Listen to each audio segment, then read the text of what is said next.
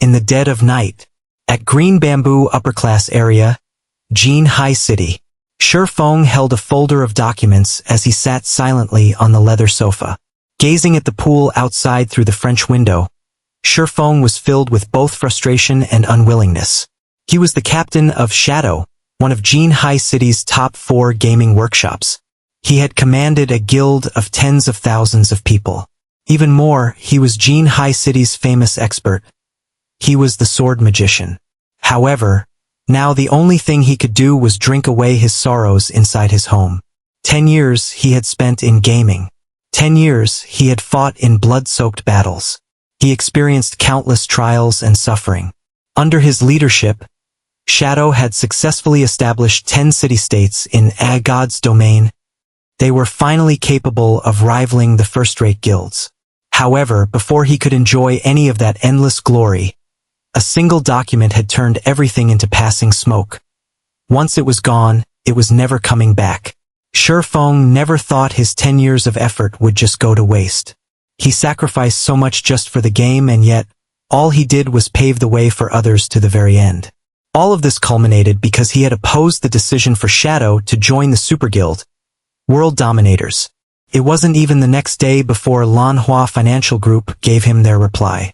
He had to delete his level 200 Sword King, the account he had spent 10 years of blood and sweat on, and to collect his settlement check from the financial department. All he received was 5 million credits and a single mansion. When compared to the established 10 city-states inside the money-generating virtual kingdom, it couldn't even be considered a drop in the ocean. Shifeng thought about how much he had contributed to Shadow. He thought about how his efforts had turned Lanhua groups into a large financial group. Then he thought about how they still threw him away, as if he was no different from garbage. Shifeng swore he would take revenge for their actions. I won't just let this go. At worst, I'll just start over. Shifeng's eyes flashed with confidence and resolution. His hands tore the termination contract into little pieces. Grabbing the bottle of wine from the tabletop, he gulped down several mouthfuls. Even if he no longer had his Sword King account, even if he no longer had his team support, the skills and knowledge he obtained from the game would not betray him. As long as his skills remained, he could still rise once more within God's domain. He could rebuild a virtual kingdom of his own. Early morning. The sun had just risen. D.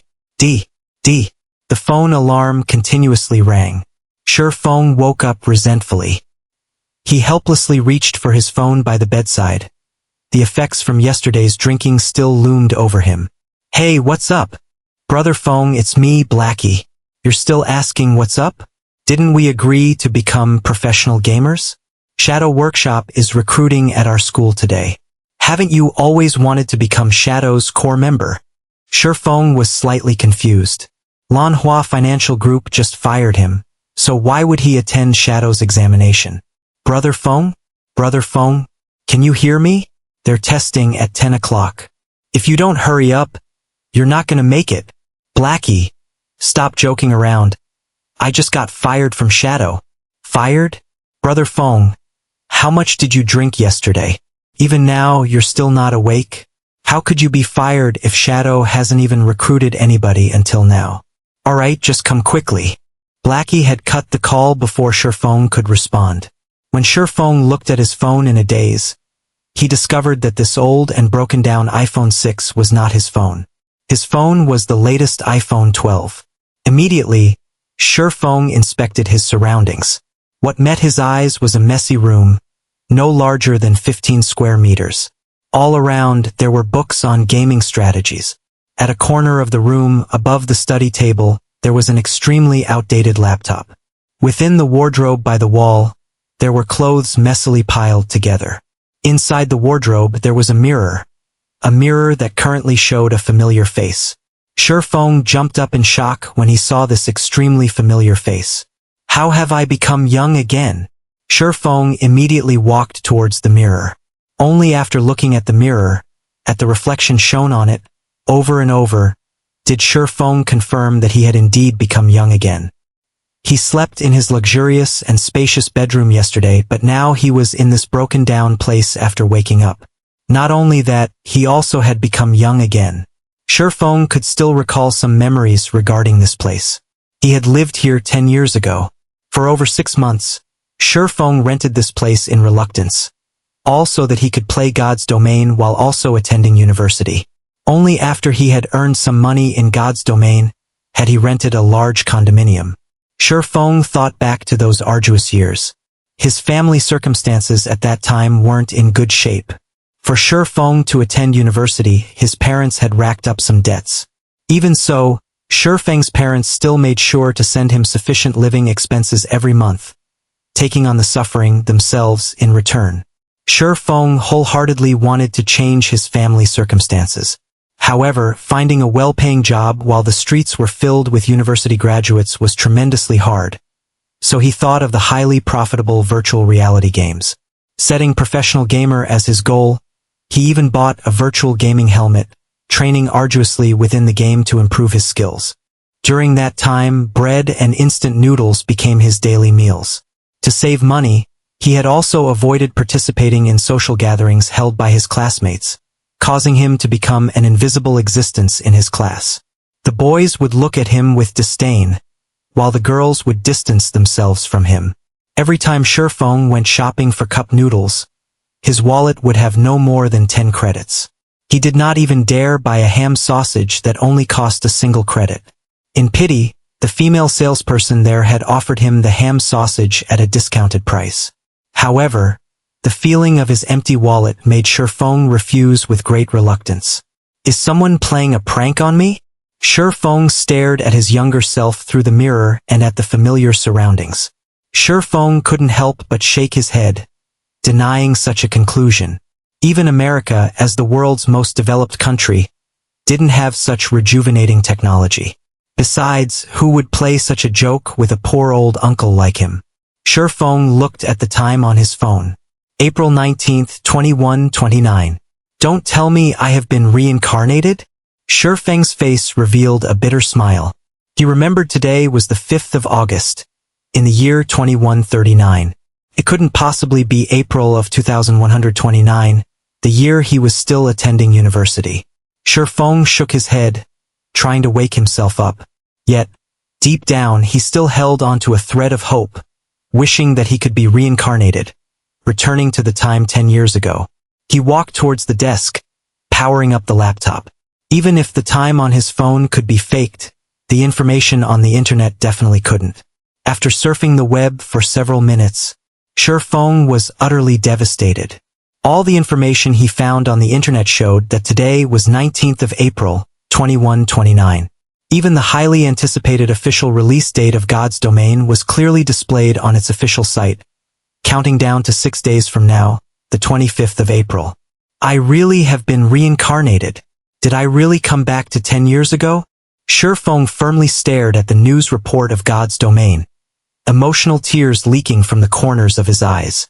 Shifeng's feelings were hard to describe at that moment. He felt both regret, sadness, and joy. It was as if everything before him was just a dream. Nonetheless, the chirping of insects and the cold wind blown from the air conditioner told him otherwise, that everything was real. Looking at his phone, at the family photo he took when he entered university, Shifeng never realized that his parents had white hair. The corners of his mother's eyes even had wrinkles. They were no longer as lively as before. They were truly old now. A year and a half had already passed since God's domain's release when Shifeng noticed how aged his parents were. The large amounts of debt, excessive laboring, and stress had caused both his parents to fall ill, gravely ill. Curing them required millions of credits, but during that time, Shifeng was merely a squad captain in shadow. The money he earned was far from enough to foot such expensive costs. Shifeng tried everything to collect enough money, yet it was still not enough. Even with trying his all, Shifeng's parents still left him a few months later. In his previous life, he failed to care for his parents properly. How could he have known of the pain and suffering? After Shifeng earned millions of credits, this pain remained within Shifeng's heart for forevermore. Never would he have thought fate would play such a joke on him. He unexpectedly returned to the starting point, starting back up from zero. Great! This is just too great. Ha ha ha! Since I have been reincarnated, I have to change everything. I will earn enough money to cure mom and dad, and I will let them live a life without worries. Feng silently swore to himself as he wiped away the tears. Just when Feng was planning for his future, Blackie's call came ringing again, continuously urging Feng to go quickly to the university for the test. Yet, Feng did not rush. He dressed at a relaxed pace, tidying himself up before heading to Jin High University. He could not be more familiar with Shadow. Feng still remembered. It was while he was still attending university, Lan Hua Group's prized son, Lan Hailong, started up Shadow Workshop to enter God's domain. Lan Hailong also invested considerable funding into the recruitment of the student experts of Jin High University. Feng participated in Shadow's examination at the time, successfully becoming a core member of the workshop, whereas Blackie became an outer member. Feng had been happy for quite some time after that incident. After 3 years of being under the leadership of Feng, Shadow Workshop allowed Lan Hua Group to greatly profit from God's domain, quickly becoming a large financial group. However, Feng would never have thought that Lan Hailong would be the one to fire him, personally. Since he had been reincarnated, he had an absolute advantage within God's domain that others did not. Naturally, he would not be joining Shadow to become a tool that profited others. He wanted to walk a different path. A path where he fought not for others, but for himself. He wanted to remove the need for his parents to send him living expenses. He wanted to pay back all the debt they had collected. To do that, he wanted to venture to start his own workshop, to start his own company, and to build his own virtual kingdom. All to live a better life. As soon as Feng arrived at Teaching Block 1, he caught sight of a thin and tall figure in front of the building. The tanned youth was pacing around the hallway in a panic. This person was Blackie. Brother Feng, you finally decided to show up. Fortunately, registration hasn't closed yet, so let's hurry in and sign up, Blackie said anxiously after seeing Feng. Feng shook his head, seriously saying, Blackie, I'm not joining Shadow. I'll be opening my own workshop. Will you join me? Blackie was someone Feng met in another virtual reality game, and the former had pretty good skills. The two of them had faced many challenges together, and they were no different than true brothers at this point. During their time together working in Shadow, Blackie showed great talent in administration, even though he lacked the talent for gaming. He managed the 100,000 guild members clearly and orderly. If Feng had Blackie's help this time, his plans would be one step further. Yet, he would respect Blackie's decision regardless. It was because Feng had nothing right now, and Blackie's family circumstances were not that well, either. Blackie had only chosen to become a professional gamer and join Shadow to earn some credits for living expenses. Blackie blanked at Feng's words, lowering his head in silence. It was just too sudden. Not only that, the Feng that he saw today felt different. Unlike his usual impatient attitude, Feng currently gave off an unshakable and confident aura. After a full minute, Blackie raised his head to look at Feng. Brother Feng, stop speaking nonsense. Do you know how much a virtual gaming helmet costs? That's 8,000 credits. You also need at least 6 people to start up a workshop. What about the workplace, salary, and everything else? Just the initial startup funds would require 70 to 80,000. There are also the follow-up investments. That's a lot of credits. Do you have that many credits right now? Blackie was very aware of Feng's circumstances. He knew Feng's household wasn't well off, so he wanted to persuade Feng away from this sort of crazy thinking. You're right. Right now, I don't even have the credits for a God's Domain virtual gaming helmet. Feng nodded his head in admittance. It was like Blackie said. Even just 70 to 80,000 was considered a small amount. Feng recalled Lan Hailong had spent over 5 million credits for the 100-man workshop he had recruited. He had also spent more in the later stages to upgrade the workshop's quality and strength. Since this is so, rather than take the risk, wouldn't it be safer to join Shadow? At the very least, Shadow can provide us with virtual gaming helmets. Otherwise, forget becoming professional players. We wouldn't even be able to play the game. Seeing that Feng understood the core of the problem, Blackie sighed in relief as he pulled Feng into the teaching block. Shifeng shook away Blackie's hand, sternly staring at Blackie before saying in a grave tone, I still plan on starting my own workshop. I don't want to be controlled by others. So, Blackie, will you join me? Shifeng would not insist to Blackie since he did not have any guarantees. He also couldn't reveal the secret that he had been reincarnated. He could only hope that Blackie would believe in him. Seeing Shifeng's serious expression, Blackie felt Shifeng was acting weird today. This was madness. Everyone knew you couldn't earn money during the initial periods of virtual games. Did Shifeng have some way to make money in God's domain? Even if they did make money, it would be after a few months. They did not have that much time to waste. After hesitating for quite some time, Blackie reluctantly answered, I get it. You're the boss. I'll start a workshop together with you, but what about the virtual gaming helmets? We can't play the game without them, right? Shifeng's tightened brows immediately relaxed as he happily clapped Blackie's shoulders, saying, Now this is my good brother. Don't worry about the gaming helmets. I recall that God's domain had a trial period available for university students. Every university has a distribution point, and as long as you show them your student identification, then, for 10 days you can obtain a gaming helmet for free. Let's go and take a look. What do we do after 10 days? Blackie's tanned face turned ashen, suddenly feeling his future was pitch black. Why did he have to believe Shifeng? Could it be Shifeng's confidence and steadiness? There wouldn't be a problem venturing together with Shifeng, right? What could you do with 10 days in God's domain? They would definitely miss out on the recruitment period of workshops after 10 days. In the end, they still had to buy the gaming helmet, but where would the money come from? Not even a professional gamer with a group would be able to earn 16,000 credits within 10 days of God's domain's opening. Leave the money problem to me. Shifeng revealed a confident smile as he clapped Blackie's shoulders. Earning 16,000 credits in 10 days was indeed a pure fantasy. However, he had his spirit as a reincarnated person. No matter what the challenges were, he would break through them all, and the release of God's domain was the starting point of his rise. Afterward, Shifeng brought Blackie to retrieve the virtual gaming helmets.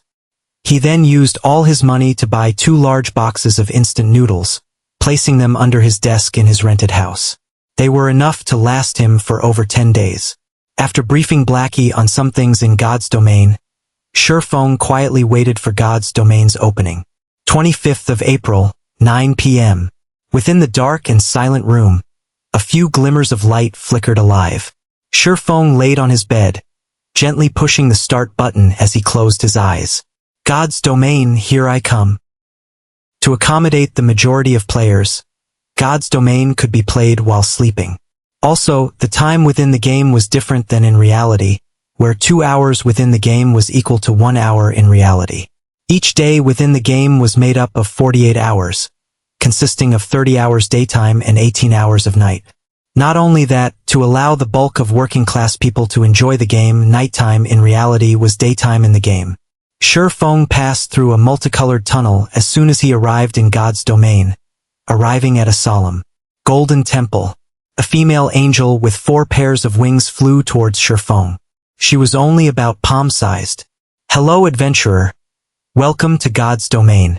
I am the navigation angel, Gabriel. I will be introducing to you the 4 main categories and 12 main jobs. Please choose the job that you like most. With a wave of Gabriel's small hand, an illustration introducing the 12 main jobs appeared in front of Shifeng. These 12 jobs were categorized into 4 main classes: warrior, shield warrior, guardian knight, berserker, weapons specialist, swordsman, assassin, ranger, healer, cleric, druid, oracle, mage, elementalist, summoner, cursemancer. Warriors specialized in defending against monsters.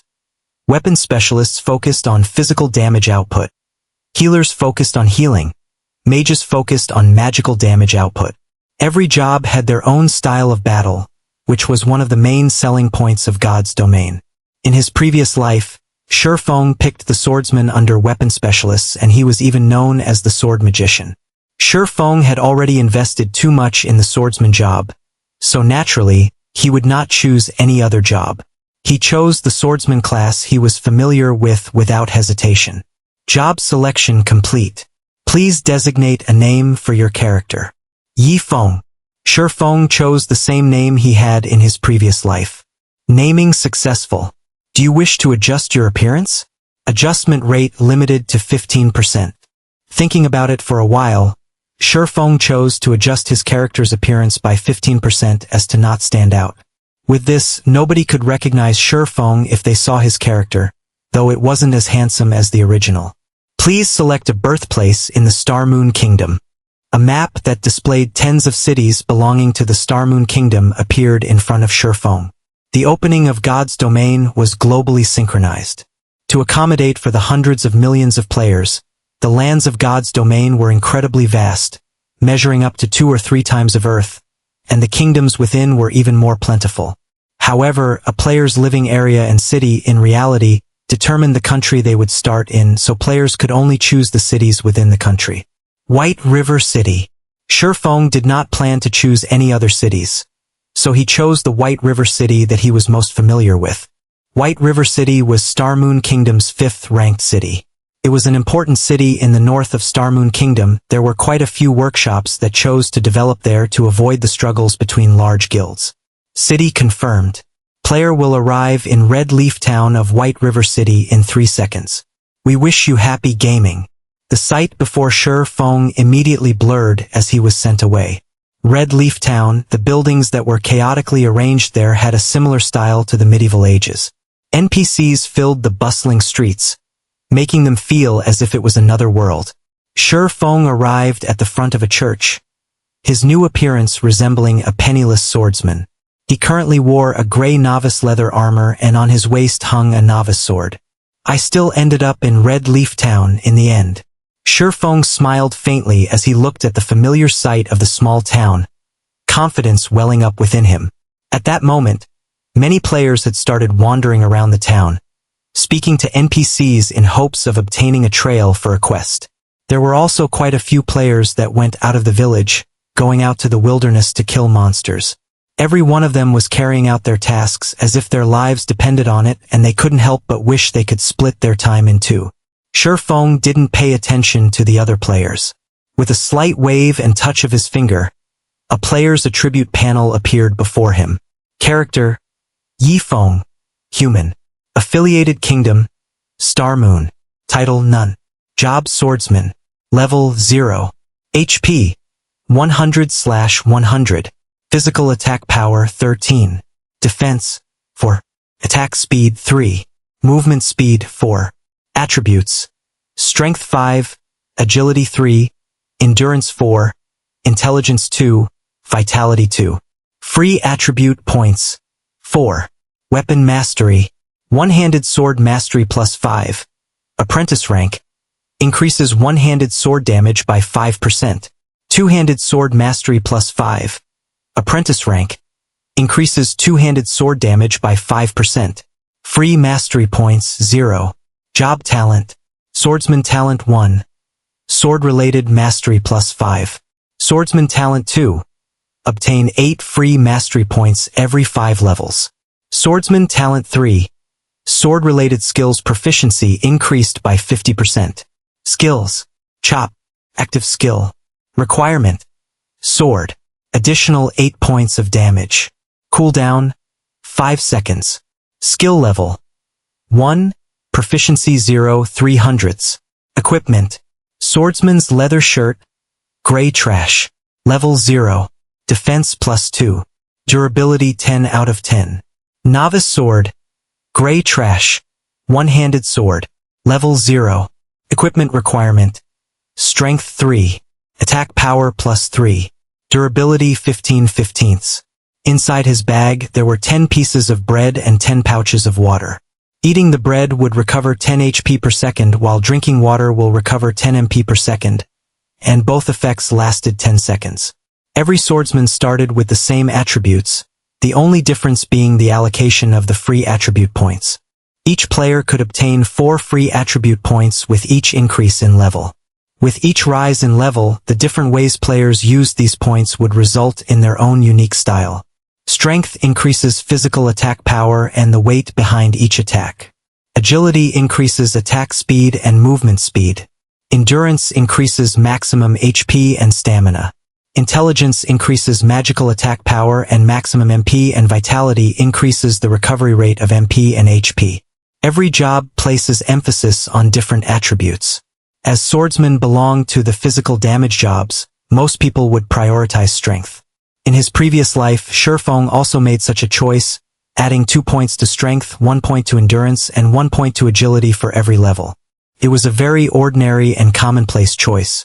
However, Shifeng did not plan to do so in this life. Without hesitation, Shifeng clicked on the plus symbol, for agility, placing all 4 free attribute points into it. Shifeng's agility increased to 7 points, his attack speed changing to 4 and movement speed to 5. This method of point allocation was something not even assassins, who were widely known for their high agility, would do. They would prioritize strength first, as more damage meant an easier time leveling up. Unfortunately, Shifeng didn't think that way. For melee jobs, agility was the best choice at the early stages of God's domain.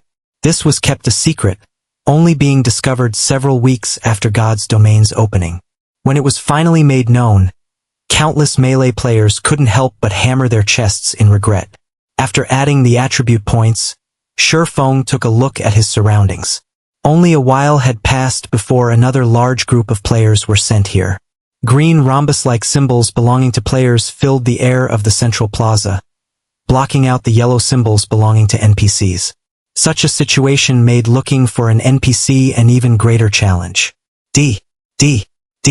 Shifeng's voice communication rang, the caller's name showing Black Cloud. It was Blackie calling. Brother Feng, I chose Cursemancer and was sent to Falling Moon Town. Where are you? Now that he had entered God's domain, Blackie was extremely excited, itching to start his journey quickly. I'm in Red Leaf Town, not that far from Falling Moon Town. I'll help you level up, so come to Red Leaf Town. Shifeng said. Brother Feng, you must be crazy.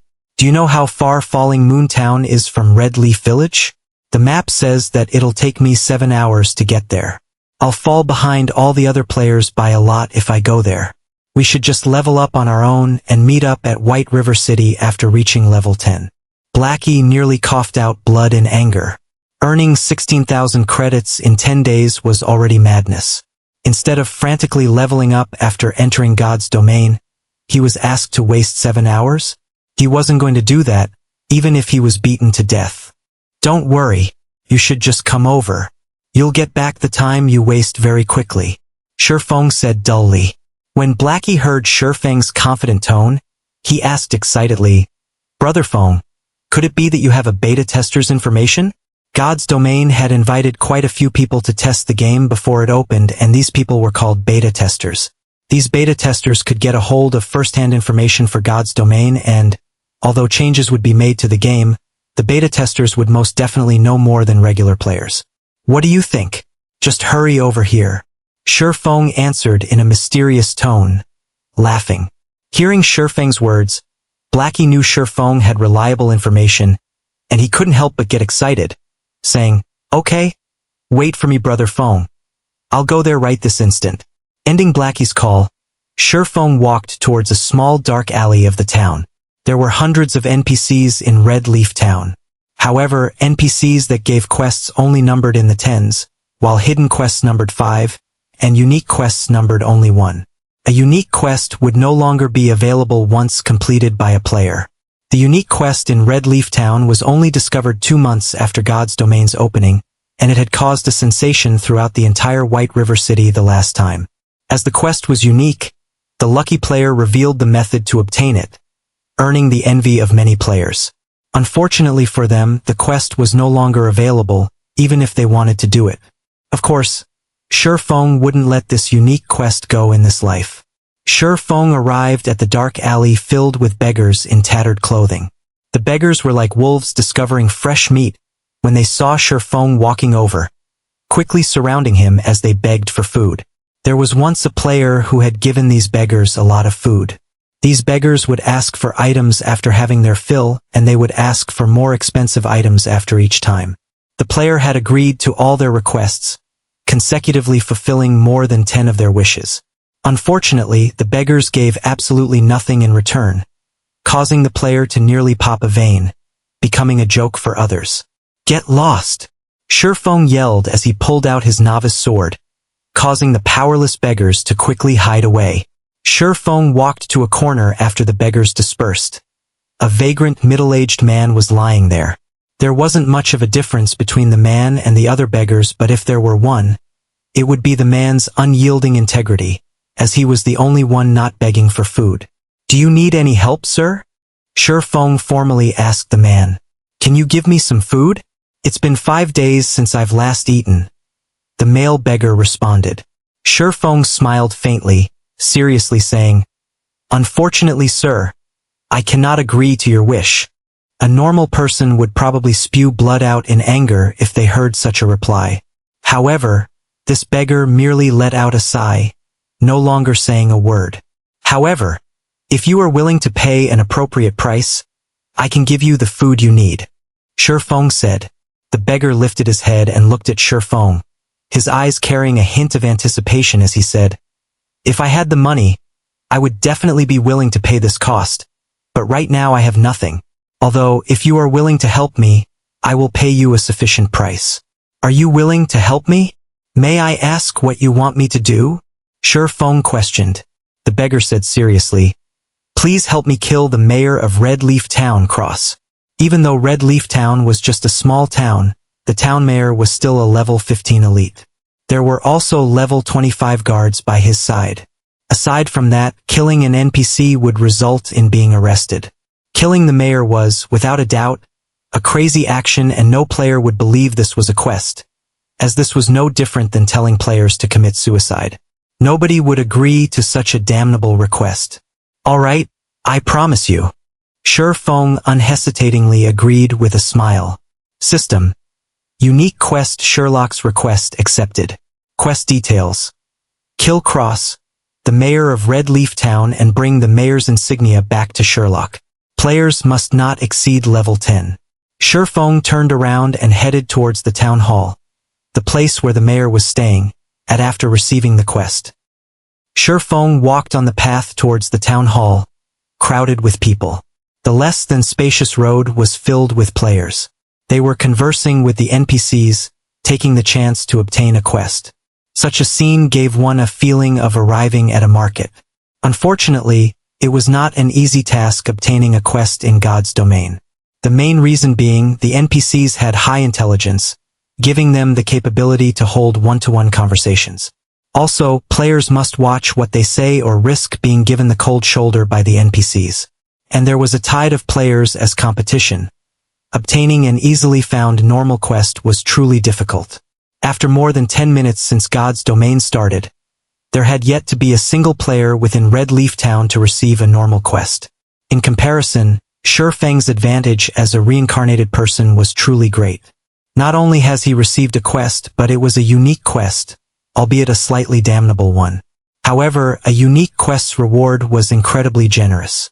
Even top-tier players who had played God's domain for a month would drool at the reward of this unique quest.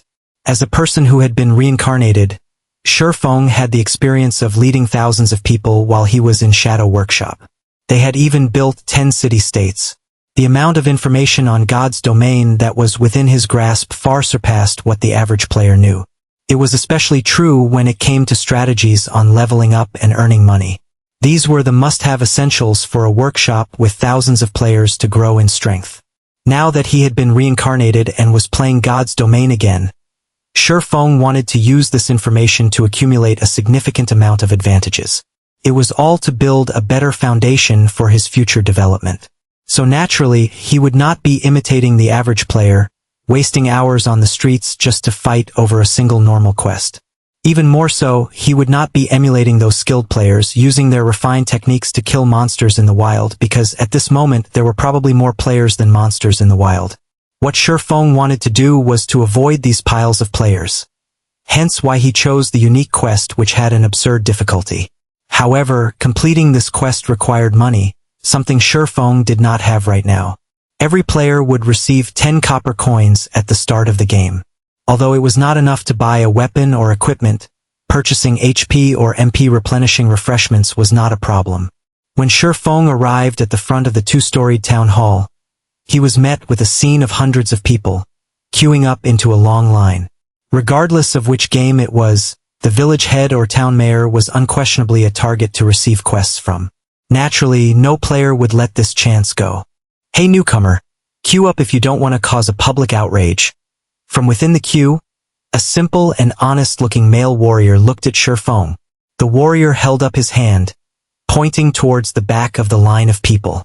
I'm not here to receive a quest, Shifeng said indifferently as he looked at the long line in front of the town hall. Compared to the other locations, this place had great order and efficiency. Although it would take more time to receive a quest, it was much better than some who could not receive one at all. The male warrior cautiously looked at Shifeng. Everybody was frantically trying to receive a quest right now. But there was someone who actually said that he wasn't interested towards it? Not even a ghost would believe that. I'm honestly not here to receive a quest. Shifeng looked at the male warrior. Seeing the person's hostile eyes and how he thought Shifeng had wanted to jump queue, Shifeng said with a smile. However, I advise you to receive a quest somewhere else. You'll just be pointlessly waiting here. Why would it be pointless? There were already a few people who came out after receiving a quest. After determining that Shifeng had no intention to jump queue, the male warrior let out a sigh of relief. He had already been in the queue for over 10 minutes now and he definitely would not want someone to cut in line. However, hearing Shifeng's firm tone made him curious as to why he would be waiting for nothing. Shifeng smiled but did not elaborate. Instead, he changed the topic saying, seeing as you're not a bad person, I'll point you towards a brighter path. Kill mobs in the fields. You'll have a better future than remaining here. I'm not going. There are too many monsters in the wild and I can't compete with those other people. This place is still better. The male warrior shook his head. He was not an idiot. At this moment, there were definitely tides of people out in the field area. With just his skills, he probably couldn't even snatch a monster, so he was better off just waiting here. That's because you went to the wrong place. If you go somewhere with few monsters, naturally, there wouldn't be anybody to compete with you. Compared to the areas packed with both players and monsters, the leveling efficiency there is several times better. Not only that, the respawn rate of the monsters there is slow, so a single person could easily handle themselves. Shifeng said with a smile. Is there really such a place? The male warrior was excited after listening to Shifeng. He was extremely interested in such a location. He still needed to wait for more than an hour to receive a quest and the rewards he could obtain would only be EXP and some meager amount of money. If he could grind on monsters for an hour unhindered, the EXP he could obtain would far surpass that from the quest. Of course there is. I'll give you a preferential price of 20 coppers if you want to go to such a treasured location. Don't mention EXP. After grinding for a day, the materials you could obtain would earn you more than 40 coppers. If you're lucky, you could make a ton more if a piece of equipment drops. Shifeng walked closer to the male warrior, whispering into his ears. You're not tricking me, right? The male warrior looked at Shifeng with hesitation in his eyes. If there was such a treasured location, he could definitely surpass the other players by a lot. But 20 coppers was not a small amount. The monsters in God's domain rarely drop money or equipment, so copper coins were incredibly precious. If you don't believe me, you can pay 10 coppers up front first. You'll know just from trying after you arrive at the spot. If it's true, you can then pay me the other 10 coppers. I'm only telling you this because I see that you're a good person. Just forget it, if you don't believe me. Shifeng turned and left after saying his piece. Shifeng wouldn't be doing this if he didn't lack money. At worst, he'll just use some other method to earn money. Just after walking a few steps away, Shifeng was stopped by the male warrior. Expert, hold on a moment. Let's talk about it, alright? Isn't it just a deposit of 10 coppers? Here, take it. I trust that an expert like you won't trick me. The male warrior revealed an honest smile, resolutely trading 10 coppers to Shifeng. Seeing your performance, I'll give you a good location. Although this place is slightly far off, There is only a single mage-type level 0 green gnome. It has low defense and a quick respawn rate. Chances are also greater of money dropping. A berserker would be great at killing there. Shurfeng gave the warrior a good grinding location after happily receiving the 10 coppers. The male warrior was relieved when he noticed how familiar Shurfeng was with the wild monsters, even to the degree of knowing the amount of money dropped. He never imagined he would be so fortunate as to meet an expert of God's domain, and not just any expert. Shurfeng might even be a beta tester. The male warrior became even more excited as he thought of this possibility. Brother expert, do you know a location that drops skill books for berserkers? It's really hard to fight against mobs with only a single skill. The male warrior was more fond of Shurfeng now, even treating Shurfeng as his superior. It's fine if you want to know, but it'll cost you 2 silvers. Shurfeng smiled. Who would give out such valuable information after only a short conversation? Shurfeng would not unless there was money involved, of course. The male warrior paled when he heard the price. 2 silvers equaled 200 coppers. Not even the average guild would have that much money. Expert, let's add each other as friends. I'm Lonely Snow. I'll contact you again once I've saved up enough money. The male warrior sent Shurfeng a friend request. All right. Shurfeng accepted Lonely Snow's request. Then I'm off to fight mobs, brother expert. I'll mail you the 10 copper immediately after I've saved up enough. Lonely Snow happily parted with Shurfeng, leaving the long queue and dashing towards the grinding location. Now that Shurfeng had money, he walked towards the fruit stall by the town hall. Boss, how much for this tomato? Shurfeng asked as he held up a ripe, red tomato. Both fruits and vegetables could aid in recovering a player's HP and MP. Their tastes were also quite delicious. The only downside was the bad recovery rate. In normal circumstances, players wouldn't buy them at all, especially during such a period where money was a big problem. Spending money on fruits and vegetables was just wasteful behavior. 2 coppers each. Give me 10 of them. Shurfeng paid the 20 coppers. He walked into the town hall after receiving the 10 tomatoes. Hey newcomer, queue up. Can't you see others are queuing up as well? Swordsman over there, what do you think you're trying to do? Do you know how many people are queuing up behind? The players in the queue became enraged and started criticizing when they saw Shurfeng cutting the line, walking directly towards the town mayor.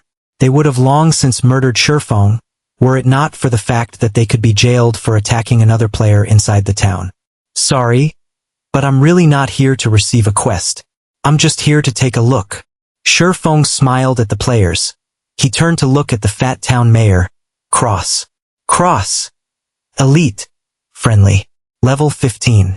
HP 2400/2400. MP 1500/1500. There was not a single player who could beat him at this stage. It was not possible even with a team. Subsequently, Shurfeng took out a ripe and red tomato, taking a bite out of it. What is this person doing? Hell, he's actually eating a tomato. Each of those costs 2 coppers. Such luxury. The other players could not understand what Shurfeng was trying to do. By coming to the town hall to eat tomatoes, was he trying to show off how rich he was? Halfway through his tomato, Shurfeng suddenly threw it towards town mayor Crossface. The tomato accurately landed on Crossface, spreading bright red liquid all over. System. Cross favorability towards you has been decreased by 100 points. Unsatisfied, Shurfeng took out another tomato from his bag, throwing it at Cross. Hypocrite. Fatty. Bloodsucker. You're not fit to be the town mayor. Shurfeng kept cursing as he threw tomatoes, whereas Cross favorability kept decreasing. Cross body turned bright red as tomato juice kept flowing down his body. Adding to his enraged expression, it created an incomparably funny sight. However, nobody within the town hall was laughing. It was exceptionally quiet. All of the players became slack-jawed and dumbfounded at Shurfeng's actions. Just after 20 minutes since God's Domain's opening, there was a player that dared to actually attack an NPC, and not just any NPC. He was attacking the leader of a town, the boss of the beginner's area. This person was insane. Wasn't he afraid of being jailed until his death? Did he no longer want to stay in Red Leaf Town? Even taking your revenge on society shouldn't be done in such a way. Just when the other players were expecting the guards to detain Shifeng or for the town mayor to kill off Shifeng in a rage, none of these things actually occurred. None of the players knew that insulting an NPC was not considered an attack. Hence why neither the guards nor Cross attacked Shifeng. Shifeng's actions would only lead to the NPC hating him to the bones, and he could forget receiving quests from the NPC in this lifetime.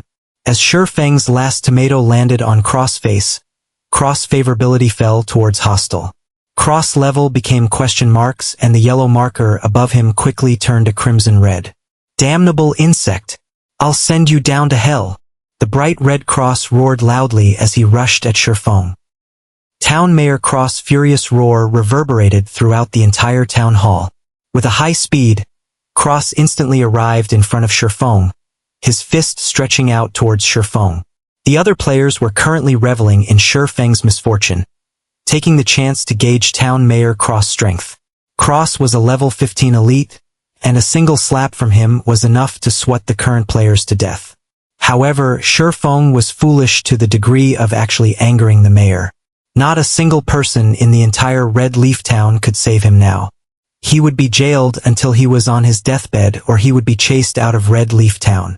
However, Shifeng's surprisingly calm attitude puzzled the other players. Was he already prepared for death? When Cross was about to hit Shifeng, the stationary Shifeng finally moved. Like a hunter waiting for his prey, Shifeng immediately unsheathed his novice sword.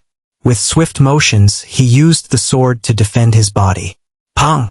Cross fist landed on the novice sword, sending Shifeng's entire person flying.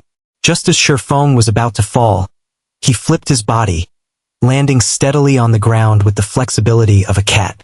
However, his HP had instantly decreased by 84, and the novice sword in his grip trembled uncontrollably. The sword's durability had even reduced by 1 point.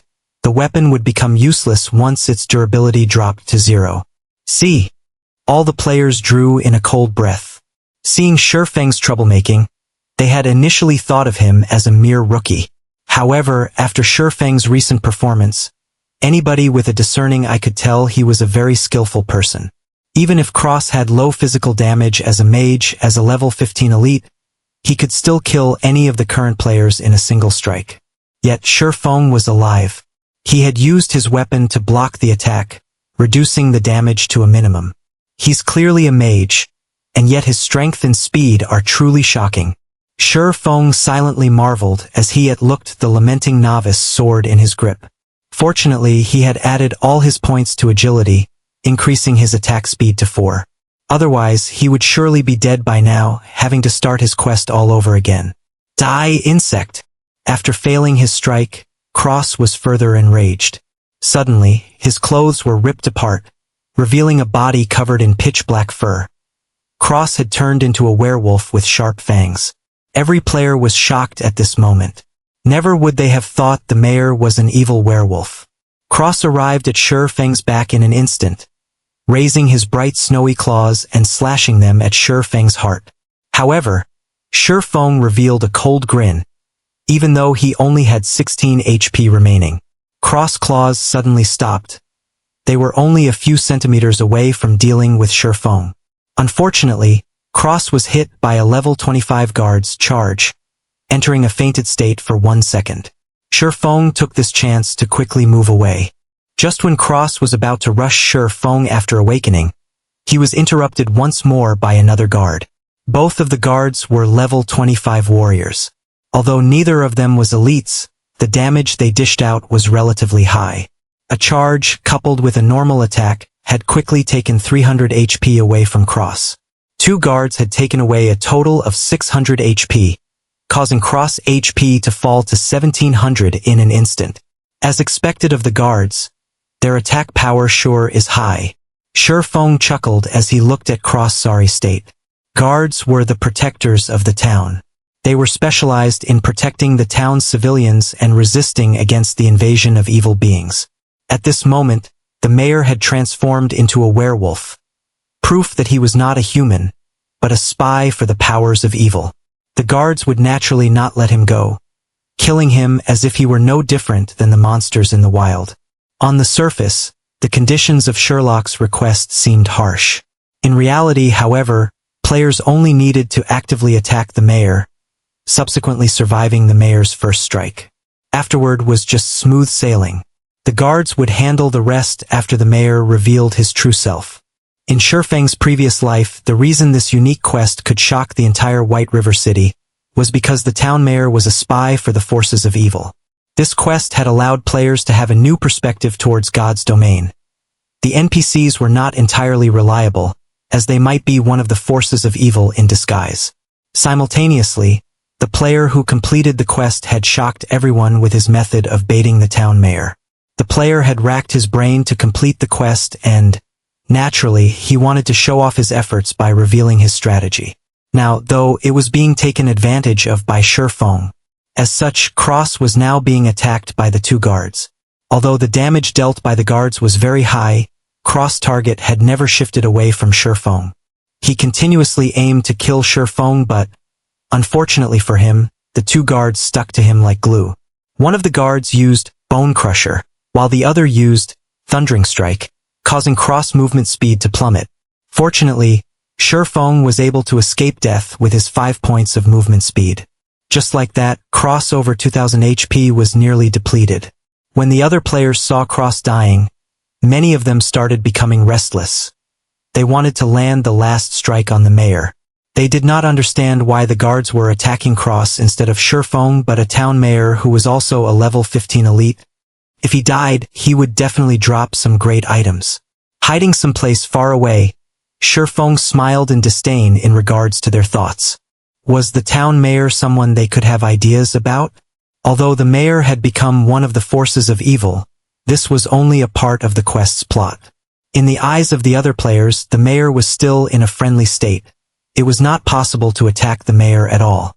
When Cross only had 100 HP remaining, all the other players started moving. All of them simultaneously rushed towards Town Mayor Cross.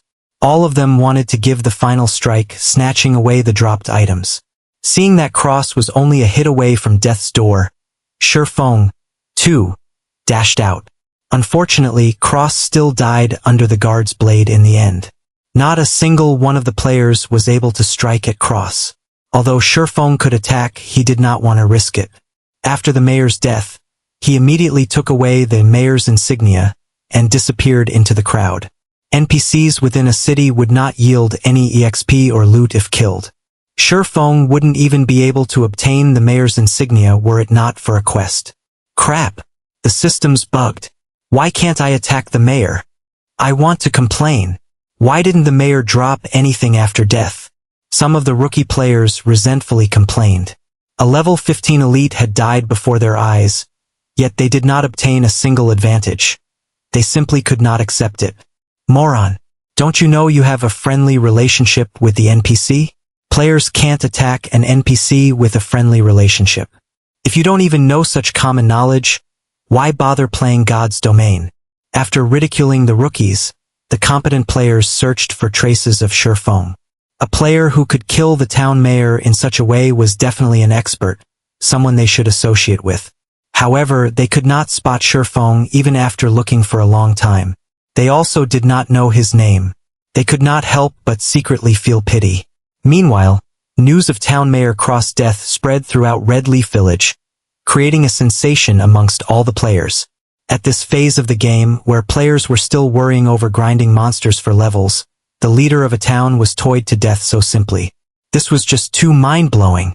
Not even 30 minutes since God's domain's opening, a news thread appeared on the official site's forums. Mysterious swordsman kills off level 15 elite, Red Leaf Town Mayor. The leader of a town was actually a werewolf in disguise. Exactly what kind of game is God's domain? This news thread instantly caused a sensation amongst the players. It only took a moment for the number of clicks to the page to go past 10 million. Everyone became interested with this mysterious swordsman. Unfortunately, they could not contact the person since nobody knew his name. By now, Shifeng had already arrived at the dark alley. Mr. Sherlock, this is the mayor's insignia that you requested. Shifeng passed silver-colored mayor's insignia to the beggar, Sherlock. With the quest's completion, bad news came to both the players who had already received a quest, and for those who were currently trying to receive one from the mayor. This was because Cross would not respawn. They would have no place to submit their quest even if it was completed. Red Leaf Town would also no longer have a mayor, though Sherfong could care less about that. Thank you. Thank you so much. I have finally attained revenge for my friend. These things should be of help to you. Sherlock passed Sherfong a delicate little box. Subsequently, Sherlock took the mayor's insignia and left the dark alley. System. Unique quest, Sherlock's request, completed. Rewarding 2000 EXP, 20 free mastery points, 1 luxurious ornament box. With a hua sound, Sherfong became level 1, and he was only 1000 EXP away from level 2. Sherfeng's level became Red Leaf Town's top 1, only 30 minutes after the start of God's Domain. In normal circumstances, the average player required 1000 EXP to rise to level 1. Such an amount required at least 6 or 7 hours of grinding monsters, as each level 0 monster only gave 3 EXP. Time was also needed to look for monsters to recover and so on. Factoring in the massive amount of players at the start of the game that was fighting over monsters, taking over 10 hours to arrive at level 1 could be considered average. Why is the unique quest's reward so generous? Was it because I completed it at level 0? Sherfong became slightly uncertain, but he was still delighted with such rewards. In his previous life, the rewards posted were not as luxurious. Although the amount of EXP was the same, the number of free mastery points was not. The other person only received 10 points for it, as well as a delicate ornament box, while Sherfong received 20 points and a luxurious ornament box. Free mastery points were extremely precious in God's Domain. Rarely would a quest award 3 to 5 points. This unique quest had awarded 20 points. Hopefully it won't let me down. Although it isn't a delicate ornament box, it is still the better luxurious ornament box. It should come out. Sherfong carefully held the ornament box, a nervous gulp coming from his throat. Slowly he opened the box. Though the EXP and free mastery points were great, what Sherfong really wanted was the item inside the ornament box. It was an essential item he needed to complete his leveling and money-making plans. It was also a top-tier item that many experts drooled over. Sherfong would cry to death if something went wrong. As the luxurious ornament box slowly opened, a dazzling array of multicolored light burst out from within. Fortunately, Sherfong was currently standing inside a dark alley. There were no players who would wander over here.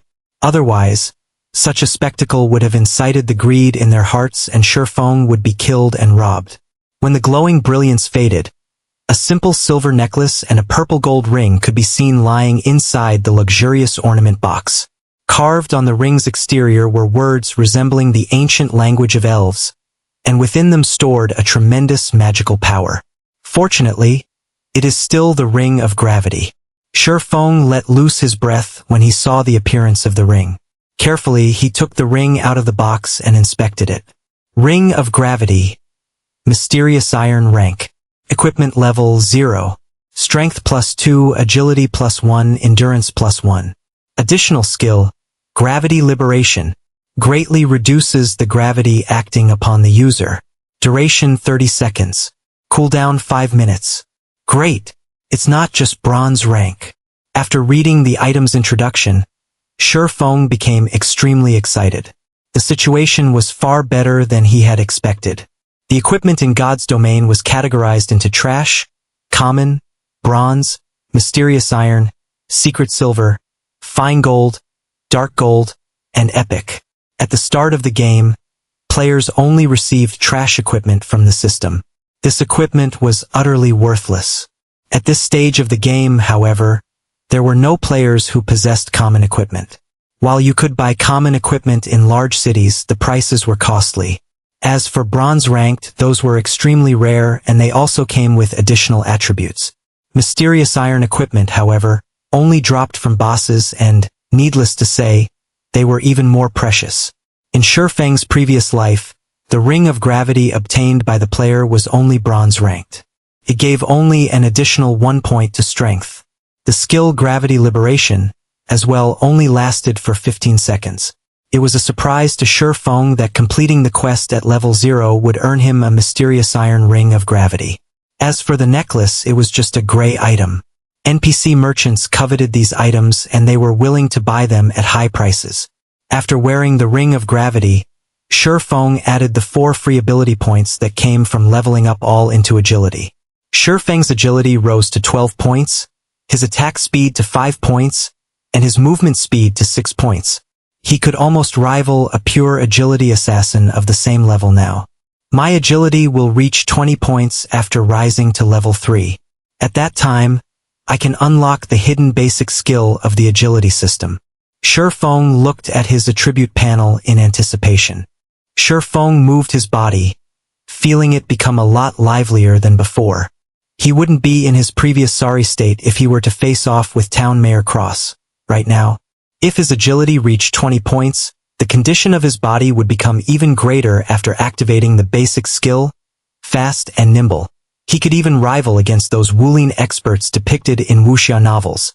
Afterward, Shifeng added 15 of the free mastery points towards his one-handed sword mastery, keeping the remaining 5 points for future use. With his one-handed sword mastery now at a total of 20 points, Shifeng advanced from apprentice to basic swordsman, and the additional damage dealt by using a one-handed sword increased to 10%. He was still 30 mastery points away from advancing to an intermediate swordsman. Regular attacks were only the basics for a swordsman. If one wanted to become an expert with the sword, skills were a must-have. The more, the better, as this would create more flexibility when in battle, thereby allowing the swordsman to dish out greater damage. Shifeng was both an expert of the sword and a person who had been reincarnated. Now that he had a special tool such as the Ring of Gravity, he needed a large amount of swordsman skills to display the true potential of a swordsman. He could then level up at a fast pace. Otherwise, it was impossible to increase the efficiency of killing monsters by relying on normal attacks. I recall there being a black market challenge in Red Leaf Town's trade area.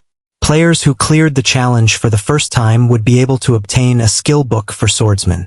Most skill books dropped from monsters around levels 3 to 5 and their drop rates were pitifully low.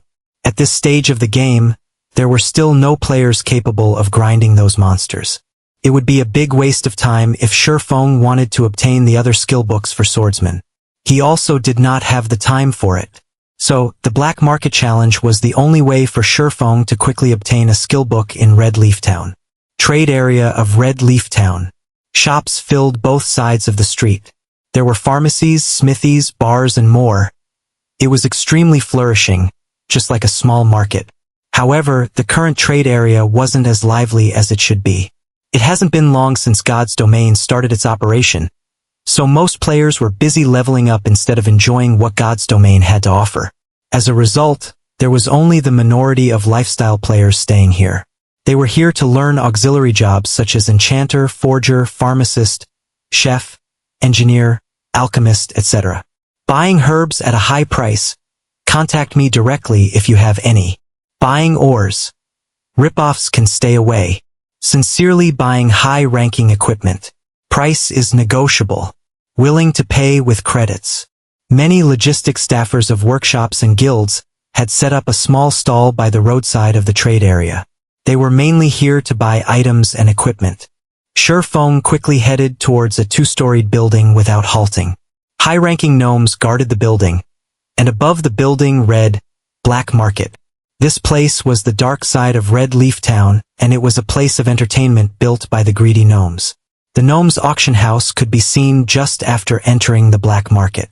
Going down along the basement staircase led to 2 empty fields. One was the battle arena, while the other was the field for the challenge race. At the moment, several players were standing in front of the field. They were receiving the gnomes' challenge. Good luck! You have to succeed this time. Good luck! Stomp those gnomes. A few players were currently cheering with all their might for an assassin player that stood on the field. Their reddened eyes made them look no different than crazed gamblers. The challenge race could be considered a testing grounds for a player's capabilities. Once a player entered the trial grounds, all their attributes would be fixed at 10 points, their skills disabled, and their equipment rendered useless. Within the 30 yards long and 10 yards wide field, players were only allowed to block or dodge the incoming shots from the gnomes' muskets. A victory would ensue once players arrived at the finishing point. The gnomes gave out 3 ranks of challenges: copper prize, silver prize, and gold prize. After a challenge was completed, there would be a 3-day cooldown. There was a fee of 5 coppers for the copper prize, 5 silvers for the silver prize, and 5 gold for the gold prize. Naturally, the higher ranked the challenge, the greater the prize. There was even the chance of obtaining a dark gold equipment. However, if a player obtained the first clear for the challenge in Red Leaf Town, the reward of copper prize may be comparable even to the silver prize. In Shurfeng's previous life, this first clear was obtained by a swordsman named Fierscale, and the person had received a rare skill book for swordsman. After a short while, the assassin on the field was struck. His body lay at the 20 yards mark, still 10 yards away from the final point. Despicable. Just a little bit more. Do you guys still have money? I'll definitely clear it the next time, the male assassin said after reviving from the field. A male cleric shook his head saying, "Boss Stabbing Heart, the 5 of us have already given you all our money. We don't have any more." By the side, Shurfeng shifted his sight towards the assassin. He was shocked after hearing the 2 words, "Stabbing Heart." The person's body was covered in black clothing. He had a short and skinny stature, just like a monkey. Shurfeng could hardly believe that the monkey in front of him was Stabbing Heart, the assassin who ranked at number 10 on Star Moon Kingdom's assassin leaderboard. The assassin named Stabbing Heart shifted his gaze onto Shurfeng. After sizing Shurfeng up, his eyes revealed a gaze as if they had just found prey. With a smile, he walked up to Shurfeng and said, "Nice to meet you, friend. I'm Stabbing Heart, assassin squad leader of the Assassin's Alliance. Lend 5 coppers to me and I'll return 20 coppers to you tomorrow. How about it?" Stabbing Heart was just 10 yards away from the final point this time, so he was unwilling to accept defeat. He had already figured out some of the challenge's patterns. He would be able to clear it if given another chance. Hence, he thought of using his guild's name to shock and awe Shurfeng into lending him 5 coppers. The Assassin's Alliance was a large guild that was well known in the world of virtual gaming. Any veteran gamer would know this name. Someone capable of becoming the squad leader for assassins was definitely a great expert, a figure that was respected by many players. Instead of lending, the average player would definitely just give the 5 coppers to gain some favors. 5 coppers, is it? After some thinking, Shurfeng answered, "I can lend you the 5 coppers, but you have to pay back 50 coppers tomorrow." Stabbing Heart was surprised. He was Stabbing Heart, the Assassin's Alliance's famous assassin squad leader. However, Shurfeng's uncourteous reaction was completely different than what he had imagined it would be. Could Shurfeng be a rookie gamer? Seeing Stabbing Heart staying silent, Shurfeng asked, "Still borrowing?" "I'll borrow." Stabbing Heart wanted to weep. Other players would be going expert when they met him, yet Shurfeng showed no such reaction. However, when he thought about the bountiful reward awaiting him, even 50 coppers was worth it. "Here's 5 coppers. Let's add each other as friends. Don't forget to return 50 coppers to me tomorrow." Shurfeng took 5 coppers out of the 60 he obtained from selling the necklace, not forgetting to remind Stabbing Heart to return the 50 coppers. With tears flowing down his face, Stabbing Heart received the 5 coppers and said, "Fine, I won't forget." Not knowing what Stabbing Heart was thinking, Shurfeng walked away after the trade was completed. He headed towards the green-skinned gnome who was the challenge race's administrator. "Sir, time is money. What business do you have?" The gnome administrator said so in a lofty tone. "I want to enter the copper prize challenge," Shurfeng said as he handed over 5 coppers. After flipping the copper coins a few times, the gnome nodded his head in approval. He opened the wooden door to the challenge race, allowing Shurfeng to enter. "Ladies and gentlemen, we have a new challenger on the field. Please let us welcome this brave swordsman," the gnome loudly announced. "Boss Stabbing Heart, the kid that lent you money is participating in the challenge race," the male cleric pointed out. The resting Stabbing Heart laughingly said, "That kid's just a rookie." Does he think the challenge race is so easy? Even though the distance is only 30 yards, the gnome's attack pattern will change after you get past 15 yards and their attack rates greatly increase. Not to mention, even I have difficulty facing them. That's for sure. Even an expert such as Boss Stabbing Heart could only reach 20 yards. I'm guessing that kid will, at most, reach 5 yards before being done in. The male cleric nodded with a smile. Inside the field, the 3 gnomes standing at the finishing line readied their muskets, aiming them towards Sherfong. Above the challenge field, the timer started counting down. 3, 2, 1. Challenge start. The instant the countdown ended, Sherfeng's body leaned forward and his legs bent. Just like a leopard, he dashed away from the starting line with explosive force. Show! By the time the muskets had started ringing and shooting towards the starting line, Sherfong was already 3 yards away. Subsequently, another volley of musket shots rang out. A total of 6 bullets shot towards Sherfeng's path. Several green lines indicating the trajectory of the bullets covered Sherfeng's body. Sherfong would become a sieve if his reactions were not keen. Just as the bullets were about to hit, Sherfong dodged to the right with a sidestep. He rushed forward once more, after avoiding the second volley of shots. Bullet casings fell to the ground consistently as the 3 gnomes continued to aim and shoot. However, Sherfong avoided them with the vigor of a leopard, every single time. The way he stayed a step ahead of the bullets made it seem as if he had control over them. It can't be. He's already at the 10-yard mark. Seeing Sherfong taking less than 5 seconds to reach the 10-yard mark, the male cleric couldn't help but be shocked. It was only a half of Stabbing Heart's time. Stabbing Heart became speechless by the side. He silently watched Sherfeng's advance. He had originally thought of Sherfong as a fresh noob, someone that he didn't know of and someone that came to the challenge race for fun. Yet, the speed and accuracy Sherfong just displayed were like a veteran who had tempered himself for countless years on the challenge race. Every move of his was straightforward and efficient, something a rookie definitely couldn't pull off.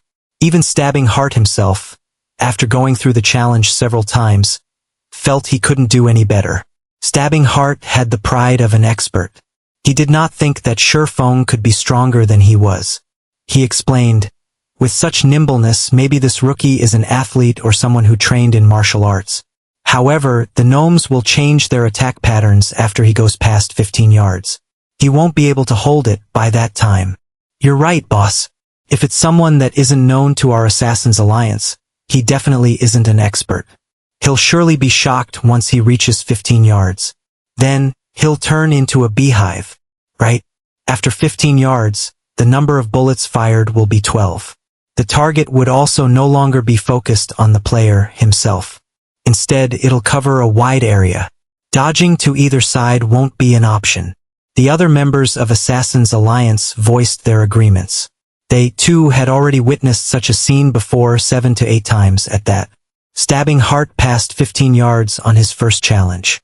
In the subsequent challenges, however, his furthest distance was 20 yards.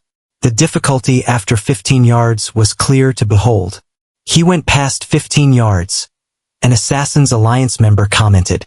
Stabbing Heart and the others quickly focused their sights on Sherfong, wanting to see Sherfeng's performance. On the field, the 3 gnomes became enraged once Sherfong stepped past the 15-yard line. They no longer aimed as they fired their muskets with wild abandon. Suddenly, the bullet trajectory indicators within Sherfeng's sight covered a large area. There were only 3 bullets that would hit Sherfong. However, it was game over if even a single bullet hit its mark. Finally, showing your shameless behavior, eh? Sherfong revealed an indifferent smile. Unsheathing his novice sword, Sherfong used it to greet the bullets. In his previous life, Sherfong was always busy with work and leveling up as the captain of Shadow. He had no time to play the challenge race. However, he had seen it quite a few times, so he still had a clear understanding of the challenge race. He knew the gnomes would change their attack patterns after the 15-yard line. The 15-yard distance of the Black Market's challenge race was a bar that tested a player's operating skills. Only those who passed it could be considered to have entry-level operating skills. However, A majority of the players required 2 or 3 months before being able to reach this level. A minority took a month. There were only a scant few experts capable of passing it in one try. Stabbing Heart was one of those few experts. 3 bullets were about to hit Shifeng's head, chest, and arm, 3 locations. As expected, this kid's no good. The bullets are too numerous and too spread out. He's already forgotten to dodge them. He's even dashing ahead like an idiot. Stabbing Heart knew it was foolishness when he saw Shifeng rushing towards the bullets. Did he think the challenge would continue if he were just shot by 1 or 2 bullets? Right this moment, Shifeng's head shifted. He waved his novice sword, creating a white streak of light. Pong! A spark was created. Shifeng had waved the novice sword just at the right spot, effortlessly hitting the bullet that aimed at his chest. The threat of the 3 bullets was simply resolved by Shifeng. He had, once more, advanced another section of the distance. Yet, the 3 gnomes did not stop firing. The muskets in their hands were like machine guns, firing volley after volley of bullets. Within an instant, Shifeng faced off with another 5 bullets. There were also bullets all around that prevented him from dodging. Dang! Dang! Dang! Shifeng swiftly moved his body while waving his sword to deflect the unavoidable bullets. As the bullets passed by his body, his ears could even hear the air being split. Only 3 seconds went by and Shifeng had passed through the 20-yard mark. He was only 10 yards away from the finishing point. Crap! Boss, who is this kid? He actually used his sword to block the bullets. The male cleric widened his eyes in surprise. Shifeng had given him an indescribable sense of shock. Although the bullet trajectories were indicated, accurately blocking them was easier said than done. Such an action required extreme precision and skill to carry out. Not to mention, the margin of error allowed was a damnable one. Stabbing Heart suddenly became speechless. Deflecting bullets with a weapon was like walking on a thread of wire high up in the sky. A single misstep would send you plunging into the abyss. As if he was enjoying it, Shifeng blocked the oncoming bullets over and over. Whereas, the bullets seemed to have a life of their own, intentionally avoiding Shifeng's body as they flew past. Boss, that swordsman has run past 25 yards. He'll definitely pass the finish line at this rate. The male cleric's heart became a chaotic mess as he watched Shifeng dance forward, sparks occasionally flashing in front of his body. I have eyes. I don't need you to remind me, Stabbing Heart said in annoyance. He was deeply drawn in by Shifeng's actions. The moment Shifeng went past 25 yards, Die, Challenger. One of the gnomes at the finish line laughed. The gnome took out an automatic musket, sending a wave of bullets towards Shifeng. Suddenly, the number of bullets increased to 24. Not only that, their distance from Shifeng was a mere 5 yards. It was an unavoidable distance for players. Hell! This is cheating! Stabbing Heart unwillingly shouted. The other players became extremely nervous when they saw the scene, and they couldn't help but curse at the shamelessness of the gnomes. Facing the hail of bullets, Shifeng quickly turned grave. Although he had known about the second change at the 25-yard mark, even he would panic in the face of so many bullets. Shifeng bent his knees, leaping forward like a leopard. He darted headfirst towards the area with the least amount of bullets, reducing the surface area of his body that would come into contact with the bullets. Following which, he madly waved the novice sword, simultaneously creating 4 streaks of white light. Pong! Pong! Pong! Pong! After a series of sparks, Shifeng's body passed through the storm of bullets. The moment his body was about to make contact with the ground, his free arm pressed downwards. Shifeng quickly stood up with all his might, rushing past the finish line like a bolt of lightning. Total time spent, 14 seconds. Estimated record time of 18 seconds for copper prize broken. I'm really not used to this soft and weak body. Shifeng slightly lamented after passing through the finish line.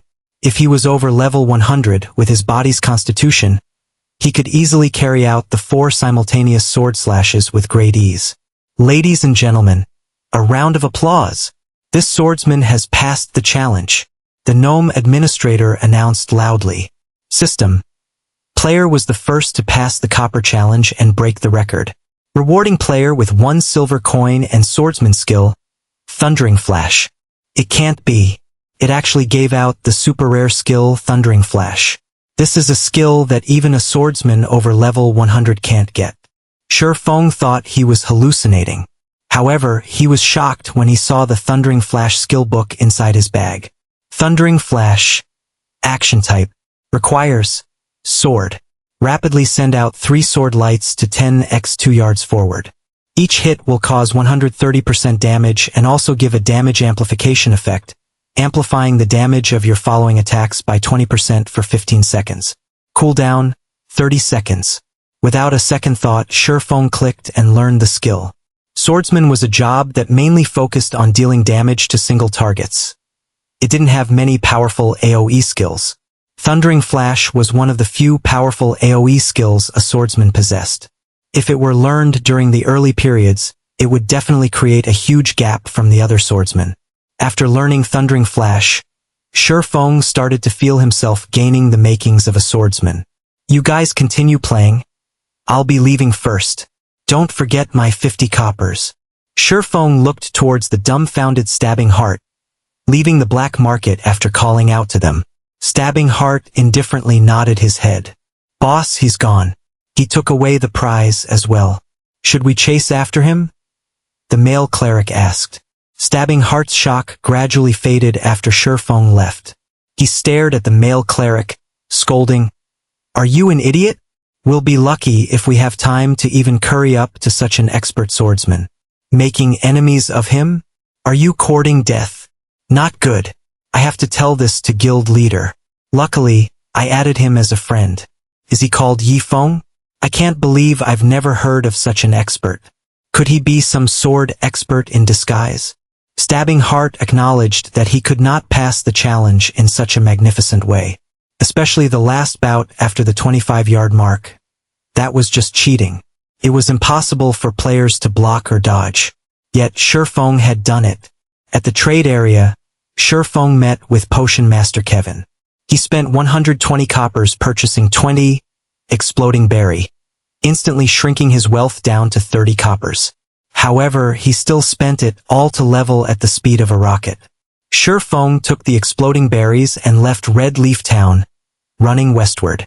At that moment, all players were at level 0, and all of them were killing level 0 monsters around Red Leaf Town.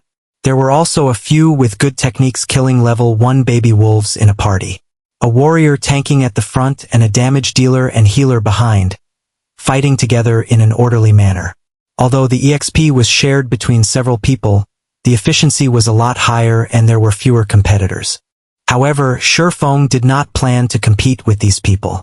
Passing through the level 1 monster area, followed by the level 3 monster area, Shi Feng headed straight towards Red Leaf Forest, a level 5 monster area. There were no players who would go there. There were still no players who dared to challenge level 5 monsters at this stage of the game. Not only was there the suppression due to the difference in levels, but there was also the significant disparity in HP and attack power. A level 5 monster could easily steamroll over a level 1 player. Even a 6-man party was no match for a level 5 monster. There was a heavy penalty whenever a player died. Not only would they lose an entire level's worth of EXP, but their skill proficiency would also be decreased. There were simply no players who would take the risk. Otherwise, hours of their hard-earned EXP and proficiency would become pointless. Red Leaf Forest was made up of beautiful maple trees. Level 5 monsters roamed around the woods. To a player below level 3, this was a restricted area. Shi Feng, as well, was no match for these level 5 monsters, even though he had reached level 1. However, Shi Feng ran into the Red Leaf Forest without hesitation. Cautiously, he advanced towards the inner reaches of the forest. Level 5 forest wolves could be seen patrolling around the woods from time to time. Shi Feng was currently just level 1. If he did not stay a sufficient distance away from them, the forest wolf's sensitive nose would smell him out. A level 5 forest wolf had 400 HP. It also had high attack power. It would only take 2 bites from the wolf for Shi Feng's 120 HP to meet its end. Shi Feng's only option was to stealthily avoid the forest wolves, taking a big detour around them. Aside from the forest wolves, Shifeng also met with adorable bear cubs. The little cubs fumbled and tumbled around on the grassy plains, giving an innocent and cute look. However, they were still level 5 monsters, and they were hated by melee players. This was because of their high HP and defense, making a fight with the cubs very exhausting. As Shifeng used a tree to route past a bear cub, he heard a wolf's howl coming from behind him. Damn! A wolf den! As calm as Shifeng was, he still couldn't help but call out. In his previous life, many players came in parties to the Red Leaf Forest. Most of them were level 4 or 5. Aside from grinding a large number of monsters, the main reason players came here was because of the bountiful loot. Skill books, leatherworking materials, and equipment were such examples. There were also a large amount of herbs and/or that were attainable in the forest. However, a single mishap could still cause a party wipe in the Red Leaf Forest. One of the dangers that caused such situations were wolf dens. A wolf den was hidden and hard to notice. If players did not pay close attention, a pack of forest wolves would pounce forth once the players entered the wolf den's area of alertness. If less, there would be 3 to 5 wolves. If more, 6 to 8. It was a party wipe trap. Shifeng's luck was bad. All at once, 7 forest wolves rushed out of the den. The meat on Shifeng's body wasn't enough for them to share. The speed of the forest wolves was fast, but Shifeng wasn't slow either. With his attribute points all going into agility, his movement speed was at 6 points. He was still a level 1 swordsman in the end. Even if he was a pure agility 1, his speed was still a notch slower than the forest wolves. Seeing the wolves catching up, Shifeng stopped caring as he activated the life-saving skill, Gravity Liberation. Shifeng suddenly felt his body becoming as light as a feather. His speed increased by a massive leap, easily shaking off the forest wolves behind him. In the end, a common monster was still a common one. They gave up after chasing past a set area, allowing Shifeng to keep his life. After running for over 10 minutes, Shifeng arrived at a range of mountains and hills. Several mountains stood over 100 meters, located in the central region of Red Leaf Forest. The top of the mountains was surrounded by clouds and mist, creating a scene of immortal lands. Finally arrived. Shifeng looked towards the towering mountain and its surroundings. Discovering a waterfall, he walked towards it. In his previous life, players were mostly over level 20, so their attributes were naturally high. They could do much more than they could while they were low-leveled. Many loved exploring the myriad of places in God's domain. The central region of Red Leaf Forest was one of the famous places, so Shadow Workshop had sent a small party of assassins to investigate. Never would they have thought to find a treasure mountain there. On one of the mountains, they discovered many items, rare ore, herbs, and even treasure chests. At the peak of the mountain, there was a secret silver treasure chest. There were many secretive places in the wild of God's domain. Most of these places housed treasure chests, awaiting to be discovered by players. The items within treasure chests varied considerably, ranging from copper coins to dark gold equipment. The quality of treasure chests could be categorized into common, bronze, mysterious iron, secret silver, fine gold, and dark gold. However, even the loot from a common treasure chest could rival the drops of elite monsters. Not to even mention how good the loot from a secret silver treasure chest could be. This secret silver treasure box quickly allowed Shadow to become a well-known workshop in White River City. This allowed Shadow to amass quite a fortune during the initial periods of the game. More than just equipment, the secret silver treasure chest had a secret recipe for pharmaceutics and a forging design. In God's domain, the drop rate of pharmaceutical recipes was not even 10,000 to 1. It was even lower for a forging design.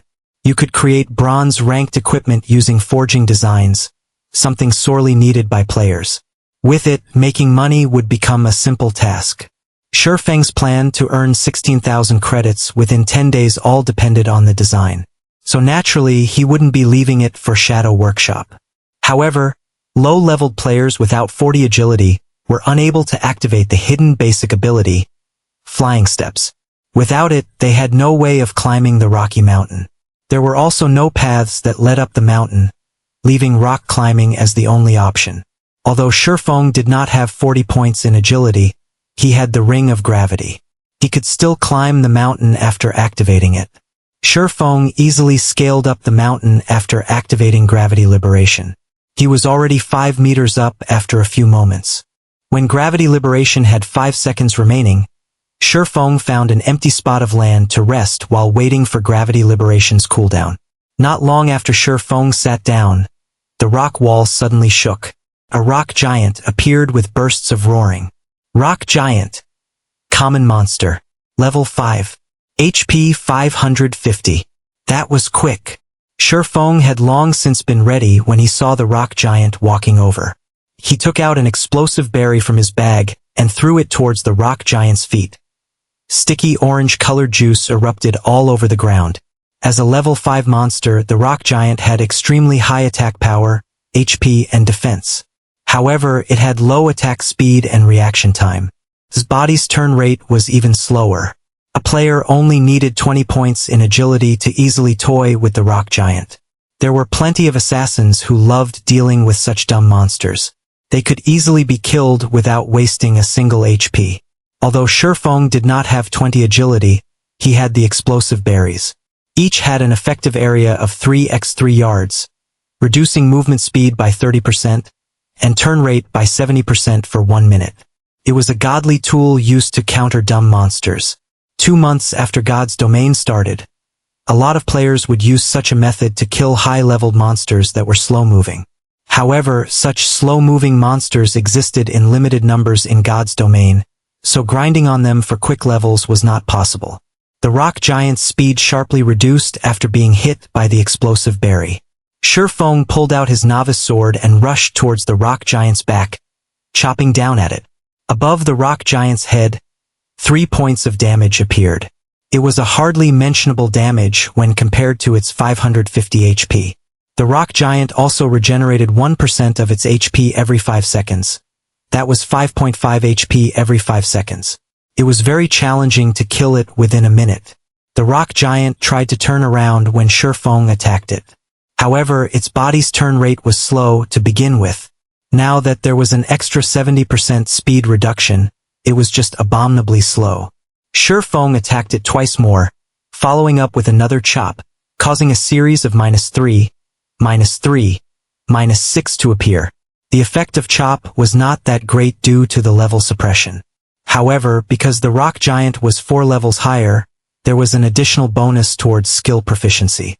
Coupled with one of the swordsman's natural talents, a single usage had increased Chop's SP by 3 points. This was an absolute location for raising skill proficiency. After much trouble, the rock giant turned around to face off against Shifeng. However, Shifeng did not give it any chance, quickly circling to its back where he continued attacking. Thundering flash. Suddenly, a single sword light caused 4 damage, followed by another that dealt 5 damage, and the last one that dealt 7 damage. After all 3 streaks of thunder hit its mark, Thundering Flash's SP increased by 3 points. Another few slashes followed. A series of -4, -4, -4 damage was dealt.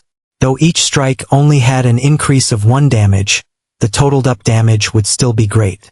Although the effect of Thundering Flash lasted only for 15 seconds, it had greatly increased the speed of killing the rock giant. The battle could be ended within a single minute now, saving up a precious explosive berry. Even if the rock giant had high HP and attack, it was no different than a practice dummy if it couldn't land a hit on Shifeng. It was just giving Shifeng EXP and SP. Skill proficiency could not be increased just by using the skill. When using it on a monster of the same level, there was a 20% chance to increase it by 1 point. For monsters of a higher level, there was a 40% chance if it was 1 level higher, 70% for 2 levels, 100% for 3 levels, 150% for 4 levels, and 200% for 5 levels. The maximum limit was 200%. Now that Shifeng was killing a level 5 rock giant, his SP increased several times the rate of others.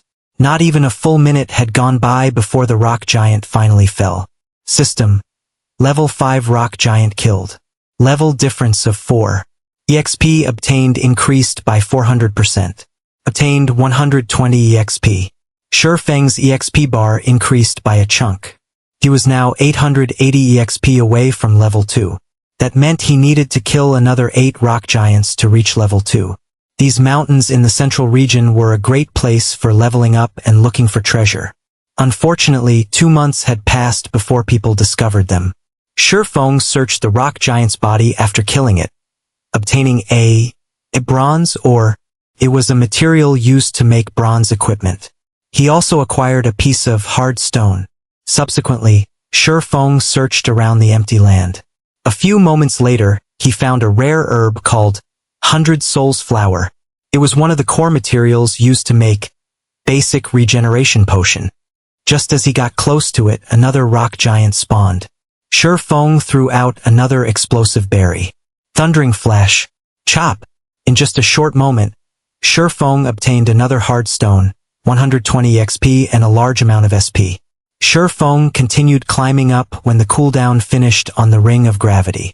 On his way up, he searched for rare herbs while killing rock giants. Following the fall of the 8th rock giant, Shifeng became level 2. He added all his points into agility, letting it reach 16 points. He was just 4 points away from unlocking fast and nimble. The SP for Chop has also reached 300 points, raising the skill to level 2. The next level required 600 SP. The skill now increased damage by 12 points, and its cooldown was reduced by 1 second. The other players would go crazy if they found out about Shifeng's leveling speed. Just going from level 0 to level 1 required more than a handful of hours. As for going from level 1 to 2, at the very least, doing so would require 7 or 8 hours. Shifeng spent less than 20 minutes to reach level 2. His leveling speed was like a rocket launching. Shifeng walked towards a dead rock giant and searched it. Seems like my luck isn't bad at all. It even dropped equipment. Shifeng discovered a piece of cloth armor, though he was somewhat disappointed. Gorgeous cloth shirt. Common equipment. Level 4. Defense +3. Mana +10. Durability 20/20. God's domain had just started operating. The drop rate of equipment was extremely low. Common equipment was extremely rare, especially a level 4 common equipment. There was definitely someone who would buy it at a high price. Shifeng placed the equipment into his bag. Just as he was about to continue upwards, he suddenly noticed a cave not far ahead. When he walked over to check, Shifeng's heart rate quickened. Shifeng spotted a huge rock giant sleeping within the cave. Its entire body was made up of silvery rocks, different from the normal gray-colored ones. Shrews. Special Elite. Level 6. HP 900. Special Elites were a lot stronger than normal Elites. A regular elite monster could decimate a 6-man party of the same level. However, a special elite required 12 players of the same level to deal with, maybe even 15 players. That meant shrews required 15 level 6 players working together to kill. However, Shifeng rushed ahead without hesitation. He used Thundering Flash immediately, causing ray after ray of thunder to cut across Shrew's huge body. Damages of -1, -2, -3 appeared above Shrew's head. Even though the damage dealt by Shifeng was negligible, Shrew still woke up from his deep slumber. Anybody would be enraged when they were abruptly awoken. "I'll flatten you, puny human," Shrews bellowed. The entire cave shook as Shrews stood. With giant strides, Shrews walked towards Shifeng. Not giving Shrews any chance, Shifeng took out an explosive berry and tossed it in front of Shrew's path. Speed was always a rock giant's weakness. There was no exception even for a special elite. Shrews only had a larger size, a stronger attack, and more attack methods. Though his movement speed and attack speed were slightly faster, under the slowing effects of the explosive berry, he was still as slow as a turtle. On the other hand, Shifeng's movement speed and attack speed were very fast due to his 16 agility. Shifeng immediately circled to Shrew's back and began his fierce assault. A series of damages appeared above Shrew's head. -2, -2, -2, -2. They were followed by another chop that dealt 6 damage. It had to be said, Shrews had a frightening defense. Even with the amplified damage from Thundering Flash, a level 2 chop had only dealt 6 damage. A level 1 chop would probably only deal 4 damage. Shrews only turned around after receiving a series of attacks. It lifted its mountain-sized foot and stomped down, towards Shifeng. As a reincarnated person, Shifeng had experienced countless battles in God's domain. He did not have a thread of panic in him when facing against shrews. With a step, Shifeng nimbly evaded towards Shrew's back, avoiding Shrew's sluggish attack. Shifeng then followed up with a series of mad cuts. When 5 seconds passed, Shrews regenerated 18 HP, leaving him with a remainder of 886 HP. Half of Shifeng's efforts had gone to waste within an instant. Compared to common ones, elite monsters or above would regenerate 2% of their HP every 5 seconds during battle. Shrews had 900 HP, so it was 18 HP every 5 seconds. This regeneration had exceeded the damage Shifeng could deal using normal attacks. Even so, Shifeng still calmly waved his sword, continuously reaping away Shrew's HP. An average player would have already given up when seeing such high HP and regeneration. Shifeng would not, though. 16 points of agility allowed Shifeng to avoid and attack with ease. His high attack speed also allowed the damage he dealt to mitigate Shrew's regeneration completely. However, killing Shrews required a lot of time. It was very dull, just avoiding and madly attacking. Dealing out strong attacks was very tiring, both physically and mentally. With each passing second, Shrew's HP continually fell. 15 seconds later, once Thundering Flash's amplifying effect disappeared, the damage Shifeng caused sharply reduced. Each strike of his sword only dealt 1 damage, and chop only took away 4 HP from Shrews. Shifeng immediately fell into a bitter battle. Another 5 seconds passed, and Shrews once more regenerated 18 HP. However, Shifeng only dealt 17 damage within that 5 seconds. It wasn't even enough to even make up for Shrew's regeneration. Shifeng wrinkled his brows. As expected, it was hard to kill off Shrews. It was just a pointless endeavor without sufficient damage. Do I give up? Just as Shifeng was thinking so, I want to flatten you. Shrews roared as he stomped his foot. Suddenly, the entire cave shook. Sharp stalactites fell from the cave ceiling one after another, covering the entire cave. It even has a party wipe skill? Seeing the bad situation, Shifeng moved quickly away from Shrew's side, dodging the falling stalactites. The stalactites continuously fell in great numbers. Their speed was quick as well. If a party came into this cramped space, there wouldn't be any place to dodge. They would definitely be party wiped. If it weren't for his nimble body and the somewhat spacious area, Shifeng would be hard-pressed to avoid these falling rocks. Shrews revealed an exhausted expression after finishing his skill. Shifeng's eyes shone. He quickly rushed ahead. Thundering Flash. Chop. -4. -5. -6. -10. Suddenly, a series of terrifying damages were caused. Fatigue state. It was a period of weakness that appeared after a boss used a powerful skill. In this state, the boss would have both its attack and defense greatly reduced. With this fatigue state, Shifeng could see the hope of killing Shrews. Shifeng took the chance to attack even more fervently. -4, -4, -4. Each sword strike took away 4 HP while Shrews was under both states of fatigue and damage amplification.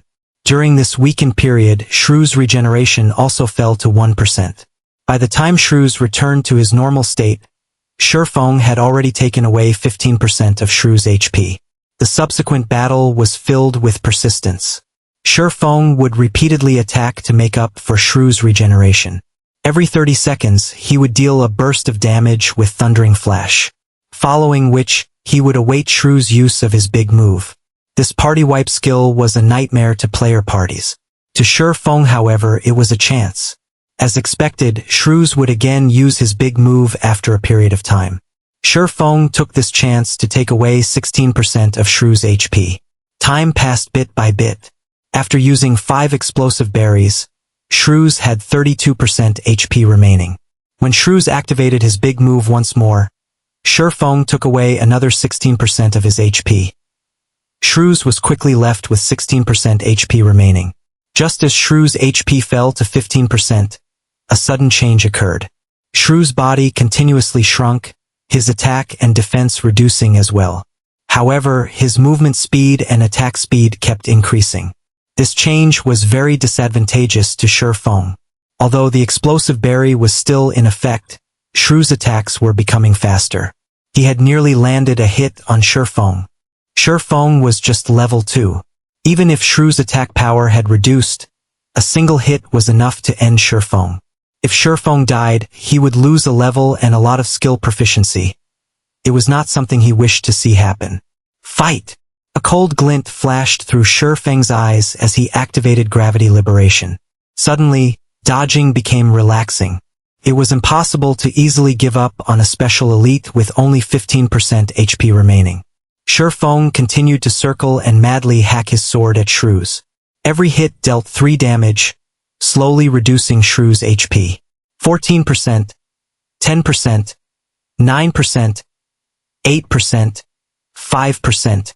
Gravity liberation's duration became shorter and shorter. When there were only 7 seconds left, Shrew still had 5% of his HP. Shifeng would definitely be one-shot as soon as gravity liberation ended. Quick! Quick! Quick! Shifeng's eyes turned blood red as his sword strikes became faster and faster. Just as Shrew's had only 10 HP remaining, gravity liberation ended. Shifeng's speed dropped sharply.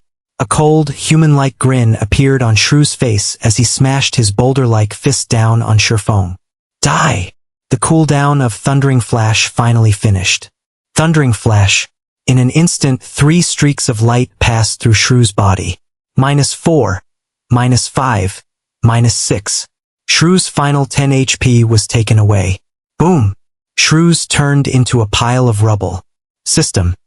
Special Elite Shrew's killed. Level difference of 4. EXP obtained increased by 400%. Obtained 940 EXP. Shifeng's experience bar abruptly rose by 27%, pushing him a big step closer towards level 3. After killing off Shrew's, Shifeng searched around in the pile of rubble. The drops of a special elite were far better than a normal elite. Shifeng obtained an equipment, a skill book, and 16 coppers. The rewards for challenging higher levels sure are good. Even a bronze shield dropped. I can definitely sell it for a high price. It would be great if I could grind it a few more times. Shifeng looked at the blue cross-shaped shield in his hands. He could already imagine how the guilds would be willing to pay a high price for the shield. Rock Iron Shield, Bronze rank. Equipment requirement. Strength 8. Equipment level 5. Defense plus 21. Defense rate 23%. Strength plus 2, Endurance plus 4. HP plus 30. The shield could be considered high quality with such attributes. When equipped, the shield would greatly increase defense. HP would also be increased by 110 points. This was equivalent to 1/3 of a level 5 warrior class HP. Using it to dive into level 5 dungeons was more than enough. Could even be used to dive into level 8 dungeons. The skill book was a good one as well. It was a skill that could be used by all melee jobs. Parry. It required a melee weapon to be used. It could block a single attack that came from the front, and it had a cooldown of 30 seconds. Parry was a popular skill among all melee jobs. It was a must-learn skill for warrior classes. The skill had a low drop rate and it was almost never seen being sold on the market, as it was a life-saving skill. You could activate it at a crucial moment, and it might even help you through a crisis. It was especially true when battling against a boss. If the healers could not keep up, then you could use parry to block an attack, giving the healers more time to heal you. Taking a look at skill, Shifeng decided to learn it. Although he could get a better price if he sold the skill book together with the shield, the action was no different than killing the chicken to get the egg. It was something Shifeng wouldn't do. Shifeng continued climbing upwards after killing Shrew's. The bronze shield was worth only a meager amount of money. The real fortune was the secret silver treasure chest. Shifeng only had 4 explosive berries remaining. However, he was not even a third of the distance to the peak. It was also very easy to meet up with a monster at the resting points. This caused Shifeng to choose his path more carefully. Half an hour later, after cautiously advancing the entire way up, Feng was finally at the peak of the mountain. The visibility at the top was very poor with all the white clouds and mist. Feng could only see 20 yards in front of him. On his way up, Feng had used all 4 of the remaining explosive berries on rock giants. If another monster appeared, Feng could only give up and start all over again. Just as Feng walked ahead a few steps, a few blurry shadows could be seen up ahead. At this moment, an emergency notification came from the system. System: player has discovered the Lost Lands. Activated hidden quest, Past Glory. Temporarily disabled players' communications to the outside world. Unable to leave the map until quest is completed. Crap! Those assassins lied. Feng silently cursed. Those assassins had undoubtedly kept hidden some information. The situation at the mountain peak was entirely different from what the assassins reported. Although the lies of those assassins angered Feng, he had to remain calm in facing this unknown situation. Even members of a workshop would have their own selfish motives. They would definitely hide some of their important discoveries, silently empowering themselves and making a fortune. There were plenty of such people in a workshop. Be they outer members or core members, after some time, there were always some exceptionally strong people who suddenly appeared, their social statuses abruptly rising. Feng was one such example.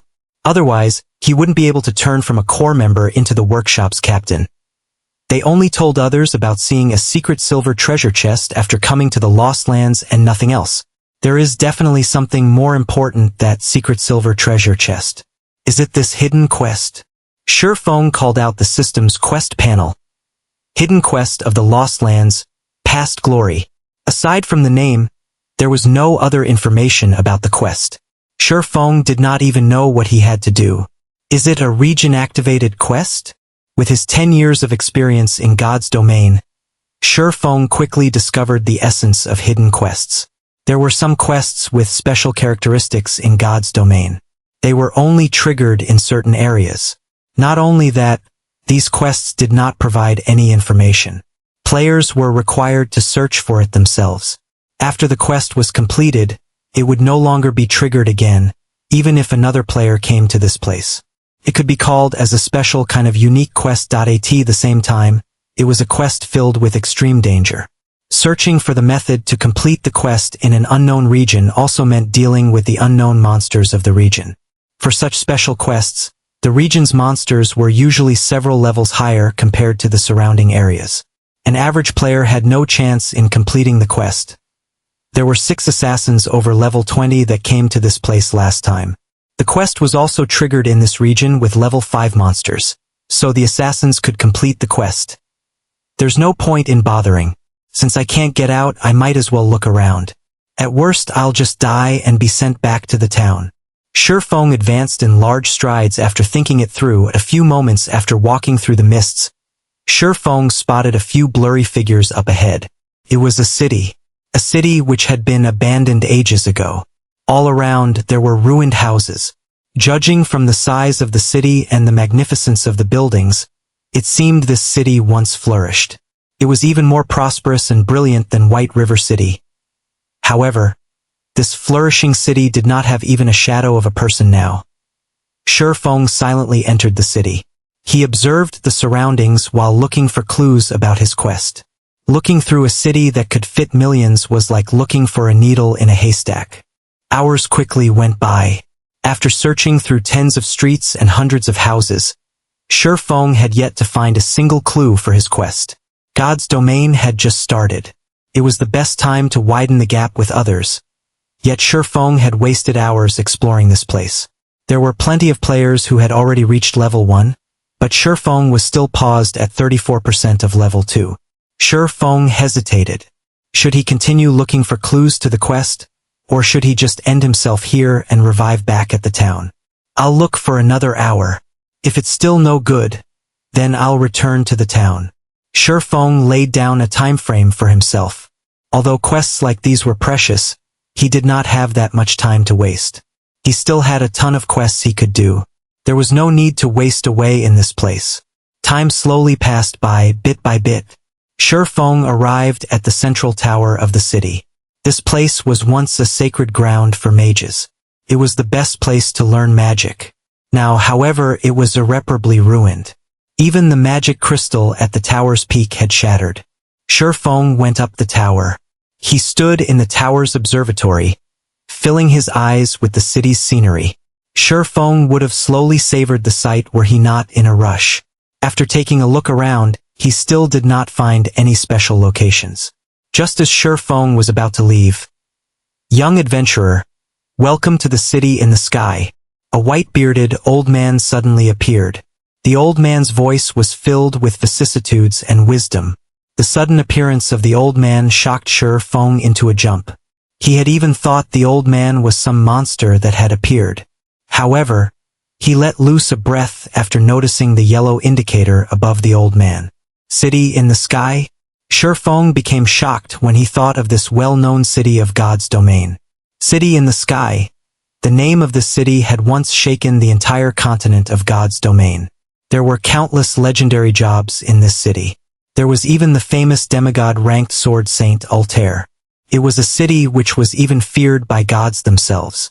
Unfortunately, the city had fallen during the Third God's War, becoming a regret of God's domain. "Respectful elder, is there anything I can help you with?" Shifeng smiled and asked in a formal tone. "Help?" The white-bearded elder shook his head, smiling as he said, "No, I don't need any help. I imagine you wish to become stronger. I can help you with that, but are you willing to accept a test of mine?" "Of course. I'm willing to receive your test." Shifeng felt relieved. The trail to the quest past glory was here. He didn't have to die back to town, losing both levels and SP. The elder nodded his head in satisfaction, gravely saying, "I'll give you 3 choices. The first one is the normal difficulty. After you pass it, you'll get a mysterious iron treasure chest. The second one is the hard difficulty, where you'll get a secret silver treasure chest. In addition, you can get additional rewards depending on your rate of completion. The third option is the hell difficulty, where you'll be rewarded a fine gold treasure chest. You'll also receive additional rewards depending on your rate of completion." Young adventurer, which do you choose? 3 choices, each harder than the other, and each more attractive than the other. The 6 assassins who were over level 20 had chosen the hard difficulty. They returned with the secret silver treasure chest but chose to hide the additional reward. This meant that the additional reward was even better than the secret silver treasure chest. After some thought about it, Shifeng decided to bravely challenge it. A person who had been reincarnated should have courage. "Respected elder, I choose the hell difficulty." Shifeng was confident he could manage this difficulty. If he could complete it, then it would have a great effect on his future developments. "Ha ha ha! Young people sure are full of energy. I truly admire you, but be sure not to regret your choice." The elder disappeared after his hearty laughter. System. Quest Past Glory accepted. Face off against 1,000 monsters of the same level. Considered passed after killing 500 monsters. Time limit of 4 hours. Quest failure penalty. All attributes permanently reduced by 10 points. Attributes are the essence of a job. If Shifeng's attributes were all reduced by 10 points, then he was as good as crippled. This penalty sure is ruthless. Shifeng's scalp started itching as he looked at the countless specter warriors appearing below the tower. The countdown started. There were 5 seconds remaining before the monsters attacked. Specter warrior, common monster, level 2, HP 230. Fighting against one of them would be easy. Against an ocean of them, however, even Shifeng would start to panic. Rushing in was just plain suicide. Shifeng would quickly become surrounded and killed. The only choice was to fight the monsters one by one. Shifeng had a wealth of experience in battling. He quickly ran down the tower and stood at the staircase. The stairs only allowed 2 monsters to pass through at a time, so it was the best place to attack from. Shifeng would be able to clear this quest so long as he guarded the staircase. Once the 5 seconds were up, every single specter warrior rushed the tower with wild abandon. However, the staircase was too narrow. As a result, they were blocking each other. Feng only had to face 2 Spectre warriors at a time. With regards to the warriors' attacks, Feng could dodge them with relative ease. Thundering Flash. Chop. 3 streaks of light flashed across, instantly causing a high damage of 60 to all Spectre warriors within a 2 by 10 yard area. The chop that followed dealt 33 damage. Within an instant, the first Spectre warrior had only half of its HP remaining, whereas the tens of others behind had lost a quarter of their HP. Previously, Feng faced off against high-leveled monsters with very high defense.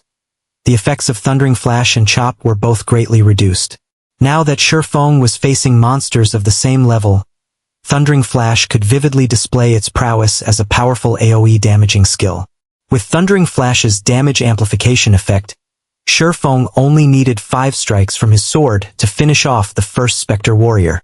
In order to increase his killing speed, Feng activated Gravity Liberation to increase his attack speed. Coupled with the damage amplification, each warrior only needed 3 seconds to be dealt with. Unfortunately, the Spectre warriors did not give any experience. Instead, skill proficiency had a 100% chance to increase by 1 point. With every death of a Spectre warrior, Feng's SP continuously increased.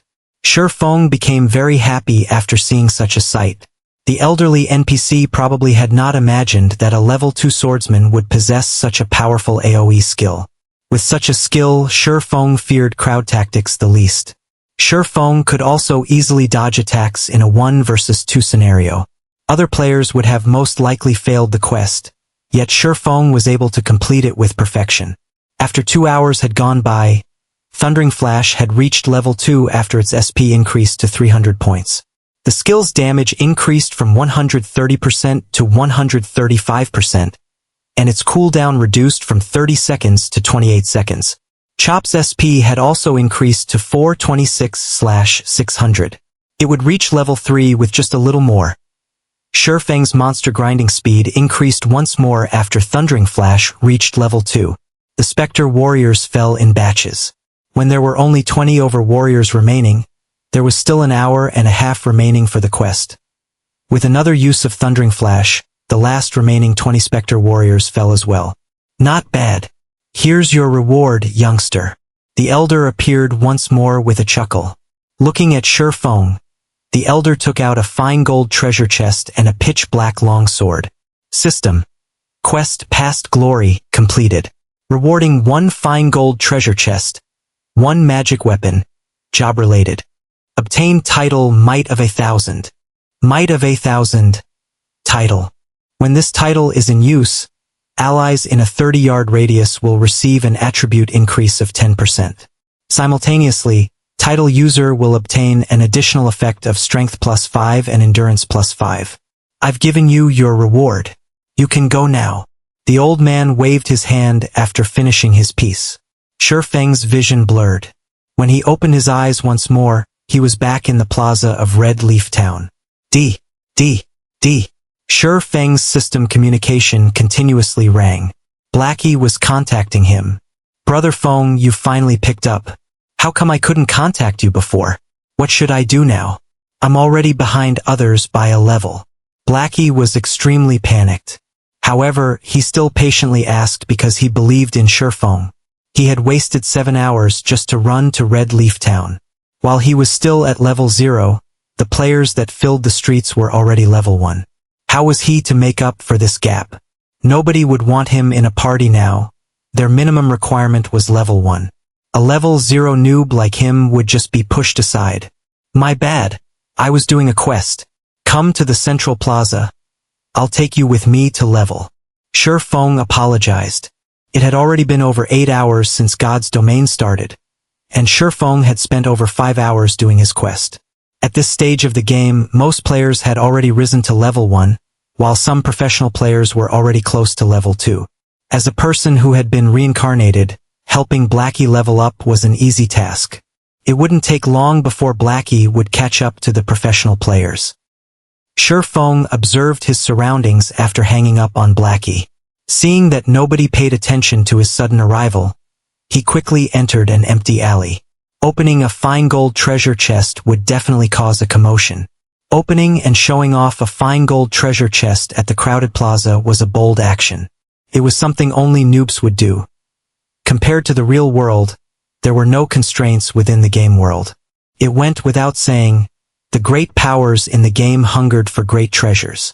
If a player did not have the capability, one of the best-case scenarios was one being killed back to level 0 for the treasure. However, if the treasure did not drop out, then congratulations, you can only live in the city for the rest of your life. While other players were out in the wild leveling up, the only thing you could do was to hang around in the city. After a few months, you could proudly be promoted to city guide. Shurfeng was not an assassin who was capable of stealth, hiding, and assassination. Currently, he did not have the sufficient strength to protect himself, so keeping a low profile was necessary. Shurfeng quietly observed the empty alley for some time. After he made sure nobody followed him, he took out the black longsword. Shurfeng's brows wrinkled when he looked at the black longsword. Abyssal blade. Magic weapon. Job requirement. Swordsman. Do you wish to bind the equipment? Should I equip it or not? Shurfeng became frustrated when he looked at the abyssal blade. Shurfeng was very familiar with magic weapons. Magic weapons were different from normal equipment. They did not have any rankings to differentiate them, and they were even rarer than legendary equipment. His power was without question. However, a magic weapon was a double-edged sword. This was because the weapon had a side effect called backlash. If the player using the magic weapon was not cautious, a single mistake could cripple their account. In his previous life, there were a few experts in Starmoon Kingdom that became top-tier experts because of magic weapons. Even during his peak, Shurfeng could only look up to them. However, after a period of time, 2 of those experts crippled their accounts because they did not deal with the backlash properly. Their only choice was to start a new account. Forget it, let's just set it aside for now. I can't take the risk right now. Shurfeng shook his head as he kept the abyssal blade. He had to earn 16,000 credits in 10 days. The pressure on him was huge. If any mistakes were to happen, then all his efforts before would become wasted. Shurfeng took out the fine gold treasure chest. Shurfeng looked at the gold-plated treasure chest, unable to suppress the excitement in his heart. The secret silver treasure chest they brought out the last time already contained a pharmaceutical recipe and blacksmithing design. I wonder what a fine gold treasure chest would give. Shurfeng had been playing God's Domain for 10 years now, and the number of fine gold treasure chests he had seen did not exceed 20. Wars were fought over for every fine gold treasure chest. Shurfeng would not even dare to dream that he could be in possession of one. Shurfeng slowly opened the treasure chest. Suddenly, golden rays of light leaked out from the chest, illuminating the small alley. It would definitely be a dazzling beacon of light if it was nighttime. It would attract everyone's attention. Not daring to take any risks, Shurfeng quickly retrieved all the items from the chest. The dazzling lights slowly faded away after the chest was emptied. Fortunately, it was an empty alley, so nobody would notice the short period of radiance. The settings for treasure chests in God's Domain really are damned. Luckily, it's daytime here. Shurfeng glanced at the treasure chest by his side, then shifted his gaze towards the 3 treasures in his hands. There were 2 ancient books and a battle armor. The battle armor was a secret silver equipment. It was much worse than Shurfeng had imagined it to be. Sky armor. Secret silver rank. Plate armor. Equipment requirement. Strength 20. Equipment level 5. Defense plus 25. Strength plus 6. Endurance plus 3. Agility plus 3. Durability 30/30ths. Additional attribute. Power weakening. Reduce physical damage received by 15% after equipping. Shurfeng became shocked after looking at the battle armor's attributes. Although the level of the equipment was a lot lower than the one in his previous life, its attributes were top tier. If it was worn by a warrior class, the high defense coupled with power weakening would make tanking physical bosses no longer a problem. If this armor was sold now, its price would definitely be astronomical. This is too great. Now I have armor for level 5. Shurfeng happily stored the sky armor. Swordsman wore plate armor as well. When Shurfeng wore it at level 5, he could definitely become a shield warrior. Shurfeng shifted his gaze to the 2 ancient books, becoming shocked once more when he saw their names. Book of Forging and Records of Potions. These two were both extremely rare treasured books. Everyone knew that forging and potion making were extremely hard to learn. Every forging master and potion master were the symbols of strength of a guild. Even Shadow, a guild that possessed 10 city-states, only had 2 forging masters and 5 potion masters. Every one of them was treated like princes. With these 2 books, Shifeng could create a forging master and a potion master. I remember there being a hidden quest in Dark Moon Valley. Not only would it teach forging for free, it would also reward a forging talent. If I have both the forging talent and book of forging, I could quickly become an advanced forging apprentice. Then I could make bronze equipment and earn a lot of money. Shifeng recalled a member of Shadow called Hammer Trading. The person had become a forging master because he completed that hidden quest. Dark Moon Valley was a level 4 monster area. The quest as well was a difficult one and would take up a lot of time. It seems I have to buy some items and make proper preparations. Shifeng stored the 2 books and sent a mail to Blackie, telling him to meet up at the trade area. Shifeng then headed to the trade area himself. At this time, there were quite a lot of players at the trade area. Players who were tired of killing monsters would come to the trade area to rest, having a drink and chatting. There were also players selling their loot from grinding. Shifeng searched for an empty spot, covering the ground with a piece of white cloth. He placed down the equipment and herbs he picked, starting his stall. The level 4 common cloth armor was priced at 1 silver 20 coppers, while the bronze shield was priced at 21 silvers. It was a fair and cheap price at this stage of the game. Rare herbs, high-level equipment. Those interested come and take a look. Shifeng shouted. There were quite a number of players in the trade area. However, most of them were selling materials such as herbs or etc. Until now, there had not been a single player selling equipment. Shifeng's shout immediately became everyone's focus. It can't be. There really is equipment. A bronze shield even. What unbelievable luck.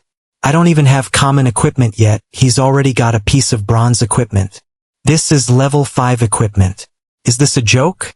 I'm not seeing things, right? What's so great about it? Don't forget, there was an expert that killed the town mayor. That was a level 15 elite. Now nobody can receive a quest from the town mayor. Some players that received the town mayor's quest are also fuming with rage. All of them want to eat that expert alive. 21 silvers, this price is too high. I don't even have 1% of that money. The surrounding players were all in shock. God's domain hadn't been open for 10 hours till now. Yet someone could obtain such top-tier equipment. The most unbelievable part was that it was even being sold. It should be known that most guilds and workshops would wear the equipment they obtained, increasing their advantage as much as possible. They would definitely not sell them. Right now, players were, on average, level 1. Level 5 equipment was something impossible to imagine, not to mention a level 5 bronze shield. However, 21 silvers was too high of a price. The income of the average player did not exceed 20 coppers, and 21 silvers equaled 2,100 coppers. It was an impossible price for them to shoulder. Shifeng silently smiled as he looked at the increasing number of spectating players. He never hoped for these average players to buy it. What he wanted was the advertising effect. It was only a moment before a party of players rushed over.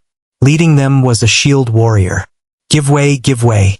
Now that we, Shadow, are here, we are buying everything on the stall. Everybody else can just leave. The party members of Shadow created a path for the shield warrior to walk through. Shifeng sent them a glance, discovering that the shield warrior was someone he knew. The man was called Flaming Tiger. He was the team leader for Shadow in Red Leaf Town. In his previous life, Shifeng was constantly used as cannon fodder, preventing him from rapidly rising. Flaming Tiger was responsible for 3/10 of that effort. Shifeng never thought he would meet up with this man so quickly. You, the stall owner? Flaming Tiger became excited as he looked at the blue cross-shaped shield. He then looked at Shifeng. He did not have the observing eyes skill, so he could not tell Shifeng's level. However, Shifeng was only clad in novice equipment, and he did not have any guild's insignia on him. He was definitely just an average player. Obtaining such equipment should be due to good luck. Shifeng nodded his head saying, "That's right. Good. I want everything here for 1 silver. Flaming Tiger proudly stated. He said it as if everything on the stall was just unworthy garbage, and that giving 1 silver for them was looking up to 1. I don't negotiate prices. Please don't hinder my business by acting like a lord." Shifeng did not get angry, choosing to ignore Flaming Tiger. At this moment, Flaming Tiger's face became livid. He glared at Shifeng, coldly saying, "Are you sure you want to oppose us, Shadow? I'll give you 1 more chance. Think carefully before you speak." Suddenly, all 5 other members of Shadow surrounded Shifeng. Shifeng rolled his eyes at Flaming Tiger, saying in a straightforward manner, "Fools!" He actually dared to threaten Shifeng inside Red Leaf Town. Did he not know it was prohibited to take action inside a town? "You're courting death." Flaming Tiger raged, both his eyes turning blood red. He couldn't help but want to kill Shifeng right this instant. Ha ha ha, truly interesting. A level 5 bronze shield. How could us Assassin's Alliance be left out? Another group of over 10 players came at this moment. Every player wore the Assassin's Alliance's insignia. The person who spoke up was Stabbing Heart. He became shocked when he saw the stall owner. He did not expect to see Shifeng, the expert who had cleared the bronze prize challenge in a single try. Shifeng had even obtained a level 5 bronze shield now, so he had definitely killed a high-leveled elite monster. Stabbing Heart became even more respectful of Shifeng. "Here's 24 silver. I want everything here. Let's become friends. The next time you have any good equipment, you must consider us, Assassin's Alliance." Stabbing Heart handed over the 24 silvers without hesitation. Although it was not easy for the guild to collect these 24 silvers, it was definitely worth it if he could become friends with an expert like Shifeng. "Alright, since you're so straightforward, I won't ask for the 50 coppers anymore. I'll contact you in the future." Shifeng understood Stabbing Heart's intention. It wasn't a bad deal if he could cooperate with such a large guild. Meanwhile, the surrounding players were shocked by Assassin Alliance's overwhelming air, handing over 24 silvers without batting an eye. Now this was a large guild. Such an action had made a lot of players wanting to sign up for the guild. Compared to the Assassin's Alliance, there was no future in joining a guild like Shadow. Everybody sent looks of contempt over to them. After being looked down upon by Shifeng, then being given a slap by the Assassin's Alliance, Flaming Tiger's face became beet red. His eyes nearly crackled from anger. He called over an assassin, coldly saying, "Quiet Wolf, you keep an eye on that kid. I'll let him know what happens when he opposes Shadow." On the other side, Shifeng had long since left the scene. He was currently purchasing items around the trade area. He now held 24 silvers on his person. It was an amount even greater than the total wealth of an average guild. Now that Shifeng was an absolute tycoon, he started buying things without a single care. He bought 20 bottles of black steel beer, each costing 25 coppers. He bought 30 smoke bombs, each costing 20 coppers. He bought 100 apple pies, each costing 5 coppers. Eating it recovered 30 HP every second, lasting 10 seconds. He bought 100 magic water, each costing 5 coppers. Drinking it recovered 30 MP every second, lasting 10 seconds. Shifeng spent a lot of his wealth within an instant, leaving him with only 3 silvers. "Brother Feng, you finally decided to show up. What are we going to do now?" Blackie had been waiting in the trade area for some time now. He wore a dark expression on his face, and his eyes were filled with resentment. God's domain had already been open for over 9 hours now. Aside from obtaining an Explorer title, Blackie did not obtain anything else. He was nearing the point of dying from depression.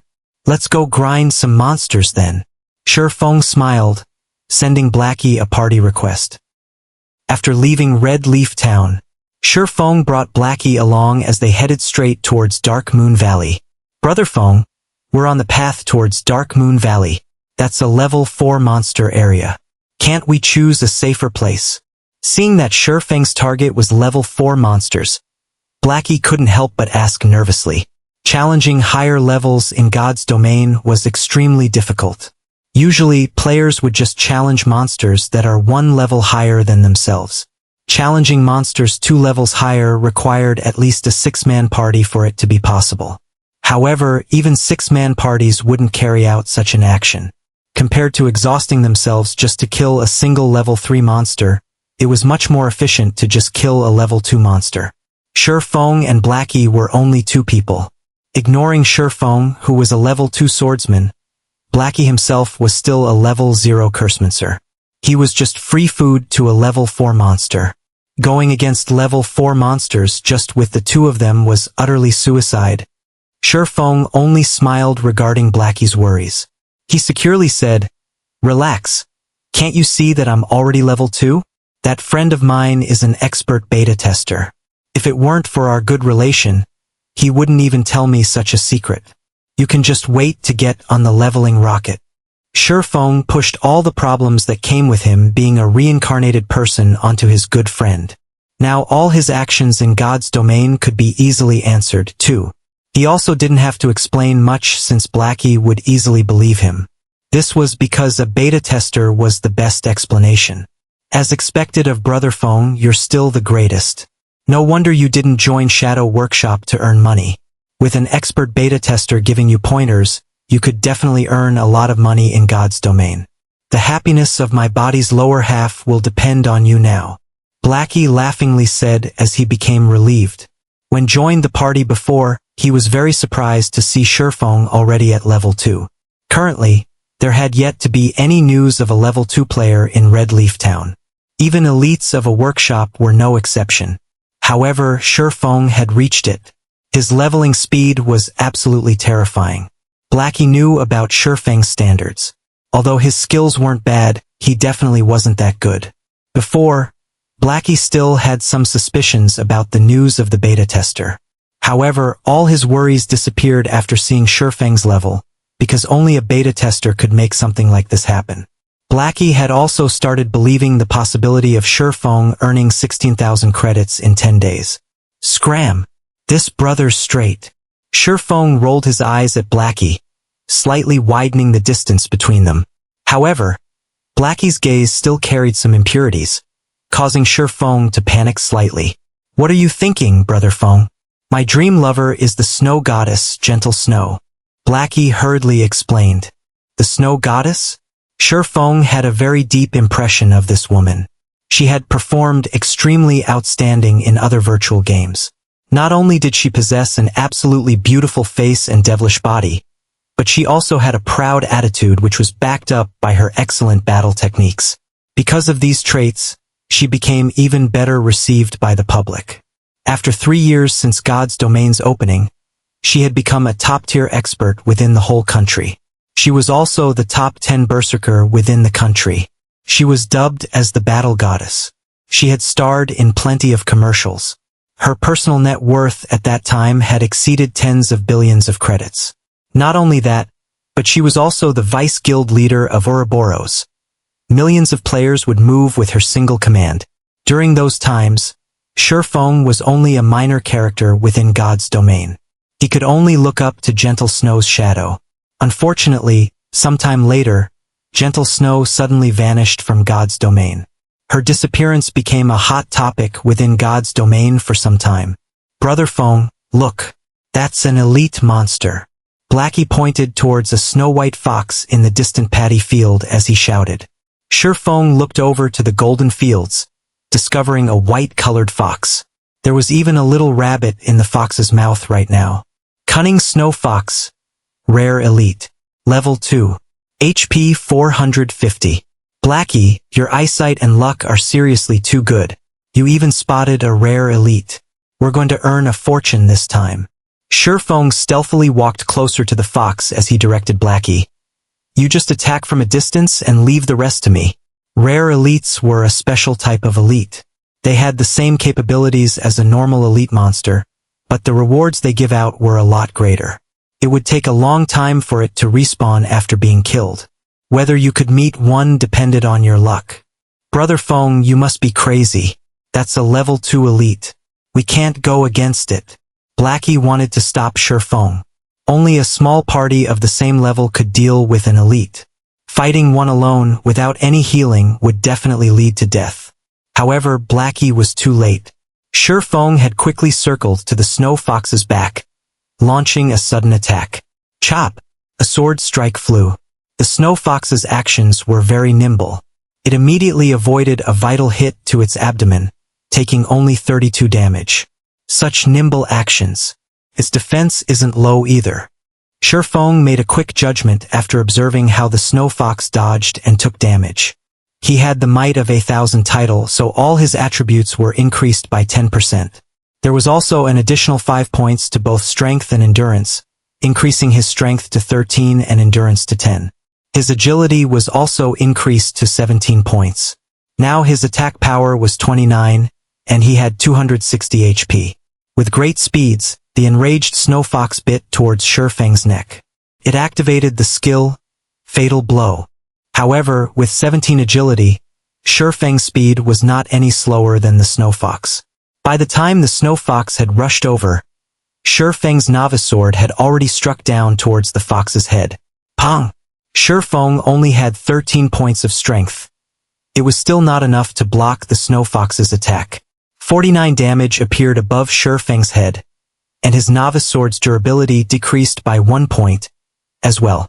On the other hand, the Snow Fox only received 5 damage. The gap between the two of them was as clear as day. We're dead. We're dead. We're so dead this time. Sweat started appearing on Blackie's forehead. He had seen damage from common monsters, but he never imagined that there was such a great difference from an elite monster. Shifeng was lucky he had blocked the attack with his sword, only taking close to 50 damage. If the attack landed on his body, wouldn't it be over 100? Shifeng had reached level 2 with great difficulty. If he died this time, he would return to level 1. His great advantage over others would be gone. Move, Blackie! Shifeng shouted. He really must have gone mad. Fine. Fine, at worst I'll just die once. I'm still level 0 anyway. Blackie clenched his teeth and started chanting a curse, his hands making gestures.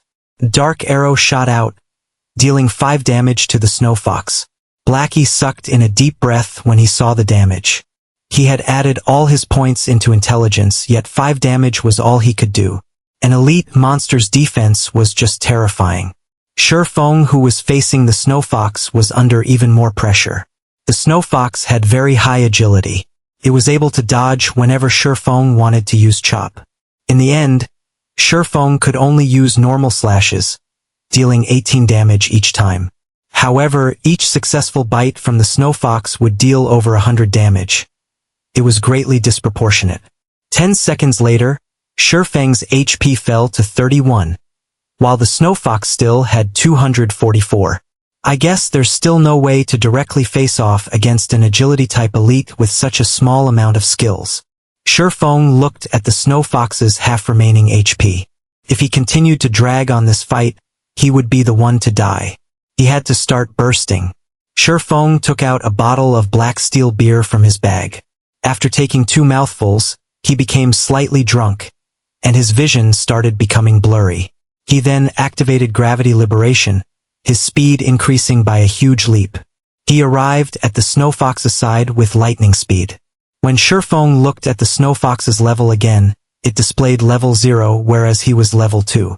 Suddenly, the suppression due to level difference was removed, letting Shifeng's damage rise. Similarly, however, his body became difficult to control. Die! Shifeng's eyes were icy cold. His grip around the novice sword tightened. Thundering flash. Hua! Hua! Hua!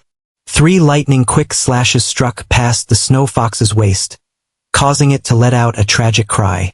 Damages of -30, -36, -42 appeared on top of its head, instantly taking away a quarter of its HP. Afterward, another chop dealt 43 damage to it.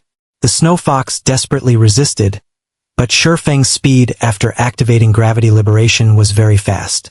Even if he was in a drunken state with his many years of battle experiences, Shifeng could still easily maneuver his body. This had placed the Snow Fox at an absolute disadvantage. Damn! What did you drink, Brother Feng? You're suddenly so fierce. Blackie's eyes nearly popped out of their sockets as he saw Shi Feng's cheat-like performance. At this moment, the fierce snow fox had become Shi Feng's plaything. It had zero chance at resisting. When the snow fox had 42 HP remaining, Shi Feng was about to give the last strike. Suddenly, Shi Feng felt a shiver going down the back of his neck. It was as if he had a dagger pointed at his neck. It was a terrible feeling. Shi Feng instinctively leaped forward. In the next moment, a bright snowy dagger had slashed across his original position. Shi Feng had surprisingly avoided that strike. Behind Shi Feng, a figure with an extremely surprised expression revealed himself. He had already kept his presence hidden incredibly well. He did not even let out a single sound.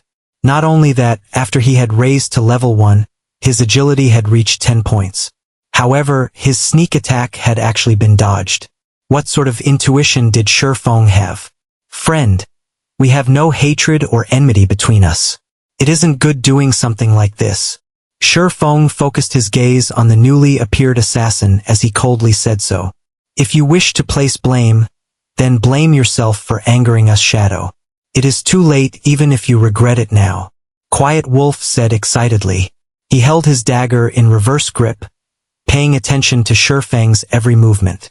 Quiet Wolf had been following Shi Feng while also reporting his location.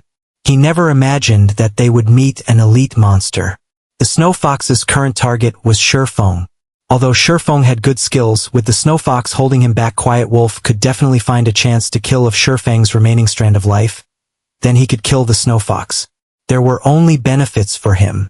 As for the Cursemancer on the side, he was just garbage that was not even worth mentioning. Naturally, the Snow Fox wouldn't care about any of this. It just knew that it had to kill Shi Feng. The Snow Fox suddenly bellowed, its snow-white skin turning into a flaming red. Its body also increased in size and its HP rose by 20%.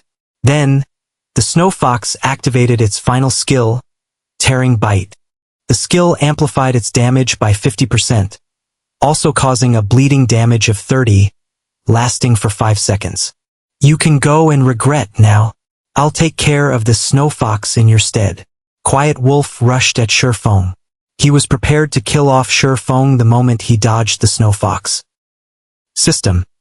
Player Quiet Wolf has attacked you and entered a yellow name state. Duration of 1 hour. Any players who attack yellow name players will not receive any penalty. Shi Feng only had 31 HP remaining. Being attacked from both sides by the Snow Fox and Quiet Wolf put Shi Feng in a very dangerous position. Despicable! Standing at a distance, Blackie scolded Quiet Wolf for sneaking an attack at such a moment. However, he couldn't change a thing about it. The two of them were too far apart. It was too hard for him to land a hit on Quiet Wolf. He could only aim his attack on the Snow Fox, hoping to kill it off a second earlier and not letting Quiet Wolf profit off of them. Although mages had high output compared to hitting monsters, it was far harder to land a hit on players unless they stood still without moving. This was because the moment the dark arrow shot out, there would be a prediction line appearing. In a situation where the distance was great, players with good standards could usually dodge it. If it was an expert, then dodging it would be a piece of cake. Just as the Snow Fox and Quiet Wolf were about to rush up, the corners of Shi Feng's mouth revealed a cold smile. He had been interacting with Quiet Wolf in shadow for years now, so he was extremely familiar with Quiet Wolf's strengths and habits. Shi Feng took 2 steps back, forming a perfect triangle between the Snow Fox and Quiet Wolf. Shi Feng gripped the novice sword tightly in front of his chest. He stood there without moving as he awaited the arrival of their attacks. Did he give up? Quiet Wolf started looking down on Shi Feng when he saw Shi Feng preparing to block with his sword. Although players could reduce the damage received by defending the attack, the Snow Fox was an elite. Even if Shi Feng could defend it, the attack would still cause around 50 damage. With just 31 HP remaining, Shi Feng couldn't even take a hit. The Snow Fox was a step ahead, biting towards Shi Feng. Tearing Bite! Just in time. Instead of retreating, Shi Feng advanced. He rushed towards the Snow Fox. The novice sword blocked the Snow Fox in its mouth. Using the life-saving skill parry, Shifeng could block a frontal attack once. Shifeng then continued by lifting the Snow Fox. The Snow Fox had low power, so Shifeng had easily tossed it towards Quiet Wolf. Everything happened too quickly. Quiet Wolf, who was rushing towards Shifeng, could not react in time. In an instant, his shoulder was bitten by the Snow Fox. A damage of -164 appeared on Quiet Wolf's head. His HP was instantly cleared down to 0. How? Quiet Wolf was unbelievably shocked. His heart was filled with unwillingness as he stared at Shifeng's ridiculing smile. He never imagined that players could do such a thing. If he had known about it, he definitely wouldn't rush forward, just to get himself killed. At this point, regardless of how unwilling Quiet Wolf was, his HP had turned to 0. His body could only fall and turn into starlight. He had even dropped a piece of equipment that in the distance. Blackie became dumbfounded. He had even forgotten to attack the Snow Fox. Blackie, stop daydreaming. Hurry up and attack the Snow Fox. Shifeng yelled and rushed at the Snow Fox again. After Blackie started reacting again, he chanted a curse, madly attacking the Snow Fox. Without Quiet Wolf's disturbance, the near-death Snow Fox was just a decoration. Within 10 seconds, the Snow Fox released a wail before falling down. System: Rare Elite Cunning Snow Fox killed. Obtained 130 EXP. Shifeng was level 2 now, so this amount of EXP was nothing to him. What Shifeng was concerned about was the loot. Rare elites were the love of all God's domain players because of their shocking drop rates. Furthermore, this was the first kill of the Snow Fox, so the loot must be even better. It can't be. It actually dropped a weapon. Shifeng obtained a staff and arm guard. Blackwood Staff, Bronze rank, Level 1. Equipment requirements: Strength 5, Attack Power +8, Intelligence +3, Vitality +1, Mana +30. Durability 20/20. This equipment would greatly strengthen a mage. Not only was its attack power high, it even gave an additional 3 intelligence. If a mage equipped it, then their damage might increase up to 2 levels. Fox Skin Gloves, Common rank, Leather Armor, Level 1. Equipment requirements: Strength 3, Defense +4, Durability 20/20. On the other hand, Quiet Wolf had contributed a pair of level 0 common leathered shoes with +3 defense. And here I thought it was some gray trash equipment. It seems Quiet Wolf's luck isn't that bad, being able to obtain a piece of common equipment. Shifeng had a different view of Quiet Wolf now. Obtaining a piece of common equipment at the starting period of the game definitely depended on luck. However, Quiet Wolf's luck now benefited Shifeng instead. Swordsmen could wear both plate armor and cloth armor. Now that Shifeng had 2 of these new items, his defense had increased by a lot. Blackie, your equipment. Shifeng passed the Blackwood Staff to Blackie. However, Blackie did not receive the equipment. He had a hesitant look on his face. Killing the Snow Fox depended entirely on Shifeng. Blackie wasn't of much help, yet he had received the best equipment. A piece of bronze equipment no less. At this stage of the game, there weren't many players capable of owning such an item. It was extremely valuable. What's happened to you? Aren't we good brothers? Why are you being courteous with me? Besides, you're a cursemancer. Once you've reached level 1, you can fully exert the staff's greatest capabilities. With that, we can level even faster. Shifeng said in a serious tone, as if he knew what Blackie was thinking. After some thought, Blackie was able to make sense of it. He no longer refused it, saying, "Thanks. I'll definitely use it properly." "Now, that's much better." Shifeng laughed. "Let's go. We're going to Dark Moon Valley, Red Leaf Town."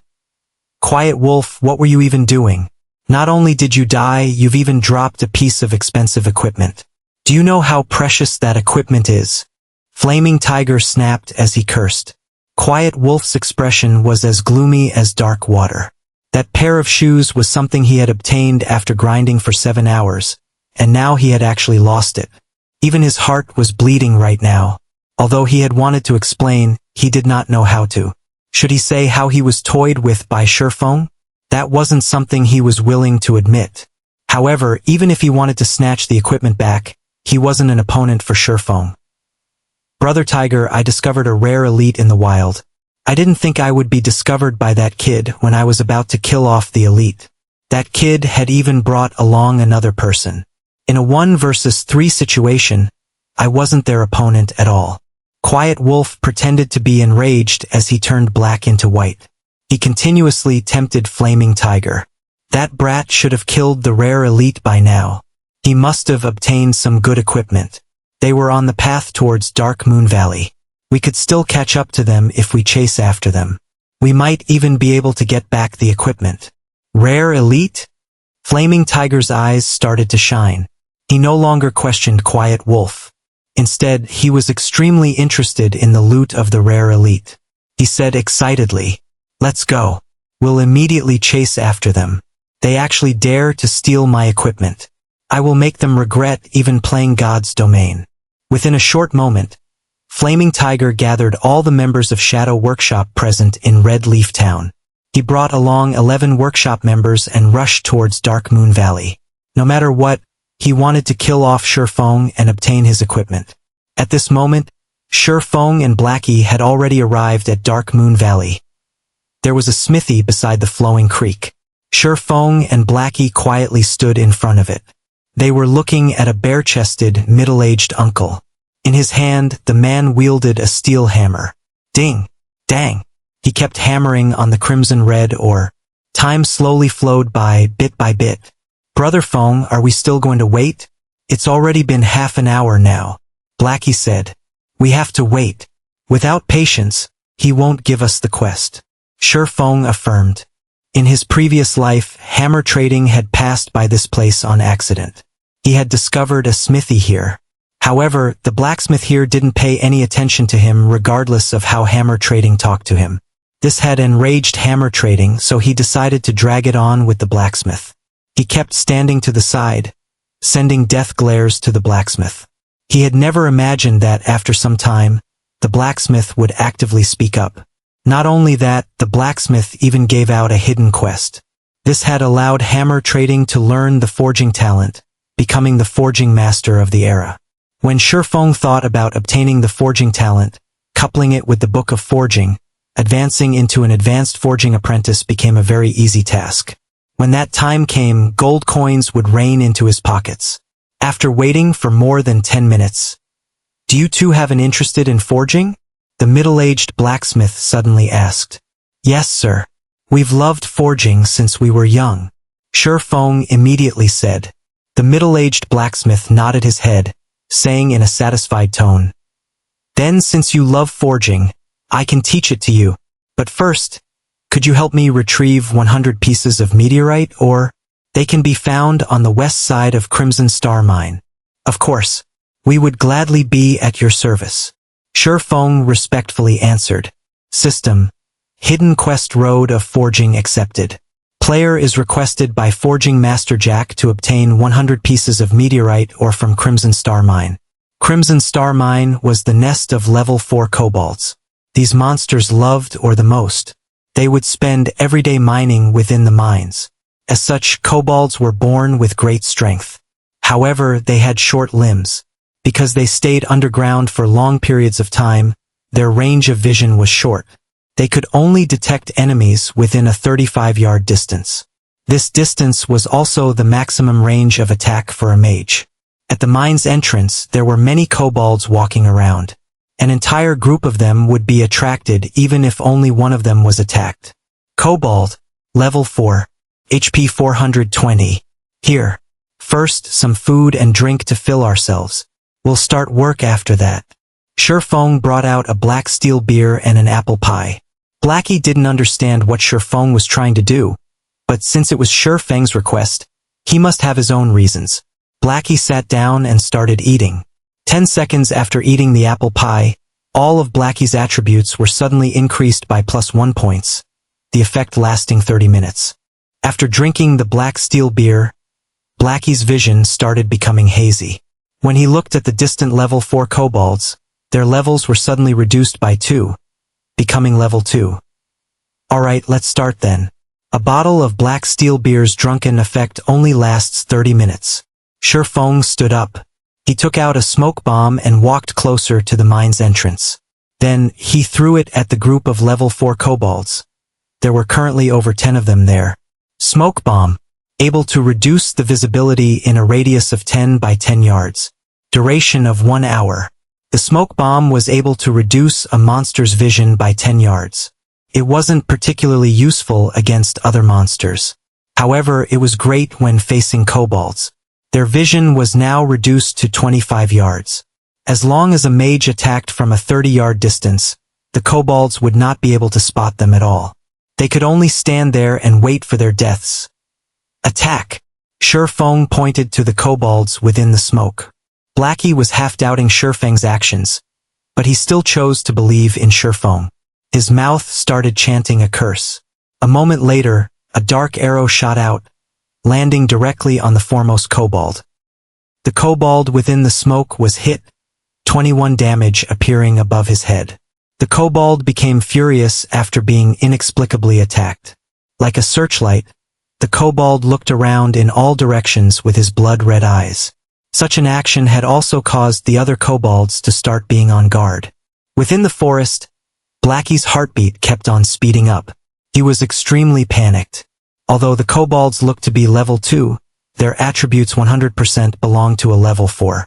Drinking the black steel beer allowed a player to become drunk, significantly increasing the player's courage.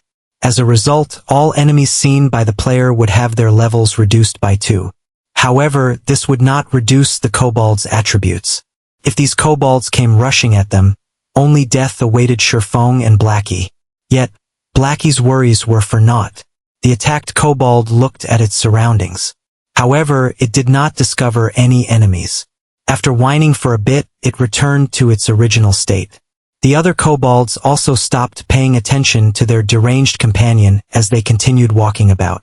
Relax. They won't attack us as long as you maintain a 30-yard distance. Shifeng clapped Blackie's shoulders as he confidently commented. He had been planning all this ahead of time. Otherwise, he wouldn't have spent that much money buying all those items. Blackie became even more courageous after Shifeng's encouragement. He continuously chanted curses and shot out dark arrows. The kobold only had 420 HP, and it couldn't withstand Blackie's bombardment at all. After receiving more than 20 dark arrows, it breathed its final breath. Meanwhile, the other kobolds by its side did not show any reaction at all. Blackie became excited when he saw the first kobold fall. He had killed a monster 4 levels higher. Although the EXP was shared due to being in a 2-man party, the amount of EXP he received was still plenty. His experience had risen by 5% within an instant. This meant that Blackie would level up after killing 20 kobolds. He was even safe and unharmed. If the monsters did not disappear completely, their leveling speed would be terrifying. With such a great way of leveling, they would be able to rise even to level 6 very effectively. Blackie now understood why Shifeng was so confident. Even if they had wasted several hours from traveling, being able to grind on monsters here was definitely worth it. After a while, the group of 20 or so kobolds in front of the mine's entrance was cleared out completely. Blackie had also raised to level 1. After he equipped the Blackwood staff and added all his free ability points into intelligence, his damage was increased by a large leap. He could now take away 45 HP from the kobolds in a single hit. Meanwhile, the group of kobolds had dropped 12 copper coins and a level 3 common cloth armor. There were also 5 pieces of meteorite Oregon. Blackie's luck was quite good. According to what Shifeng had known, the drop rate of meteorite ore from the kobolds was not high. Only 1 would drop out of 10 of them. Nearly 1,000 kobolds needed to be killed to obtain 100 pieces of meteorite Oregon. Now, however, just a group kobolds had given them 5 pieces of meteorite ore. After storing the drops, Shifeng went on to lure more monsters. With the advantage of his 16 agility, Shifeng's speed was faster than the kobolds. Within moments, he had lured over 30 kobolds. He also maintained the distance of around 20 yards, but not exceeding 25 yards. When he had lured all the kobolds into the smoke cloud, Shifeng increased his speed abruptly. He quickly distanced himself over 25 yards from the kobolds, causing them to lose their target. After losing their target, the kobolds stood on the spot in a daze. Blackie, who stood over 30 yards away, took the chance to attack. The group of over 30 kobolds took less than 10 minutes to be cleared. They dropped another 21 coppers and 6 pieces of meteorite Oregon Sherfong, and Blackie's experience also greatly increased. In such a way, Sherfong continued luring monsters while Blackie continued dealing damage. Although the process felt mechanical and boring, Blackie was not complaining one tiny bit. On the contrary, he became even more vigorous with each kill. He wished he could just kill all day without resting. After an hour, Blackie's level had also risen to level 2. His dark arrow rose to level 3, and his damage went from more than 40 to more than 60. Such a rocket-like leveling speed made him speechlessly happy, giving him even more motivation to aim for level 3. Their kobold killing efficiency also increased by quite a bit with Blackie's greatly improved damage. The only downside was the increase in MP consumption following the dark arrow's level up. Fortunately, there was the magic water that Sherfong had bought.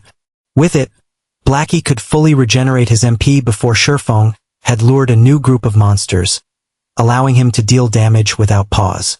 Meanwhile, Sherfong was observing Blackie's condition while he lured a suitable number of kobolds. Other than that, he was just picking up the loot. The number of copper coins and meteorite ore were steadily increasing. After another hour of Blackie's effort, they had managed to collect 73 pieces of meteorite ore, 6 pieces of common equipment, and 264 coppers. They would be able to gather the remaining meteorite ore if they grinded for another hour. The system notification rang out just at this moment. System: Player Lonely Snow has sent you 10 coppers. Subsequently, Sherfong received a communication request. The person contacting him was Lonely Snow. You are. Sherfong had just finished luring a group of monsters. Since he had nothing to do, he accepted the call request. Hello, brother expert. I'm Lonely Snow. We met before at the town hall, and you've even pointed me to a grinding spot. That place was just too great. There wasn't anybody stealing mobs from me, and I could also easily handle them. I'm already level 2 now. I've also looted a lot of materials and copper coins. I've already mailed you the 10 coppers. I wonder if you've received it. Lonely Snow was extremely excited. Previously, he was worried that this expert would not bother with him any longer. This was because experts were usually very proud. They wouldn't even look at minor characters like him. Lonely Snow had earned over 60 coppers from that treasured location he purchased. His level had even risen to level 2, leading the other players by quite a lot. Spending 20 coppers for this were definitely worth it. So it was you. I've received the 10 coppers. Sherfong only remembered about it after being reminded. Indeed, there was such a matter. However, that was when he needed the money to kill the town mayor a little earlier, so he had just casually given out some pointers. He didn't really mind regarding the remaining 10 coppers. Brother expert, the level 2 dungeon, Deathly Forest, has already been opened, so I wanted to invite you to dive into the dungeon. My friends are all veterans and they're all level 2 now. They will definitely not drag you down. Of course, all swordsman equipment obtained from the dungeon will belong to you. Do you perhaps have the time? Lonely Snow was slightly nervous. Experts usually disdained bringing along other people, especially rookie newbies. It was the reason why Lonely Snow mentioned that there were level 2 veterans in the party. He was afraid Sherfong would just outright reject him. Deathly Forest? Sherfong had a deep impression of this dungeon. As long as the number of level 2 players in Red Leaf Town reaches a certain amount, the first level 2 dungeon in Red Leaf Town, Deathly Forest, would be opened. Along with the Deathly Forest's opening, players of God's Domain were made known to the difficulty of dungeons. Deathly Forest was only conquered after many players had reached level 4 or 5. Meanwhile, Deathly Forest's true purpose was to increase the number of skills a player could possess. The monsters within the dungeon mainly dropped the basic skill books for every job. However, the most precious item within the dungeon was the forging design. Only the final boss, Werewolf Fellet, dropped it with a very low probability. Sherfong was very interested in this forging design. If he could learn it, then he would be able to further progress in his plans. Fine. However, I have a condition of my own. I will be bringing a cursemancer, so all cursemancer and swordsman equipment will belong to me. Also, I want all materials and design papers that the boss drops. If you all are willing to agree to this condition, then I can go with you. Shi Feng had just casually asked for the majority of the profits. However, he did not feel anything wrong with it. This Lonely Snow started sweating all over after hearing Shi Feng's condition. As expected, an expert's asking price was definitely high. However, when Lonely Snow considered the strengths of a beta tester, he still reluctantly agreed. Alright then, I agree. I'll tell it to the others. Expert, when will you be free to come? We'll meet at the dungeon's entrance in another 2 or so hours. Shi Feng estimated Blackie's killing speed. In over an hour, they would definitely be able to finish gathering the 100 pieces of meteorite or... That's good. Then I'll start preparing over here. I'll see you at the dungeon's entrance, brother expert. Lonely Snow ended the call, a heavy weight being freed from him. At this moment, there were 3 other people standing beside Lonely Snow. Every one of them was level 2. What did that expert say? A handsome ranger asked. Lonely Snow explained it to them word for word. What dog's fart expert? He's just here to take advantage and rip off equipment from us. What's the point of inviting him? If we add another 2 damage dealers, we can enter the dungeon all the same. A shield warrior angrily cursed. The male cleric standing at a side curled his lips, saying in a bad mood. Then he's saying that all mage-class equipment belongs to his friend. Lonely Snow advised. That person is a real expert. He's also a beta tester. He definitely has a deep understanding of the dungeon. He might even be able to guide us through it. Don't you all want to clear the deathly forest? So what if he's a beta tester? He just had an extra month of experience in God's domain and a rough understanding of it. Besides, the data has long been changed after the game's official release. Even if he knew a lot about the deathly forest, how much use could there be? The shield warrior asked in disdain. He felt that those beta testers were only lucky. Their actual skills and strength might not even be comparable to them. We'll see how it goes after they arrive.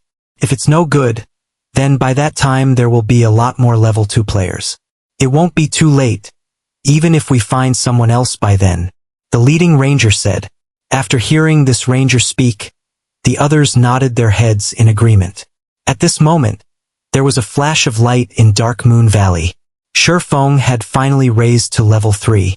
Unfortunately, the leaderboard for levels had yet to be opened. Otherwise, he would definitely be ranked first on Red Leaf Town's leaderboard for levels. Finally, level 3. Shi Feng hurriedly added 4 attribute points towards agility, letting his agility reach 20 points. System. Player's agility has reached 20 points. Activating agility hidden basic skill. Fast and nimble. Fast and nimble. Active.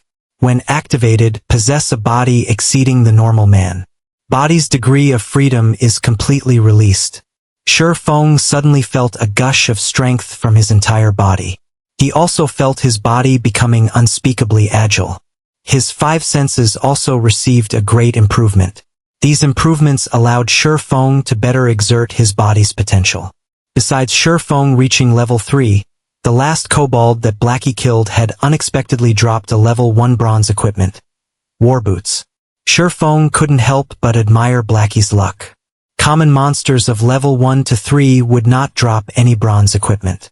The drop rate of bronze equipment from level 4 wild monsters was 1 out of 10,000. Yet Blackie had actually got it. His luck was just heaven-defying. Brother Feng, what are the attributes? Let me see as well. Blackie said so excitedly. The Warboots attributes are quite good. Shi Feng displayed the attributes. Recruits Warboots. Bronze rank. Plate armor. Level 1. Equipment requirement. Strength 6. Defense +8. Strength +1. Endurance +1. Movement speed +1. Durability 20/20. This is too great. With this equipment, Brother Feng's speed would become even faster, Blackie happily said. Before, it was only him who obtained a bronze equipment. It had troubled him to no end. Now that Shifeng had won as well, his heart became relieved as he said, "Brother Feng, how many meteorite ore are we still missing?" "Not many. Just 4 more pieces. We'll be okay after another wave." Shifeng looked into his bag. Unknowingly, there were already 96 pieces of meteorite ores in his bag. If someone else had come here to grind, they might have needed 5 to 6 hours to obtain this many. Luckily, there was Blackie. They had gathered most of it after just killing a few hundred kobolds. Just when Shifeng was about to lure more monsters, his keen senses detected 3 blurry figures were closing in from behind Blackie. "Blackie, dodge quickly!" Shifeng yelled as he pulled out his novice sword. With lightning speed, Shifeng rushed over. Blackie remained ignorant of the situation. He was still stuck being happy, unaware of the things approaching him. Only finding out now? You're too late. He'll be the first one. 3 figures suddenly appeared. They were 3 assassin players, and one of them was Quiet Wolf, the person who was killed before. A mage being simultaneously ambushed by 3 assassins would die, without question. There would be no suspense to it, even if Blackie was 1 level higher than them. The simultaneous attacks from the 3 assassins caused a lot of damage to Blackie. Even though he wore several pieces of common cloth armor, he had still lost nearly half of his HP. System: Guild Shadow has attacked your party. All party members are allowed to attack members of Guild Shadow without penalty. Duration of 1 hour. I'll fight you guys. Blackie knew he was sure to die. His speed was not comparable with an assassin's. However, he also wanted to retaliate before he died. Blackie started chanting a curse, firing a dark arrow towards Quiet Wolf at 0 distance. Quiet Wolf smiled in disdain. Although the arrow was unavoidable, he still had 80 HP at level 0. How strong could a Cursemancer's attack be? Could it possibly instant kill him? Hong! The dark arrow hit Quiet Wolf. A damage of 76 points appeared above Quiet Wolf's head, instantly leaving him with only some leftover HP. Quiet Wolf immediately became dumbfounded after seeing such damage, his eyes nearly popping out of their sockets. The other 2 assassins were equally shocked. How is this even a Cursemancer? This was just a cannon. The person who dealt the damage was also shocked. Blackie had never imagined that the level 3 dark arrow would be so powerful. In reality, however, it wasn't just the level 3 dark arrows taking effect. There was also the high damage Blackwood staff, the aura effect of Might of 1000, and the bonus damage from level suppression.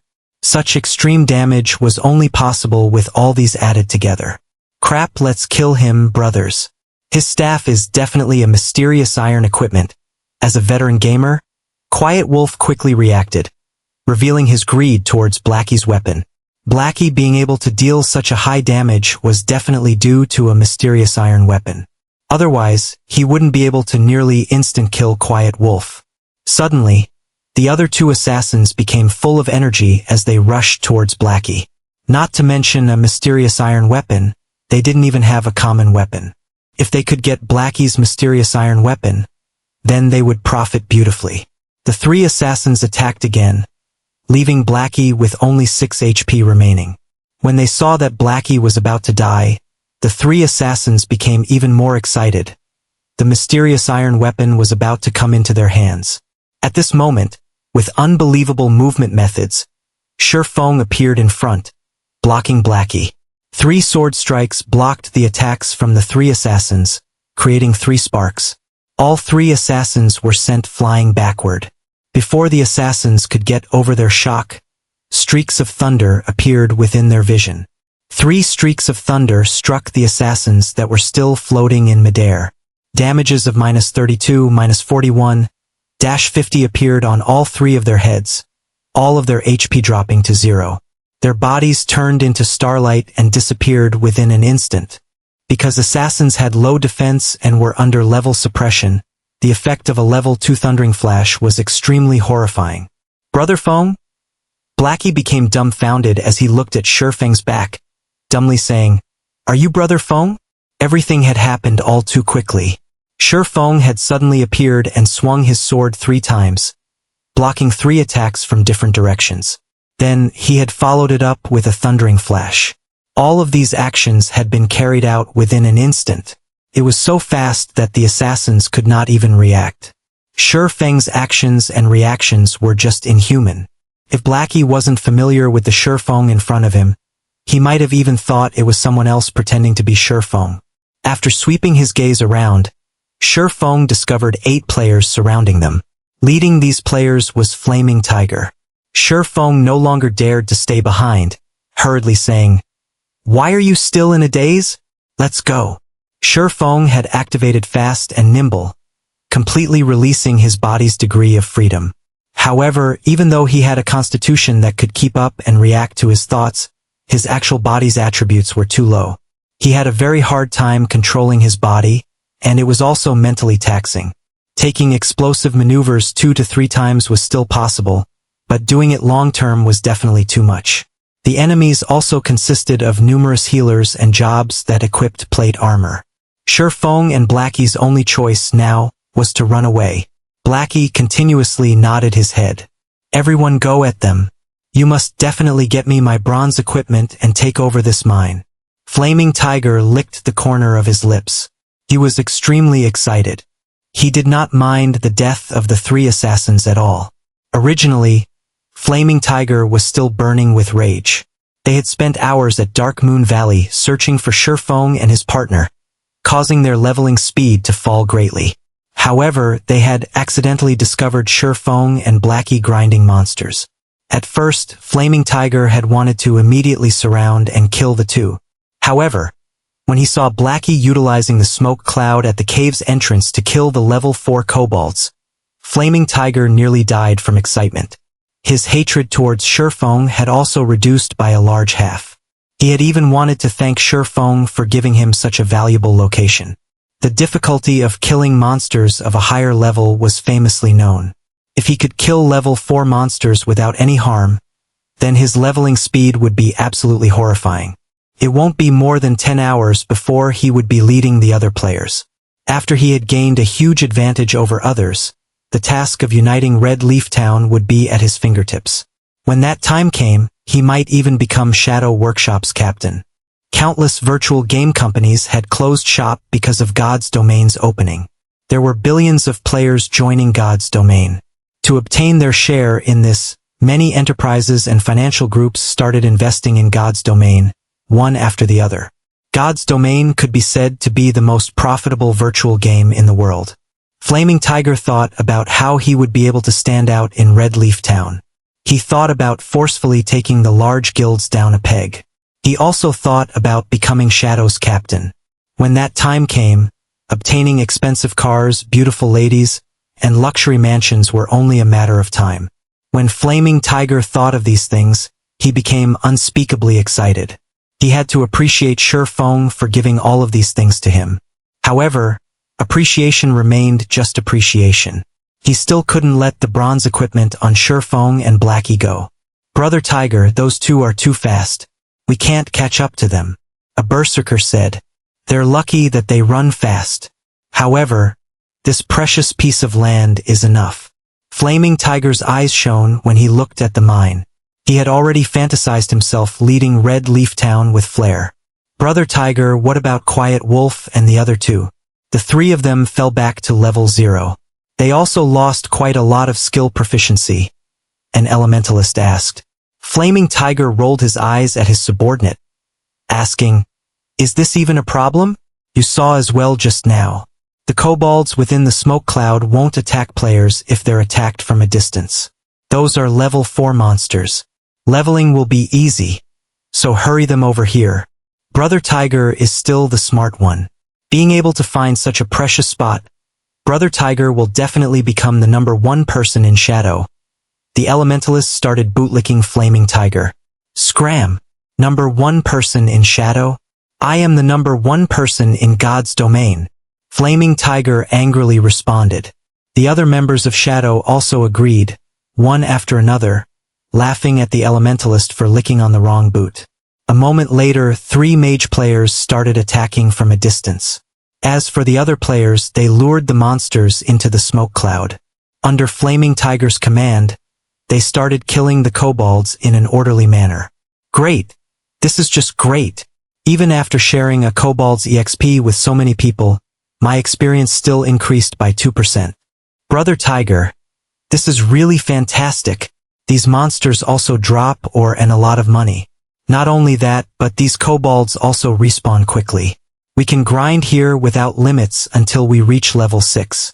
By that time, we Shadow will definitely become Red Leaf Town's #1 guild. The members of Shadow started laughing happily. It wouldn't take many hours before every one of them reached level 6. It was already great just imagining how they would suppress the other guilds in Red Leaf Town. Ha ha ha. Consider yourselves lucky for following me. The other team leaders are nothing. When the time comes, I'll become Shadow's captain.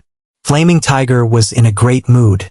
With such an increase in experience, it wouldn't take an hour before he rose to level 2, compensating for his previous losses. Meanwhile, at the nearby location of Crimson Star Mine, Blackie was grinding his teeth in anger. Brother Fong, are we just going to let this go? That was hard to obtain information that came from a beta tester, but now it's just profiting these people.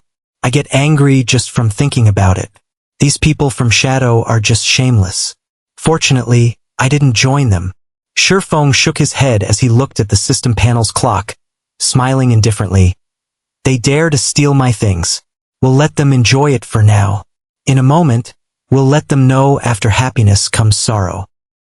Time passed bit by bit. Feng and Blackie did not just do nothing. They were killing level 4 roaming gnomes in a place not far from Crimson Star Mine. Roaming gnome. Common. Level 4. HP 400. Compared to the kobolds, the roaming gnomes were much more agile. They were very good at dodging. However, their attack and defense weren't all that good. Moreover, Dark Moon Valley had yet to be developed. The monsters here were more numerous, and there was nobody here to compete with. There was no need to search for monsters to kill. Feng was already a level 3 swordsman, while Blackie was a level 2 cursemancer. After activating Fast and Nimble, the roaming gnome's dagger had no chance of even touching Feng. As for Blackie, his damage was even fiercer after drinking a black steel beer. With Feng entangling the gnomes in the front, and Blackie dealing damage from behind, killing off the roaming gnomes became very easy. The efficiency was even better than grinding off the kobolds. In the front of the Crimson Star Mine, groups of kobolds laid still before the mine's entrance. Copper coins and various kinds of ores were scattered all over the ground. Brother Tiger, this place is just too great. It's just been over half an hour, and everyone is already level 2. So much money dropped as well. Ha ha ha. Keep up the effort, everyone. You 3 lure more monsters. As long as we continue grinding this way, it will only be 3 to 4 hours before we can rise to level 3. Flaming Tiger excitedly commanded the 3 assassins that just recently arrived to lure the kobolds. The mages were already level 2, so the speed of killing the kobolds had increased by a big leap. Luring a group of over 30 kobolds was not enough for them. Brother Tiger, something dropped here. A berserker held on to a book as he shouted. Bring it here. Let me have a look at it. Flaming Tiger said while smiling. He licked his dried lips when he saw something dropped. After Flaming Tiger received the book, he suddenly started laughing loudly. Great, really great. Not only has the spot that kid found after much effort been taken over by me, but if he knew a rare skill for swordsman was even in my hands, I really want to see that kid's look of regret. Brother Tiger, I saw that kid when I came here. They were still nearby killing roaming gnomes. I'm guessing that they're still unwilling to leave and still thinking of this place. Why don't we go over and kill them? Save us some trouble. A cold glint flashed through Quiet Wolf's eyes. They were filled with killing intent. He was overcome by a great resentment after being killed twice by Feng. Flaming Tiger waved his hand, with a disdainful smile on his face as he said, Then let them look. Watch at how fast we level up and earn money, and at how we become the tyrants of Red Leaf Town. Meanwhile, they can only watch from aside with their hearts full of regret and unwillingness. Ha ha ha! I feel great just thinking about it. Although Quiet Wolf still held some resentment over it. When he imagined Feng's unwilling appearance and how he could only exhaust himself killing roaming gnomes, Quiet Wolf's heart felt a great gust of pleasure. Just you wait. The moment I reach level 6 will be your death. Quiet Wolf did not actually give up on killing Shifeng. Instead, when he thought about the pleasure he would feel after killing Shifeng when he was level 6, he couldn't help but look forward to it. Meanwhile, in the forest 60 yards south of the Crimson Star Mine, Shifeng was using a tree to hide while he observed Flaming Tiger and the others. Brother Feng, can the two of us handle it? Blackie asked in a worried tone. These 11 people were not just any average players. They were experts that had passed Shadow Workshop's examination. Moreover, there were 2 healers on their side. It was impossible to kill all of these people just by depending on the 2 of them. Relax. The time is almost up. We'll just watch the show. Shifeng looked at the time indifferently saying, in a moment you go stand at the back. Kill whoever has low HP. Don't let even one of them get away. Time is almost up? Blackie didn't understand what it meant. Shifeng pointed towards the smoke cloud in front of the Crimson Star Mine's entrance, saying with a smile, that Flaming Tiger must think that killing monsters of a higher level is easy. The smoke bomb that we placed before we left has a time limit, and only 2 minutes are left before the hour is up. Did they think they could continuously enjoy my domain after stealing it from me? Now I'll teach them how to be proper human beings. Blackie was struck with a realization. His worship towards Shifeng became even greater now. Brother Feng is still the smartest. Those brats from Shadow are definitely goners this time. Blackie said with a grin. The reason they could cross levels and harmlessly kill kobolds was that of the smoke bombs. They definitely couldn't do without them. If there were no smoke bomb, then the consequences would be horrifying. 2 minutes later, the smoke cloud in front of the Crimson Star Mine slowly dispersed. Brother Tiger, why is that smoke cloud disappearing? An elementalist asked Flaming Tiger after noticing the disappearing smoke cloud. The smoke cloud disappeared? It can't be. Flaming Tiger abruptly woke up from his nap. When he looked over at the mine's entrance, the smoke cloud really did disappear. If it's gone, then fine. The smoke cloud might be a periodic thing. Don't bother with it. Keep on grinding. Just as Flaming Tiger finished speaking, the usually stupid-looking kobolds that did not retaliate suddenly looked towards the members of Shadow Workshop in unison. There were over 40 kobolds with blood-red eyes. The kobolds let out angry growls after finally discovering the people who had been attacking them. Suddenly, they all came rushing forth. The members of Shadow did not react at all. Within an instant, they were surrounded and given a beating by the kobolds. A level 2 player could hardly take 3 hits from a kobold, not to mention a group of kobolds. 7 players died within a blink of an eye. The backline players became a mess as they ran for their lives. However, the kobolds were very fast. It only took them moments to catch up to the escaping mages. For each mage, they were gifted a hammer to their heads. The mages quickly lie still on the floor, never to rise up again. Crap, what is going on here? Why did these kobolds suddenly become insane? Flaming Tiger cursed. He quickly turned tail and ran the moment he noticed the situation turned bad. They had risen to level 2 after much effort. However, this death sent them all back to level 1. There were even 3 assassins who were level 0. It was an absolute loss. With such an increase and decrease, the dream becoming the tyrants of Red Leaf Town also perished.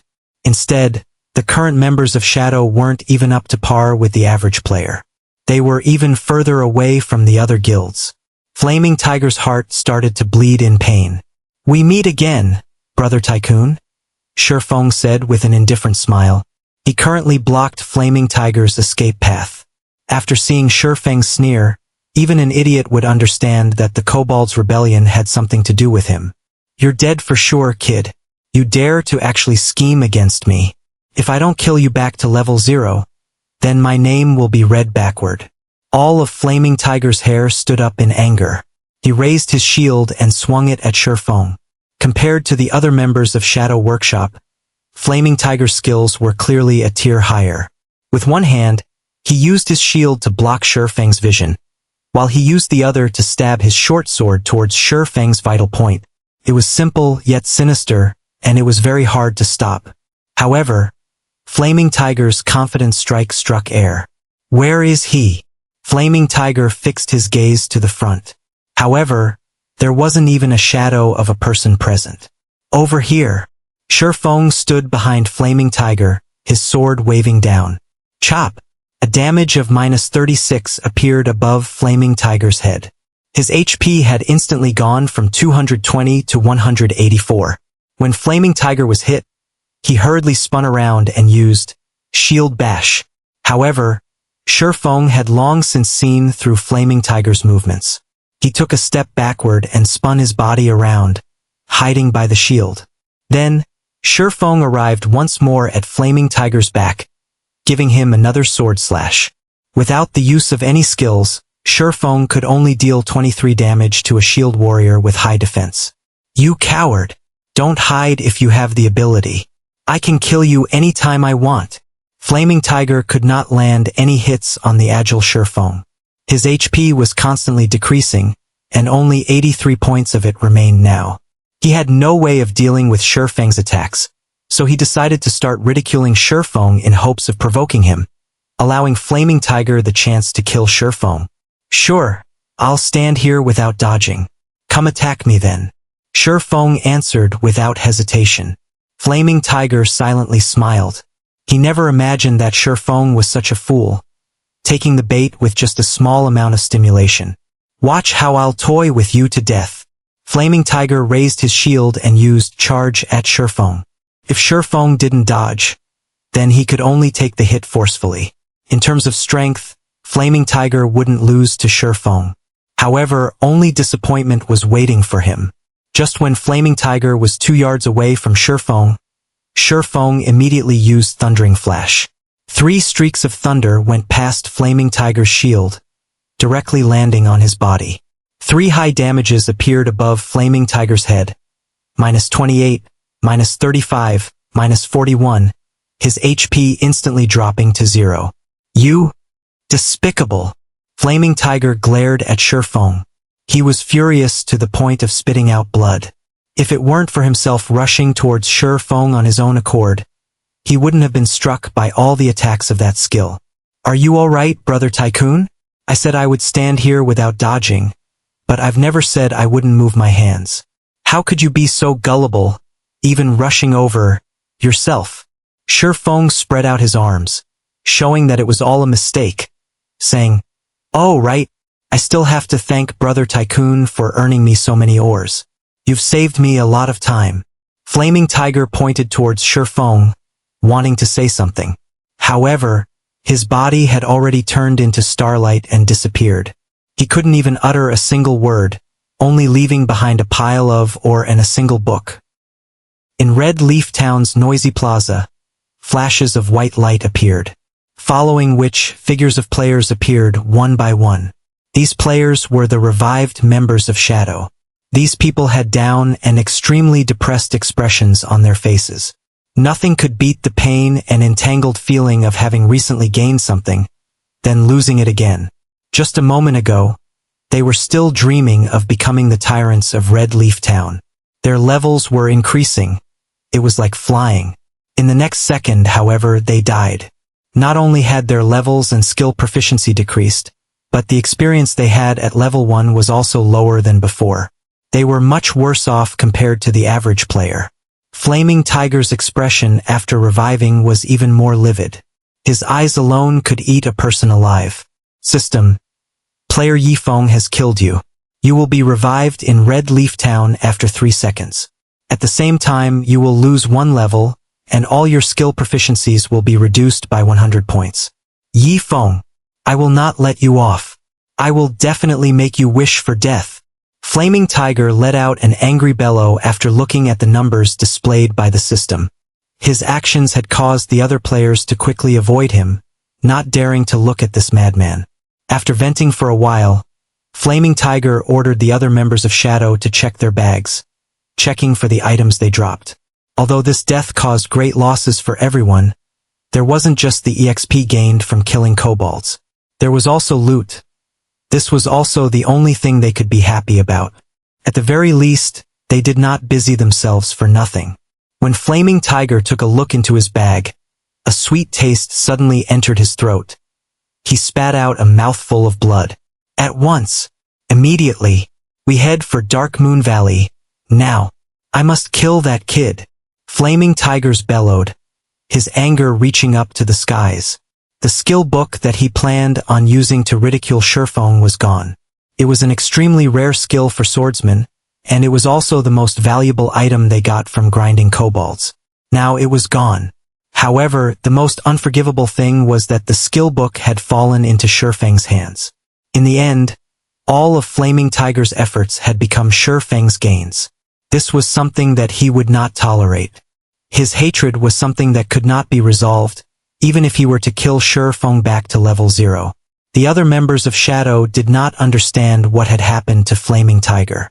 Going to search for Shurfeng right now was just a futile effort. Nobody would be foolish enough to wait for them to take revenge. Shurfeng would definitely slip away, snickering at them in some other place.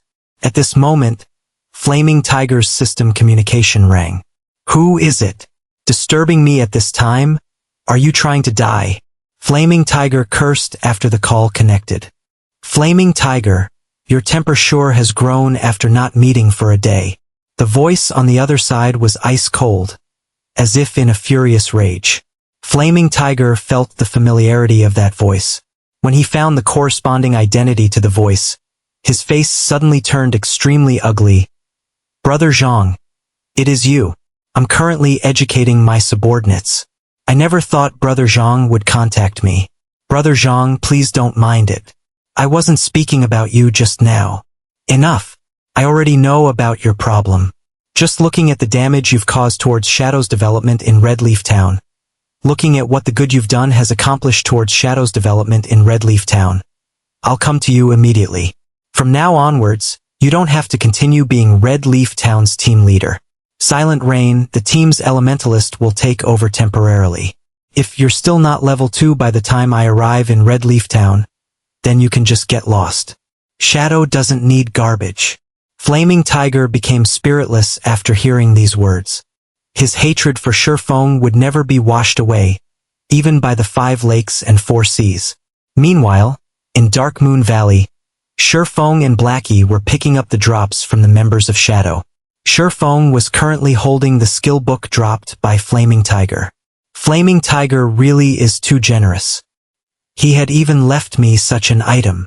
Shurfeng chose to learn the skill without hesitation. Wind Blade. Action type. Requires. Sword. Level 1. Proficiency 0 300ths. Ambush an enemy outside 5 yards and within 30 yards.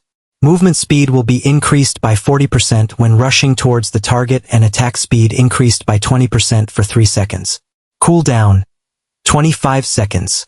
A swordsman mobility would be greatly increased with this skill.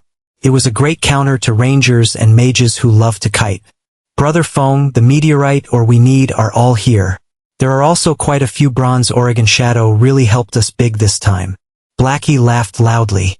As he was collecting the ore from the ground, he noticed a piece of dark green Oregon. Picking it up, he asked, Brother Feng, what is this star crystal? When Shurfeng heard about the star crystal, he ignored the meteorite ore below his feet, instantly turning around and running towards Blackie. Damn! It really is a star crystal. Blackie, your luck is really too good. You even picked up such a thing. Shurfeng said excitedly as he carefully looked at the dark green ore after receiving it. Every monster in the world had a chance of dropping a star crystal. The chances were 1,000,000 to 1. Maybe it was trash to other people, but to Shurfeng, it was a priceless treasure. It was also the thing he needed the most. Brother Feng, what is this star crystal for? Blackie curiously asked. Shurfeng was usually calm and indifferent. Such an excited reaction from him displayed the preciousness of the star crystal. It's for eating, but not for players. Shurfeng smiled slightly but did not continue explaining as he kept the star crystal. It's for eating? Blackie was slightly confused. Who would eat a rock? However, Shurfeng must have his own reasons for not explaining, so Blackie did not continue asking about it. A moment later, all the drops were collected. They had received a total of 14 pieces of meteorite ore, and 32 pieces of bronze Oregon. Not only had they completed Shurfeng's quest, they even had some leftovers. Subsequently, the two of them arrived at the smithy. Master Jack, I have collected the meteorite ore you asked for. Shurfeng handed over all of the meteorite ore, not leaving even one behind. These were all quest items. A stack of them would only sell for 1 copper to an NPC. It was utterly worthless. Not bad, young man. However, if you wish to become an outstanding forger, you still need to have enough strength to obtain precious ore. There is a powerful kobold chieftain. Go kill it to prove your strength. Master Jack said eloquently as he stored away the meteorite ore. System. Hidden quest road of forging. Kill the kobold chieftain inside Crimson Star Mine. Time limit of 1 hour. When Shurfeng saw that there was still a second stage to the quest, Shurfeng wished he could curse hammer trading. He had caused Shurfeng big trouble this time. As expected, everybody would have kept something to themselves. Nobody could be trusted. Everyone's a liar. In Shurfeng's previous life, hammer trading had not mentioned a second stage of the quest. Now a second stage, time-limited quest had appeared. It was even against a chieftain monster. That wasn't an elite monster you simply run across. A chieftain was even stronger than a special elite. It was the equivalent of a dungeon's boss. Shurfeng was just level 3, and a leader monster was just too deadly to him. In Shurfeng's previous life, hammer trading was level 16 when he accepted the quest. Completing the quest was extremely easy. Forget it. Let's have a look at it first. He could do nothing about being tricked. However, Shurfeng did not plan to give up. The forging talent had too great of a use, and Shurfeng must learn it. Following which, Shurfeng and Blackie cleared the way of kobolds as they headed towards the deeper parts of the Crimson Star Mine. Compared to the kobolds at the entrance, the kobolds inside were no longer level 4. They were level 5. They took more time and energy to kill. Often, another kobold would respawn before one was killed. If there weren't enough black steel beer to reduce the kobold's level by 2, then Shurfeng and Blackie's killing speed would be completely unable to keep up with the respawn rate. Half an hour later, Shurfeng and Blackie arrived at the deepest part of the Crimson Star Mine. It was a large piece of empty land. There were over 10 kobolds mining for ore in the surroundings. There was a huge figure standing in the center of the empty area. It was a kobold that wore armor, and it was constantly giving out commands to the other kobolds. Kobold Chieftain. Chieftain rank. Level 5. HP 2100/2100. Just its HP alone could cause a person despair, not to mention the heavy armor worn on the kobold chieftain. Its defense was definitely high. It was nearly impossible for physical-type attacks to cause a lot of damage. Moreover, chieftain rank monsters had a recovery speed of 2% HP every 5 seconds when in battle. That meant the kobold chieftain would recover 42 HP every 5 seconds. It was not a number to look down upon. An average level 5 player with physical-type damage might not even be able to deal 42 damage within 5 seconds. As for using the smoke bombs to kill the kobold chieftain safely, that was completely impossible. A chieftain monster's range of vision was extremely wide. Even a kobold would have a vision range of 55 yards. Using the smoke bomb to reduce its vision by 10 yards would still leave it with 45 yards. Even for rangers, who had the furthest firing range of 40 yards, it was not enough. Shurfeng thought through it again and again as he looked at the kobold chieftain before him, helplessly laughing. Do I really have to use that? Brother Feng, can we really beat this kobold chieftain? Blackie had not an ounce of confidence in him when he looked at the kobold chieftain. Ignoring its horrifying amount of HP, the giant axe on its back was enough to terrify someone. If Blackie were hit with that axe, he would definitely turn into meat paste within an instant. I don't know. Shurfeng shook his head. Plans can never keep up with change. There was not a single terrain within the mine that could be used. They could only fight the kobold chieftain head-on if they wanted to kill it. The kobold chieftain was the most powerful monster Shurfeng had met up with to this point. If he had enough time, Shurfeng would come here when he was level 5 with a full body of bronze equipment. He would have an 80% chance by then. However, there was little left of the time that Forging Master Jack gave him. If he wanted to finish the battle within the 20 minutes remaining, then he would need to send out a small party of level 5 elites to do so. However, there were only 2 of them. Their equipment was also poor. Trying to kill the Kobold Chieftain within 20 minutes was utterly impossible. However, there would be dire consequences if the quest was not finished. There was only one chance to do this hidden quest. If it failed, Shifeng would not be able to receive it ever again. Thus, Shifeng was even more unwilling to give up this quest. I can only try it.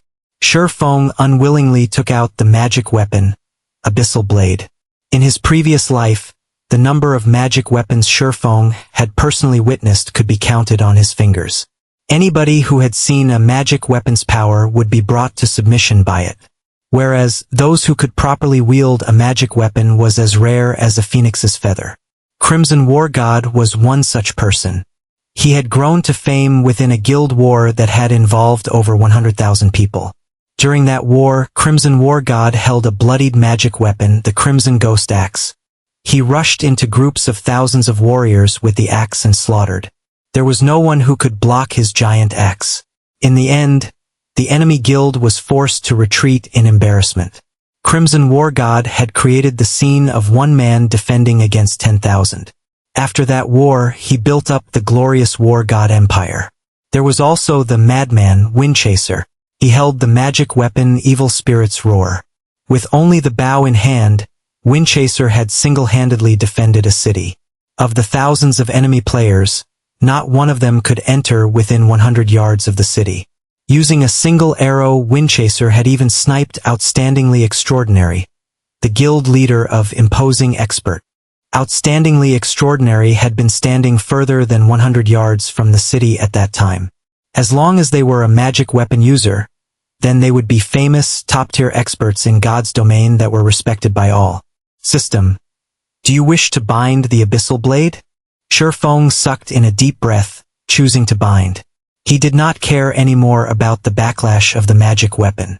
Since those people could control the magic weapons, then how could he, as a reincarnated person, lose to those newbies that had yet to grow up? The moment the binding was finished, Shifeng could clearly feel his entire body's strength being sapped away. His levels, as well, dropped one after the other, becoming level 0 within an instant. In another moment, however, a force of strength started flowing through his body. His body's current constitution was even stronger than when he was level 3. When he checked the Abyssal Blade attributes, Shifeng became even more shocked. Abyssal Blade, magic weapon, one-handed sword, attack power 24, all attributes plus 10, attack speed plus 3, ignore monsters level by 5. Attacks have a 15% chance to cause 2x damage, 10% chance to induce Doom Curse, reducing all stats by 30%, lasting 20 seconds. If wielder belongs to any swordsman job, all skill levels plus 2. Increase free ability points received by 2 points for every increase in level. Equipment level 0. Can be leveled up. Devour 10 level 5 bronze equipment and 1 level 5 mysterious iron equipment to level up to level 5. Can be evolved, unknown. Additional skill 1, Phantom Kill. Instantly creates a doppelganger. You can control this doppelganger. Doppelganger will have 50% of original body's attributes and all skills. At the same time, doppelganger and the original body can be swapped. Duration of 30 seconds. Cooldown 5 minutes. Additional skill 2, Abyssal Bind. Binds enemies and prevents movement, reducing defense by 100%. Duration of 3 seconds. Cooldown 1 minute. Additional skill 3, 9 Dragon's Slash. Instantly create 9 phantoms of the Abyssal Blade for the wielder to use. Each phantom sword is capable of dealing up to 30% damage. Duration of 20 seconds. Cooldown 5 minutes. The Abyssal Blade was personally created by Master Smith Alices. Using the Black Dragon King's fangs as material, it is one of 36 famed swords, and it is ranked 31st.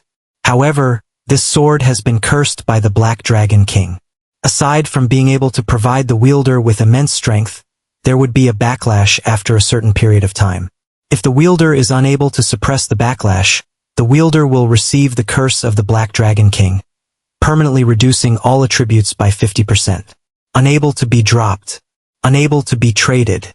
Seeing such attributes and these many additional skills, the Abyssal Blade was no different than a god's weapon. However, there were still 35 of these famed swords, and the Abyssal Blade was just one of the lower-ranked ones.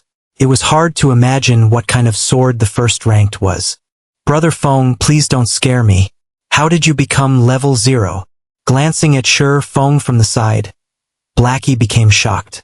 It had already been troublesome just facing the Kobold Chieftain. Now that Shi Feng had fallen back to level 0, how could they fight it? Relax. Use the smoke bombs to clear off the small mobs first. Leave the Kobold Chieftain to me. Shi Feng called up the attribute panel, placing all 6 free attribute points into agility. His agility had reached 20 points exactly, activating fast and nimble. Shi Feng was very eager to test his sword on the Kobold Chieftain. Character: Yi Feng. Human. Affiliated Kingdom: Star Moon. Title: Might of 1,000. Job: Swordsman. Level 0. HP: 460/460. Attack power: 72. Defense: 4. Attack speed: 10. Movement speed: 8. Attributes: Strength 24, Agility 20, Endurance 22, Intelligence 13, Vitality 13. System: Strength has reached 20 points. Activating hidden basic skill: Smashing Fists. Able to destroy trash weapons with bare hands. System: Endurance has reached 20 points. Activating hidden basic skill: Robust Physique. Along with the activation of the hidden basic skills for strength and endurance, Shi Feng could now utilize the full potential of his current body. He was no longer a 3-second hero. Although he was level 0, his current attack power and attributes were far above that of when he was level 3. His HP was even more awesome. It wasn't any worse than a level 5 shield warrior's HP. Not to mention Shi Feng still had a bunch of high-level skills. He could definitely fight it out with the Kobold Chieftain. While Shi Feng was getting used to his body, Blackie had cleared all of the kobolds in the surrounding areas, leaving behind only the Kobold Chieftain. Wait for me to pull aggro, then you can start madly attacking, Shi Feng instructed. Taking a step forward, Shi Feng rushed towards the Kobold Chieftain. Wind Blade. In the blink of an eye, Shi Feng had arrived in front of the Kobold Chieftain. The Kobold Chieftain had yet to react before 2 streaks of black light slashed at its neck. Suddenly, blood splashed from its neck, causing the Kobold Chieftain to scream in pain. 2 frightening damages appeared above its head. -63. -128. The Kobold Chieftain finally reacted. However, just as it lifted its giant axe, another sword flash passed through an unprotected area of its body. Chop! Another -105 damage appeared on the Kobold Chieftain. The power of a level 4 chop was shocking. When the giant axe landed on the ground, it created a large crater. However, Shi Feng had long since retreated and followed up by using a level 4 thundering flash. 3 streaks of violent thunder passed through the Kobold Chieftain's gigantic body, creating damages of -84, -101, -123. Shi Feng had taken over 600 HP away from the Kobold Chieftain after just a single exchange.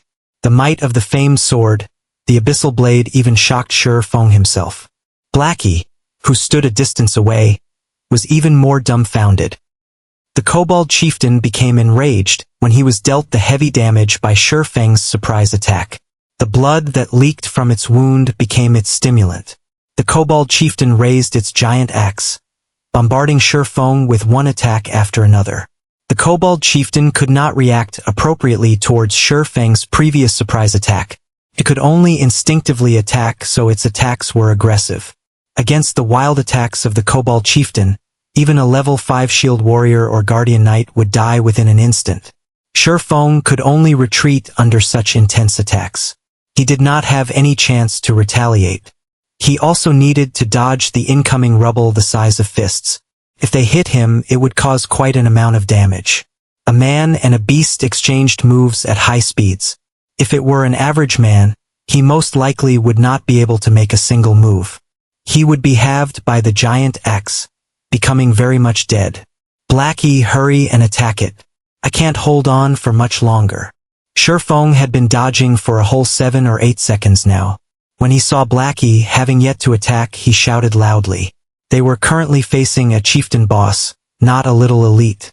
The attack patterns of a chieftain boss were not as monotonous as an elite's.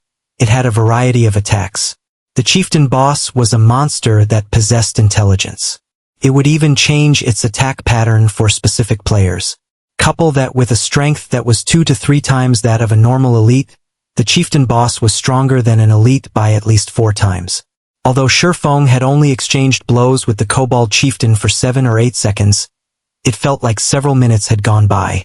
Just from blocking attacks and the occasional counterattack had already taken over 100 HP from Shifeng. If this situation continued, it wouldn't be long before his HP reached 0. With the famed sword, Abyssal Blade, Shifeng's attributes were greatly increased. It allowed 3 hidden basic skills that were most important to a melee player to be activated. With these skills, Shifeng was able to exhibit extraordinary attacks and dodges continuously. If he did not possess the Abyssal Blade, Shifeng would have died long ago. Ah! I'll come help you, Brother Feng. Blackie realized his mistake as he finally reacted. He hurriedly waved his staff, his mouth chanting a curse. After aiming at the kobold chieftain, he shot a dark arrow. The dark arrow landed on the kobold chieftain's body, only dealing 17 points of damage. Blackie's mouth became wide open after seeing this damage. He couldn't help becoming astonished by a chieftain monster's defense. Blackie could cause over 50 damage if he attacked a level 5 monster, however, it was only a third of that amount now. Could be seen how shocking a chieftain monster's defense was. On the other hand, Shifeng could deal over 100 damage in a hit. What kind of attack power was that? Shifeng abruptly slashed the Abyssal Blade in mid-battle. Chop! A black light dug itself through a gap in the kobold chieftain's attack. Pong! Shifeng took 3 steps backward before stabilizing his body, over 30 damage appearing above his head. On the other hand, only the kobold chieftain's giant axe was pushed back, pausing slightly in midair. It worked. It seems like my strength is just barely enough. Shifeng was very satisfied with the attack this time. During battles within God's domain, not only could players defend and dodge, but they could also interrupt a monster's attack. This would cause the monster's attack to stop briefly, ending the monster's offensive. It was a high-leveled battle technique. Such techniques only started becoming popular half a year after God's domain's opening, especially in boss battles. If the MT main tank did not learn such techniques, the end result would be a party wipe.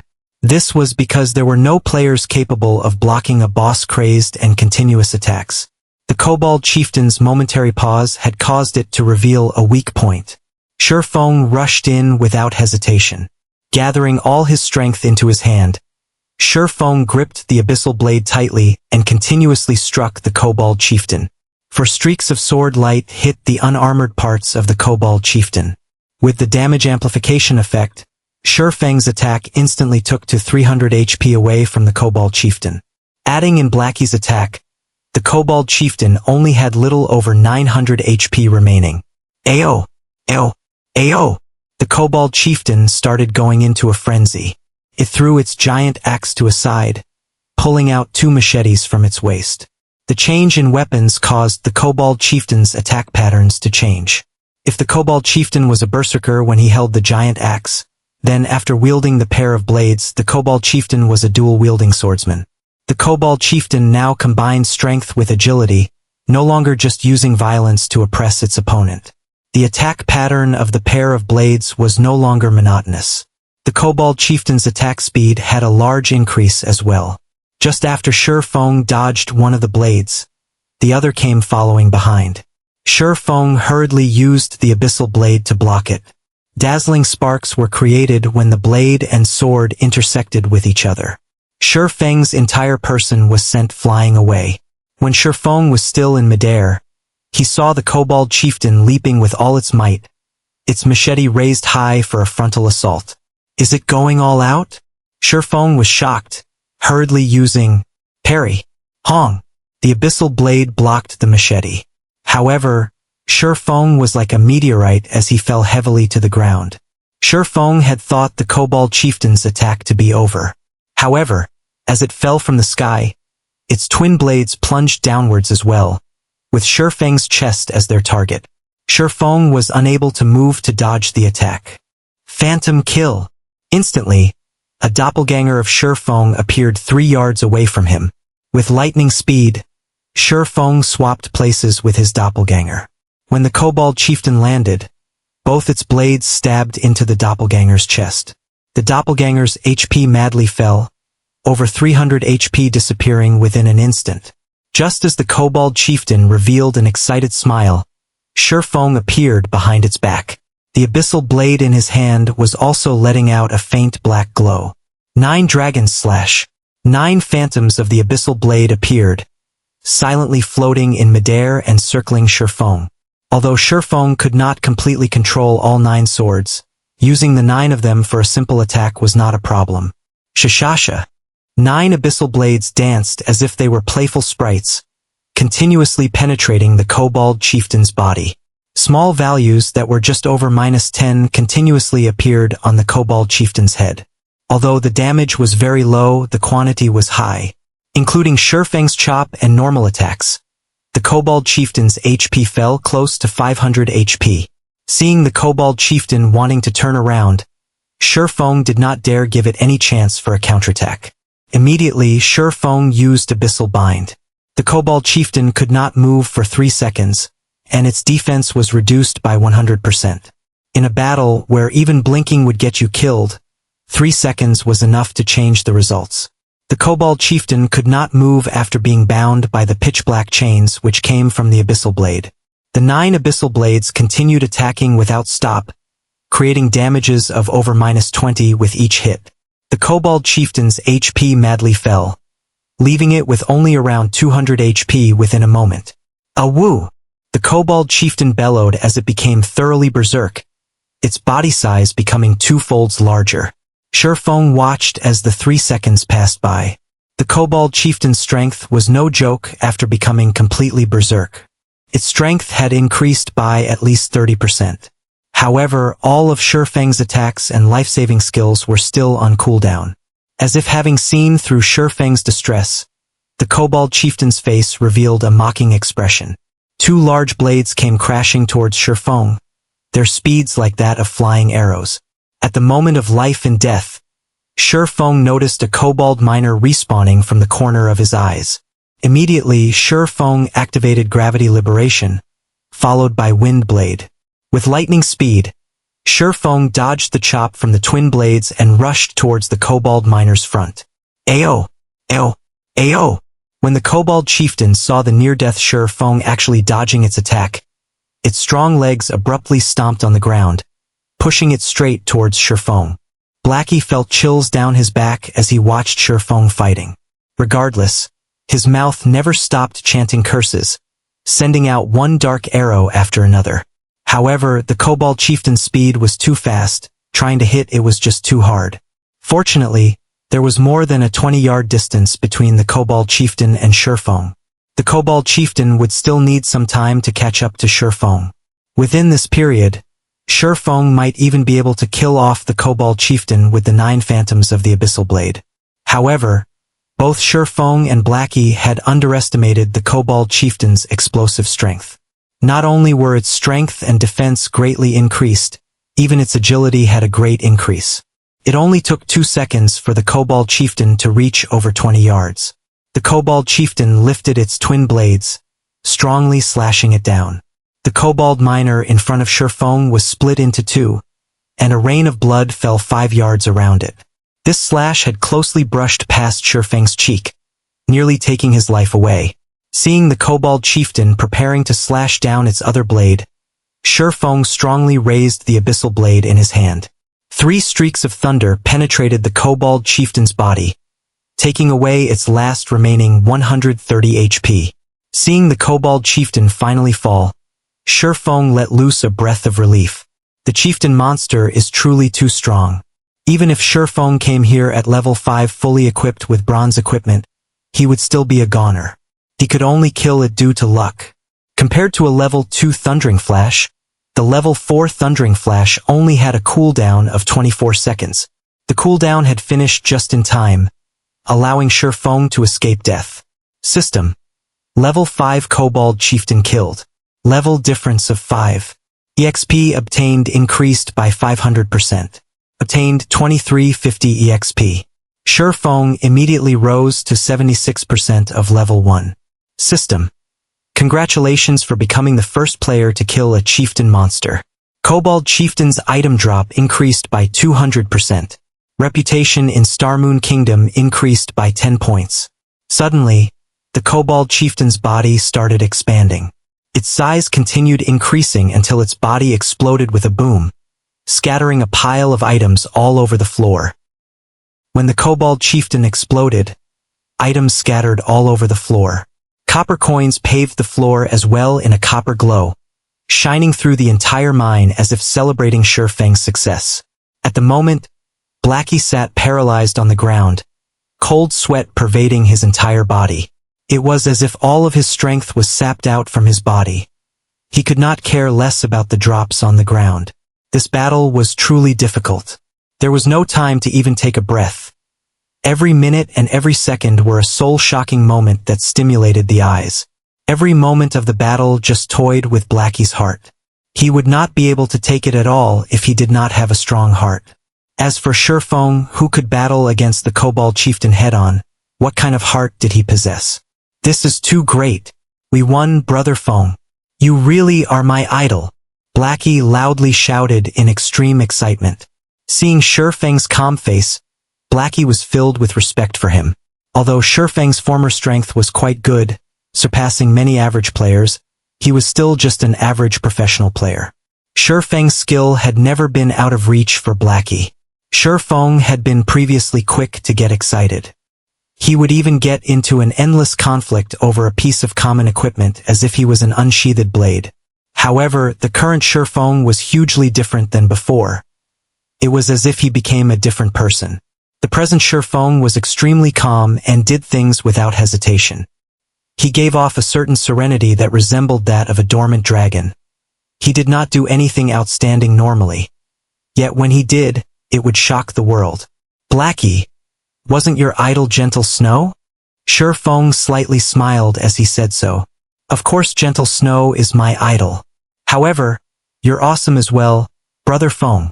Usually, you keep quiet without revealing anything, but now that you've shown it, even such a powerful Kobold Chieftain was done in by you. Not even a true professional gamer could compare to you, so how could I not admire you? As they said, the shade is better under a large tree. Brother Feng, you should teach me how to play a Cursemancer. Even in my dreams, I've dreamt of becoming a professional gamer. In Blackie's eyes, Shifeng was just like a mountain of gold. He was glad for the choice he had previously made. If he had gone to Shadow Workshop, he would probably still be a nameless gold farming member. He wouldn't even have the chance to meet an expert. Forget about becoming a real expert. All right, Shifeng smiled. Blackie's character was just so straightforward. When Shifeng was fired in his previous life, Blackie had resigned as well without hesitation. Blackie had given up a job with an annual income of millions just to share the suffering together with him. Naturally, Shifeng wouldn't betray Blackie. He would teach Blackie whatever he could. Although Shifeng had not played a Cursemancer before, he had still observed plenty of expert Cursemancers. Shifeng knew the general direction to develop a Cursemancer, and it was more than enough to give pointers to Blackie. Brother Feng, how do you think I should place my points early on? Do I go full intelligence? Blackie asked. Shifeng shook his head, saying after some thought, although it isn't bad to go full intelligence during the beginning periods, agility is a must if you wish to become a powerful Cursemancer. Aside from just increasing your movement speed, agility can also increase your casting speed. Cursemancers have very few life-saving skills, are slow runners, and have many skills that require chanting. A Cursemancer's spells are also weak in power. They mainly rely on curses to deal damage.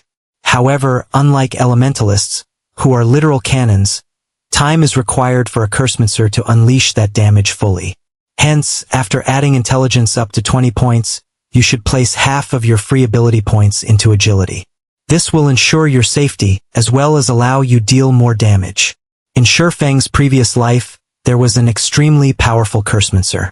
That person had broken the traditional point allocation method of a cursemancer by adding a large amount of agility. Not only could he deal damage both quickly and fiercely, but he was even more powerful in PK. He had destroyed assassins that were counters to mages.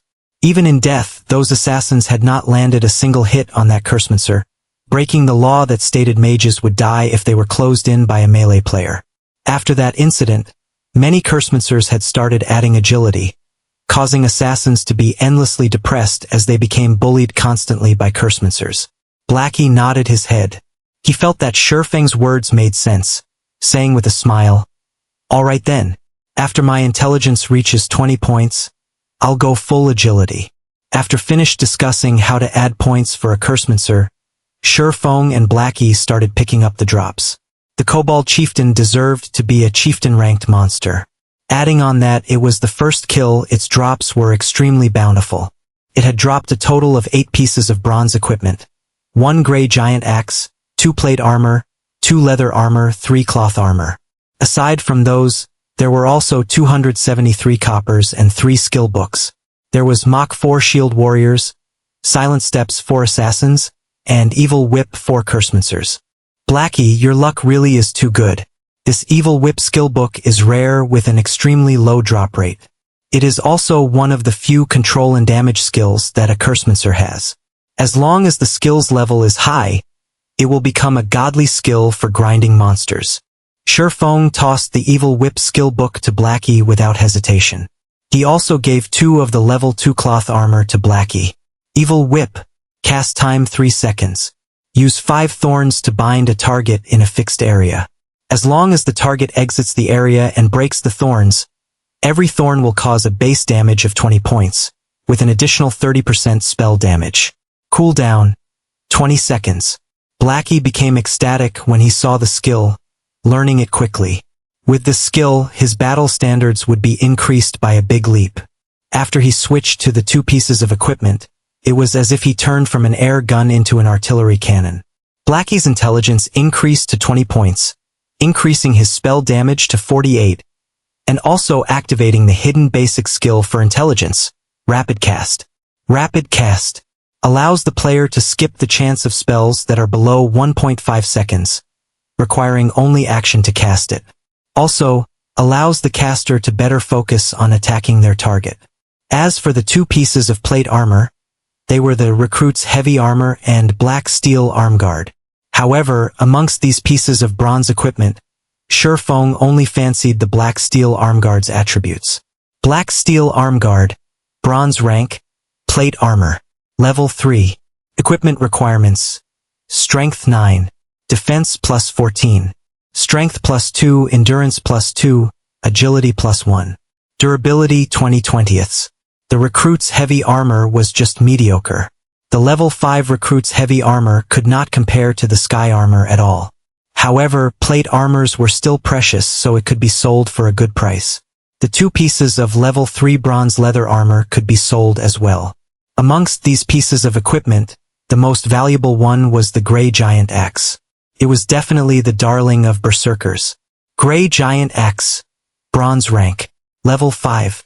Equipment requirements: strength 15, attack power plus 21, strength plus 5, endurance plus 2, durability 30/30ths. It was the absolute weapon for violence. If a berserker got a hold of this weapon, their damage would become extremely violent and horrifying. If I could create a hype over this gray giant axe, it would definitely be worth a lot of money. Shurfeng slightly smiled.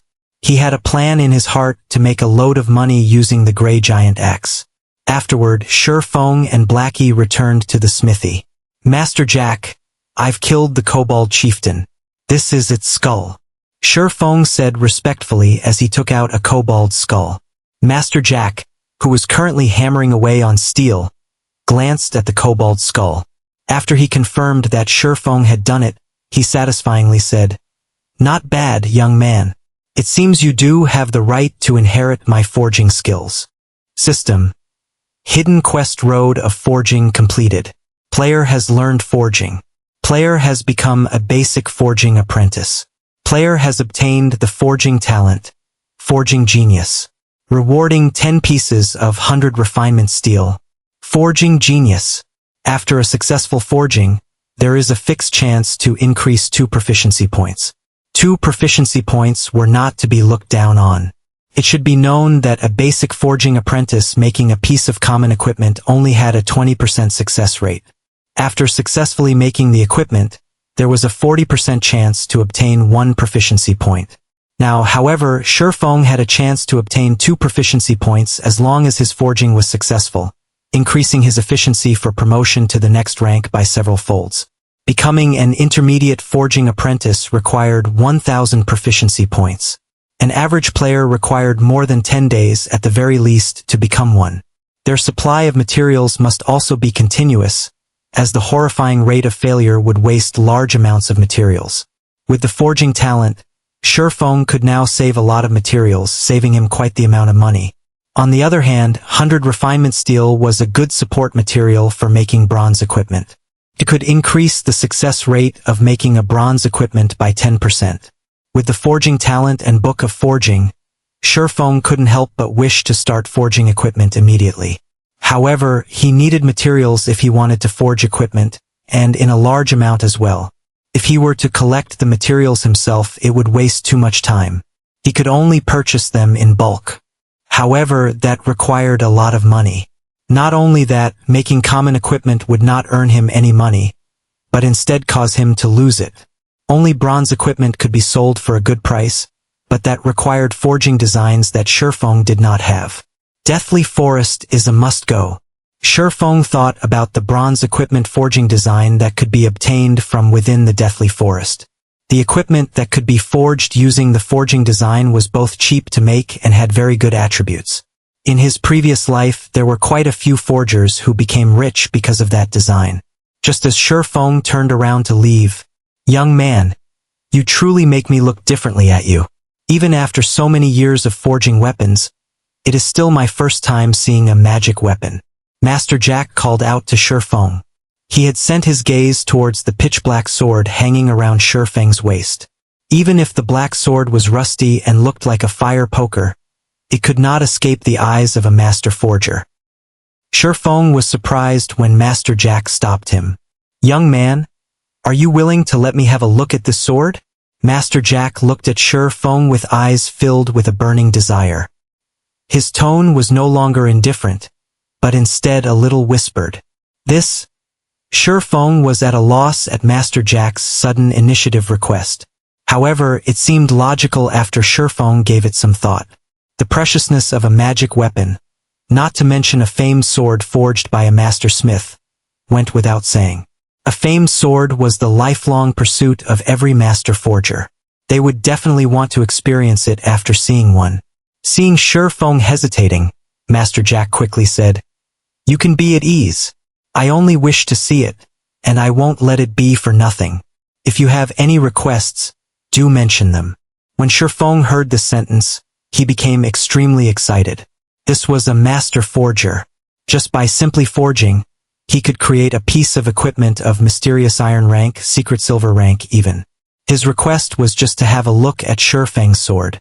Shifeng agreed without hesitation. He passed the abyssal blade over to Master Jack. NPCs couldn't steal items from players, so he was completely unworried whether or not Master Jack would do away with the abyssal blade. He would allow Master Jack to look at it however he wished afterward. Shifeng would ask for a secret silver one-handed sword. By then, he would be able to fully display a swordsman's true strength. Master Jack held the abyssal blade that looked like a fire poker, both praising the delicateness of the blade and marveling at its strength. After looking at it for over 10 minutes, Master Jack unwillingly returned the abyssal blade to Shifeng. "Young man, this is a good and infinitely powerful sword. However, the curse on this sword is extremely evil. The more you unleash the power of this sword, the stronger the curse will get. At the very end, its wielder will become trapped in the endless abyss. It will be too difficult if you wish to control this sword with your strength, and the curse will easily devour you, Master Jack earnestly cautioned. Shi Feng knew about this point. Otherwise, he wouldn't have hesitated for such a long time before binding the abyssal blade. Master Jack, do you perhaps have any methods to weaken the curse? Shi Feng asked. Although he knew some weakening methods, he did not have the ability to carry them out right now. Young man, you should know that the Master Smith Alices forged this sword. There is only one of it in God's domain, and only one of the other 35 famed swords could match up to it. Many unimaginably terrifying existences were killed in order for these famed swords to possess unparalleled power. After death, these existences were sealed into each sword by Master Smiths. It was impossible to suppress these swords without extremely great power. Master Jack's tone was filled with unparalleled reverence, but he immediately smiled and said, "However, it isn't that there is no way to weaken the curse. May I ask what kind of method is there?" Shi Feng quickly asked. "If you wish to suppress a great power, you would need an equally great power to do so. The power sealed within the sword is a curse. If you wish to weaken it, you will need to have sufficiently great luck." Master Jack lamented. "In the continent of God's domain, some stones have gathered the luck of God's domain. These stones are named lucky stones. As long as you have a lucky stone, then you could counterbalance the curse. Although this piece of stone could be found throughout the whole continent, there are only a very few people who could obtain it. Even I have not seen it before. Trying to find one is truly too difficult. If you can find a piece of this stone, then I can help you weaken the curse on your sword." Seeing Shi Feng's slack expression, Master Jack shook his head in consolation, saying, "Young man, you have to know that the lucky stone is extremely rare. You shouldn't feel discouraged. It is normal not being able to find one. Only those who are blessed by God can obtain a lucky stone, and they are people that we cannot compare to." "Master Jack, is it this piece of stone?" Shi Feng slightly smiled as he took out the dark green-colored star crystal. "Right, this is a lucky stone." Master Jack nodded his head after seeing the dark green-colored star crystal. However, he became stunned a moment later. He was looking at Shi Feng as if he were looking at a monster.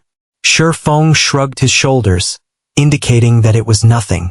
Shi Feng had been sluggish before because he found out that Master Jack was able to use the lucky stone to suppress the abyssal blade. It should be known that there was quite a few master forgers in the Star Moon Kingdom.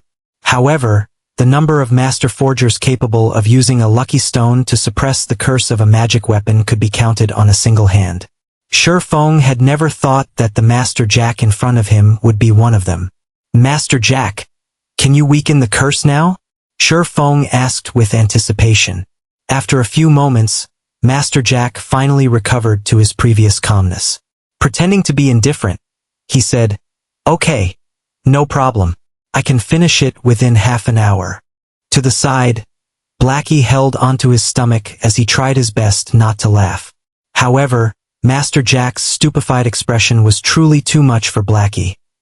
He had to run off into the forest before laughing loudly. Half an hour later, Shi Feng received the abyssal blade. He discovered some changes to the abyssal blade's introduction. The abyssal blade was personally created by Master Smith Alices, using the Black Dragon King's fangs as material. It is one of 36 famed swords, and it is ranked 31st. However, this sword has been cursed by the Black Dragon King. Aside from being able to provide the wielder with immense strength, there will be a backlash every so often. However, after being remodeled by Jack using a star crystal, the strength of the backlash has been greatly reduced. If the wielder is unable to suppress the backlash, then the wielder will receive the curse of the Black Dragon King, permanently reducing all attributes by 50%. Shi Feng's heart relaxed by a lot after seeing the description in this paragraph of words. At the very least, the backlash won't be too powerful in a short period of time. Shi Feng stored away the abyssal blade. Suddenly, he noticed a lot of messages that had been sent by Lonely Snow. All of the messages asked why Shi Feng had yet to arrive, and how much longer would he need to reach the Deathly Forest. "Blackie, let's go dive into a dungeon." Feng sent a reply message stating that he would come immediately. Because of the issue with the abyssal blade, Feng had completely forgotten about the appointed time. He let Lonely Snow wait more than half an hour. However, Feng would make the appropriate compensations within the deathly forest. Okay, I was just worrying that I won't have a chance to try out my new spells, Blackie said excitedly. When Feng and Blackie arrived at the dungeon area of the deathly forest, the entire deathly forest was filled with people. Level 2 players were everywhere, and many players were forming parties to enter the dungeon. Open party for deathly forest. Welcoming violent damage dealers. For waiting for 2. Effective party for deathly forest.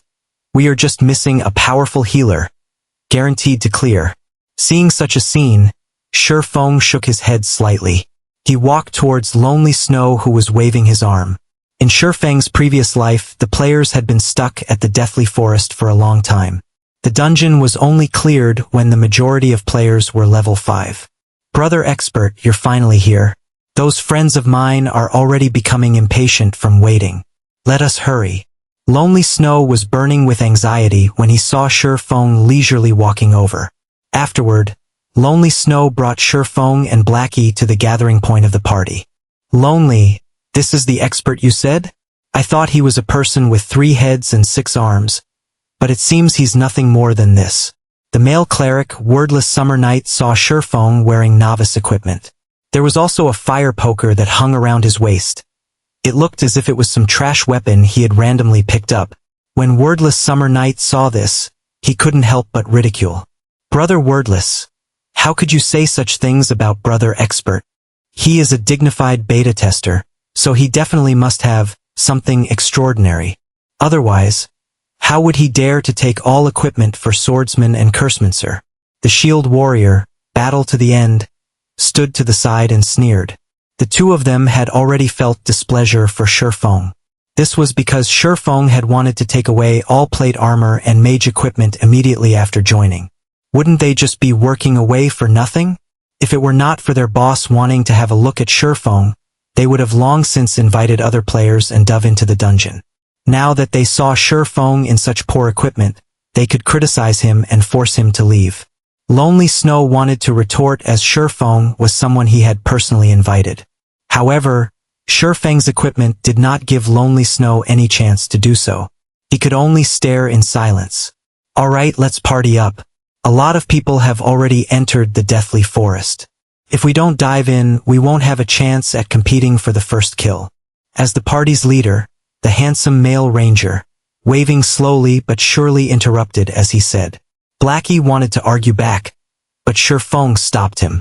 Feng thought nothing of the two people's ridicule. No matter what he said, he and Blackie had left them waiting for more than half an hour, so couldn't he just let them speak a few more sentences? Just as they finished partying up, the shield warrior furiously said, Crap! This noob is just level 1. He's just here to swindle equipment. Boss, Deathly Forest is a level 2 dungeon. If we let a level 1 noob enter the dungeon, aren't we just waiting to get wiped? Wordless Summer Night looked towards the ranger, waving slowly, showing his displeasure. Lonely Snow was equally shocked when he saw Feng's level. It should be known that many players had already risen to level 2. How was it possible for a beta tester not to reach level 2? Boss waving slowly looked towards Feng. Before this, he still had some hope for Feng, but now it was all gone. He suddenly said in a cold tone, Did you die once before this? Nope. Feng shook his head, honestly saying, However, entering Deathly Forest at level 1 is enough. Then you can go now. We don't need such an expert like you here. We hope you can understand. Waving slowly coldly said, his brows slightly wrinkled. Boss, this must be a misunderstanding. How about we try it out first? Lonely Snow explained. Try it out. Wordless Summer coldly laughed. Then who will be responsible when we die? You should know that we still lose experience if we die in a dungeon. Although it is low, that is still 10%. Can this noob repay such a loss? Wordless, don't make it hard for Lonely. Waving slowly repeatedly said, Lonely, I know you are trying to cover for this swordsman, but I have to take responsibility for our party. I will only find veterans to enter the dungeon. I will not waste time partying up with a novice. You have two choices now. One is to follow us into the dungeon. Two is to leave the party together with them. I will leave the party. Shifeng did not want to embarrass Lonely Snow. He immediately left the party, turning to leave. Blackie, we'll party up with other people and enter the dungeon. All right. Blackie smiled with a hee-hee, leaving the party without a second thought. Humph, humph.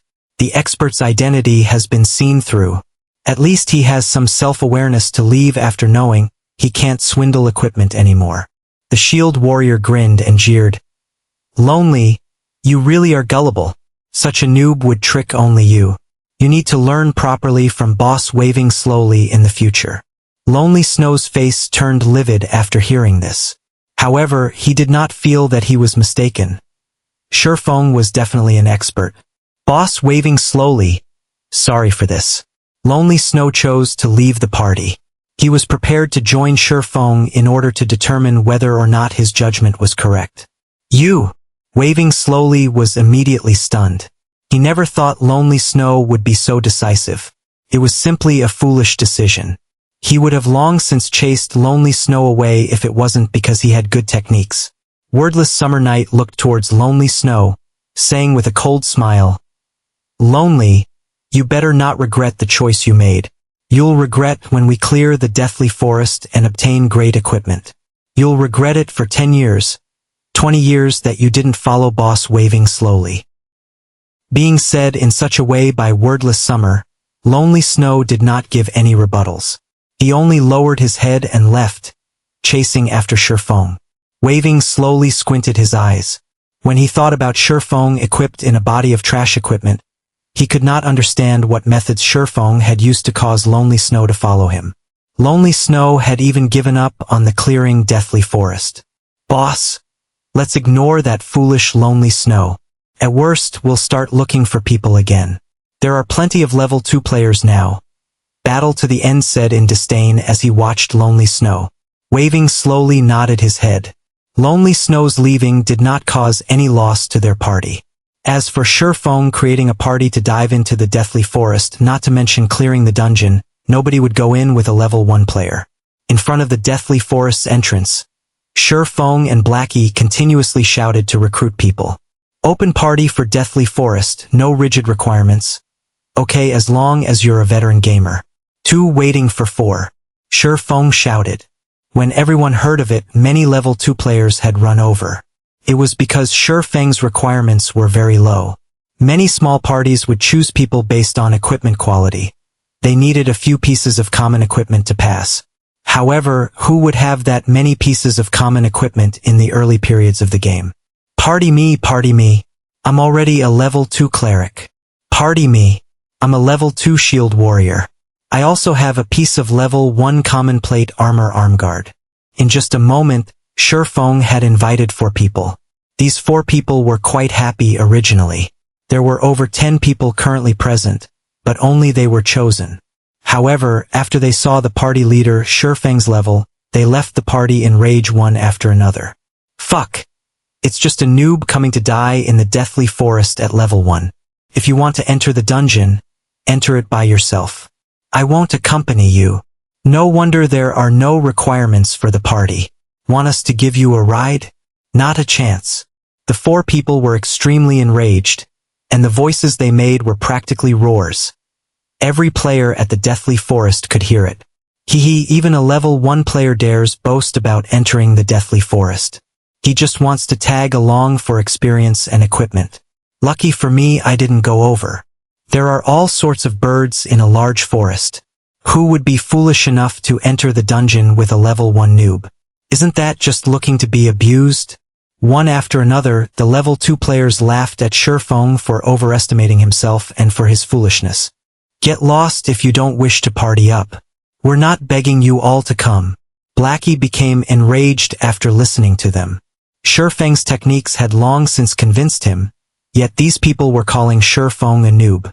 Can a noob kill a level 2 rare elite when he was level 2? Can a noob kill a level 5 chieftain when he was level 0? These people were just a group of snobs and idiots. Crap, my knowledge has been widened. A level 1 noob party can be awesome. I really want to see how you two gather a full party. The cleric that just left the party said with a cold smile. At this moment, Lonely Snow ran over. When he saw Sherfong, he hurriedly said, "Brother expert, give me an invite. I want to enter the deathly forest together with you guys. I have 2 pieces of common plate armor equipment on me. Defense is 24. All right." Sherfong immediately sent an invitation. Blackie never imagined that Lonely Snow would actually leave his original party and come to them. He suddenly had a good impression of Lonely Snow. Blackie clapped Lonely Snow's shoulders, heartily laughing. "You have good eyes. Don't worry. Following Brother Fong definitely won't be a mistake." Nonsense, nonsense. Lonely Snow was still slightly worried within his heart. The grinding spot Sherfong had simply pointed him to had allowed him to rise to level 2 quickly. However, Sherfong himself hadn't even reached level 2, and he was still wearing very poor equipment. Lonely Snow just couldn't understand how it could be so.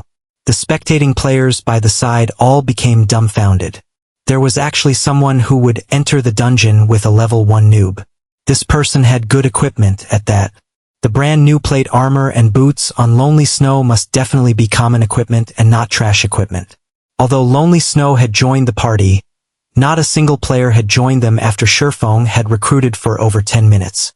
With just 3 of them alone, it was impossible to enter and clear the dungeon. At this moment, Waving slowly but surely brought a group of people. "Hee, brother expert, still hasn't partied anybody? We've already invited another 3 strong members. All of them have at least 2 or 3 pieces of level 1 common equipment." The cleric, Endless Summer Night, said to Sherfong in ridicule. Waving slowly only sent a glance towards Sherfong, then moved his sight towards Lonely Snow, saying, "You won't have a future if you follow him around. Before we enter the dungeon, you could still consider it over properly. I guarantee that you definitely won't suffer a loss." Afterward, Waving slowly shifted his gaze towards Blackie. Previously, all his attention had been on Sherfong, having ignored Blackie. Now that he took a closer look, Blackie's clothing looked brand new. Blackie was even holding a blackwood staff. His equipment should be quite good, and he was also level 2, so his techniques should be good as well. "You're not bad as well. Why don't you join our party? You should know that we are an elite party. It's not something average players could compare to. If we're together, leveling, grinding, and dungeon diving will be easy." Waving slowly looked at Blackie with a smile. "Get lost. Trying to poach me over just based on your little party." Blackie scolded as he pointed his blackwood staff at Waving slowly. At the same time, he had selected to display the halo effect of the bronze equipment, saying, "It's just 2 to 3 pieces of common equipment. I have 3 bronze equipment and 2 common equipment." Waving slowly and the others were shocked. They never thought Blackie was that powerful. He actually possessed 3 pieces of bronze equipment. During this period of time, a person having 2 to 3 pieces of common equipment was considered an expert. As for having a piece of bronze equipment, that person would definitely be an expert. Every guild would fight over for that person. However, the Blackie before them actually had 3 pieces of bronze equipment. Waving slowly's party also became surprised. When they saw the halo effect of the bronze equipment, their eyes had nearly popped out of their sockets. No wonder Sherfong behaved that boldly. Sherfong had nothing to fear because he had grabbed an expert's favor. Meanwhile, Lonely Snow, who stood beside Blackie, was slack-jawed. He looked at Blackie in disbelief. Lonely Snow had originally thought of Sherfong as a rarely seen expert. He had never imagined that Blackie was the true great expert. "Fellow brother, if you party up with such a noob and enter the dungeon, it would also be a burden on you. Not to mention failing to clear the dungeon, you might even have to die once. How about you come with us? All pieces of mage equipment from the dungeon are free for you to choose from." Although Waving slowly was enraged for being given such a slap, if he could rope over Blackie, then the chances for clearing the dungeon would become a lot greater. "I agree with your views. Joining a group of noobs such as yourselves really will be a burden to me," Blackie chuckled. "You?" Waving slowly's face turned beet red, furiously saying, Then let's see who clears the deathly forest first. Finishing his piece, Waving slowly spun around and left. He did not believe that a party with a noob in it could clear the deathly forest. Humph, he's just a powerful damage dealer entering the dungeon. Does he really think he could clear it? Wordless Summer jealously murmured. Right? We are all veteran gamers. We are definitely stronger in dungeon diving than they are. The shield warrior curled his lips. After Waving slowly's party left, the number of people applying for Shurfeng's party had also suddenly increased. Such an effect was mainly caused by the equipment that Blackie wore. At this period, bronze equipment was definitely the proof of an expert. Even if there was a noob as the party leader, an expert with 3 pieces of bronze equipment could be considered as strong as 2 people. The advantage of having such an expert was definitely greater than an average party. However, Shurfeng was no longer inviting people at random this time. There was a definite requirement. Such an action had caused the 4 players who had left Shurfeng's party previously to regret immensely. How could they have acted on impulse? Now, Shurfeng wouldn't give them a chance even if they wished to join. Just as Shurfeng was fervently recruiting party members, at the southwest part of the Deathly Forest Dungeon's entrance, a great disturbance suddenly appeared. Many players had run over one after another, every one of them having excited expressions. It can't be. Meeting in such a place. Blackie's 2 eyes stared straight ahead. Shurfeng was also shocked. They could even meet such an important figure in a small location like Red Leaf Town. It was just unimaginable. Could it be that Red Leaf Town was a place that had crouching tigers and hidden dragons, only Shurfeng had never discovered it before? As more players started going there, Shurfeng's area turned leisurely. Brother Feng, I'm not seeing things, right? Or am I dreaming right now? Blackie rubbed his eyes as he asked with uncertainty. Shurfeng was speechless. With a bitter smile, he looked towards the 3-man party that caused this disturbance. The newcomer was not just anybody. She was Blackie's idol, goddess Gentle Snow. Gentle Snow's body was covered in a suit of gorgeous silver-colored plate armor, revealing her fine and curvaceous body. Adding to her angelic beauty and snow-cold temperament, even women's hearts would be moved by her, as well as a large group of men. Even Shurfeng couldn't help but admit that Gentle Snow was the most perfect woman he had seen before. Be it regarding appearances, body, or temperament, there was not a single female celebrity who could match up to her. As for the 2 people on each side of Gentle Snow, Shurfeng was very familiar with them as well. He had seen them before on big news channels. They were all famous experts in God's domain.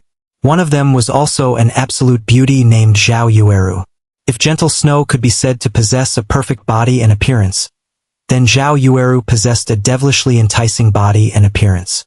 Every one of her movements was like a temptation that could influence a person's heart. Adding on the fiery red robe that she wore, her body radiated a wild-like charm. Such bewildering charms had caused many men wanting to go over and assault her.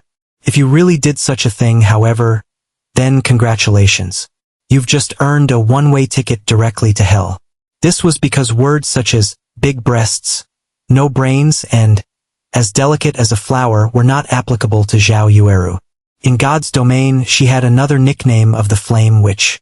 The reason why she held this title was that of the mountain of corpses she had piled up using these male players. There had once been a guild leader of a large guild that had tried assaulting Zhao Yueru. As a result, the guild that had over 100,000 players became no more. Zhao Yueru even hunted their guild leader. The incident only came to an end when that guild leader was killed back to level 0. From then on, the title of Flame Witch had been cast on Zhao Yueru. Compared to the Snow Goddess and Flame Witch, the priestess by their side could only be considered normal. She was not overly beautiful, her techniques were not bad, and she was also within the top 100 rankings of Starmoon Kingdom's priest leaderboard. 2 absolute beauties plus a great beauty. Such a combination had created brilliant scenery in the Deathly Forest. Hundreds of players surrounded them, trying to become acquainted with the 3 women. Unfortunately, the 3 beauties did not even look at them. Sister Yueru, these people are really scary. How about we return and level up? The timid Xiao Yuer whispered. Hehe Yuer, don't be afraid. With Gentle Snow here, even if you give these hateful, vulgar men 10 times the courage, they wouldn't dare come over here, Zhao Yueru said with a smile, proudly sticking out her chest. Gentle Snow only nodded her head in reply. Regarding these salivating, vulgar men, she did not even place them in her eyes. Although the drops from elite monsters are not bad, the drop rate for skill books is higher at the Deathly Forest. If we don't grind for a few more skill books, we will level up very slowly in the future, Gentle Snow quietly said. Zhao Yueru nodded her head in agreement. Although the three of them had killed quite many elite monsters, the number of skill books that dropped was very little. Until now, the three of them had yet to learn even 3 skills. It was really affecting their strength utilization and grinding efficiency. Effective party for Deathly Forest. Looking for a healer and MT. 3 waiting for 3. After taking a few looks, Shifeng continued shouting. Although Gentle Snow and Zhao Yueru were indeed attractive, Shifeng was no longer a child. He had seen plenty of beauties, especially after he became Shadow's captain. Many beauties would willingly throw themselves at Shifeng. As for Gentle Snow and Zhao Yueru, it was good enough to just look at them for pleasure. Such beauties were not something Shifeng could have thoughts about. His main goal right now was to get down to business. However, Shifeng's shouting did not yield any replies. Not a single player had even glanced at him. All of them were staring and salivating at Gentle Snow's group of 3. Even Blackie was no exception. His eyes had nearly popped out of their sockets from staring. Shifeng sighed, helplessly shaking his head, and continued shouting and recruiting people. Crap! What is this fool blabbering about? Do you really think anybody would commit suicide together with you in the dungeon? Quickly scram, you level 1 noob. Stop distracting me from looking at beauties. Quite a few players started to express their discontentment. 2 high-quality beauties had already shown up, yet instead of trying to get closer to them, Shifeng was actually making noise here. What would you do if those beauties were scared off? That person is interesting. He can actually attract the hostility of so many people. Did he do something immoral before? Zhao Yueru revealed a crescent moon-like smile, giggling as she pointed at Shifeng. Zhao Yueru aimed her eyes over as well. She felt nothing special from Shifeng. He was even dressed in tattered clothing. Zhao Yueru felt that Shifeng was just trying to seek attention from the crowd. She suddenly said in disdain, "He is definitely doing so to grab our attention. Let's not bother with him and quickly party up 3 people to dive the dungeon." Regarding the number of men who had tried to attract their attention, there were just too many of them. Zhao Yueru had seen all kinds of methods these men had used before, and Shifeng's method was not a rare sight at all, but instead outdated. Gentle Snow did not voice out any opinions, only taking a look at Shifeng. She felt an odd feeling coming from Shifeng. This was the spirit of a hidden sword. Gentle Snow was especially concerned about the fire poker hanging around Shifeng's waist. Gentle Snow, what happened to you? Zhao Yueru curiously looked at Gentle Snow. She did not understand why Gentle Snow would keep staring at the extremely ordinary Shifeng. It's nothing. Maybe it's just my imagination. We should hurry up and recruit some people to dive the dungeon. Gentle Snow shook her head, no longer looking at the fire poker at Shifeng's waist. Originally, Shifeng's party already had trouble recruiting for people. However, because of Zhao Yueru's single sentence, nobody else had paid attention to Shifeng's party, even if his party had an expert present. Shifeng expressed his helplessness when seeing the hundreds of players queuing up in front of Zhao Yueru. The 3 women's arrival had really bad timing. "Brother Feng, why don't we go over there as well?" Blackie shamelessly suggested. "Scram! What do you take me for?" Shifeng rolled his eyes at Blackie. This fellow was just too shameless, forgetting friendship after finding love. Instead, Lonely Snow was the better one. He was a truly honest man. In the beginning, Lonely Snow had only taken a few glances but stopped after giving out a few praises. He had even helped Shifeng in recruiting people by his side. Blackie did not dare to speak again after being scolded by Shifeng. He could only silently look on in envy at those players in the queue. Over 10 minutes later, Shifeng still had not recruited a single person. Similarly, Gentle Snow's party had also not recruited a single person. However, in Shifeng's case it was because nobody had come to join his party. Whereas for Gentle Snow's party, it was because the players that wanted to join did not match up to their specifications. One party was in heaven, while the other was on earth. Shifeng had no more choices. He could not just continue dragging on in such a way. His time was precious. He could only make exceptions in recruiting. Efficient party for Deathly Forest. We have an expert leading the party. Clear in one try. No limit to levels. Looking for healers and damage dealers. 3 waiting for 3. However, Shifeng's words had caused many players to send over looks of disdain. Even if you were trying to attract attention, you should have a lower line. Currently, there had already been tens of level 2 players who had died out of the dungeon. Every one of them had said the Deathly Forest was impossible to clear. On the other hand, Shifeng said his party had no level limits. Then wasn't he trying to say that he only needed one person to clear the Deathly Forest? Was this possible? However, Shifeng's lower line had still attracted some players' attention. Within a few moments, a group of level 1 players had come running over to join. Tens of level 1 players came running over. The area in front of Shifeng's party had also started becoming lively. This person is really something. He is so desperate to enter the dungeon that he would even want level 1 noobs. Did he not know that there has already been a level 2 elite party that had returned after dying? Who cares about him? A noob is a noob after all. We won't be able to understand their thoughts. The long queue of level 2 players started laughing one after another at Shifeng's actions. They all wanted to watch Shifeng become a joke. Those guys are really interesting. Even I don't have much confidence in clearing the Deathly Forest, yet they actually want to clear it with a group of level 1 players. Zhao Yueru's lips curled up slightly, revealing an exuberant smile as she looked in Shifeng's direction. Her voice carried a hint of ridicule and disdain. Gentle Snow also sent a glance towards Shifeng from a distance. Shifeng's temperament was both calm and confident. He did not become angry from being laughed at. Every one of his movements was very mature, not much different from the experts in God's domain she had seen before. However, she did not understand from where Shifeng's confidence came. Deathly Forest was Red Leaf Town's first dungeon, and it was also everyone's first time being in touch with a dungeon in God's domain. Their difficulties were an unknown. Even the elite parties of guilds would carefully choose their members before entering the dungeon. On the other hand, Shifeng did not care in the slightest, as if just gathering 6 players was good enough. Maybe I'm just overthinking things. He's just a level 1 player, so how could he clear the Deathly Forest? Gentle Snow caressed her elegant hair, her heart no longer thinking about Shifeng's odd actions. She looked at her hand, at the player information displayed on it. Level 2 Summoner, Magic Attack 28, HP 150, Defense 8, Movement Speed 4. Fail. Next. Afterward, another Cursemancer stepped forward. The person tensely sent his own attributes to the snow goddess Gentle Snow.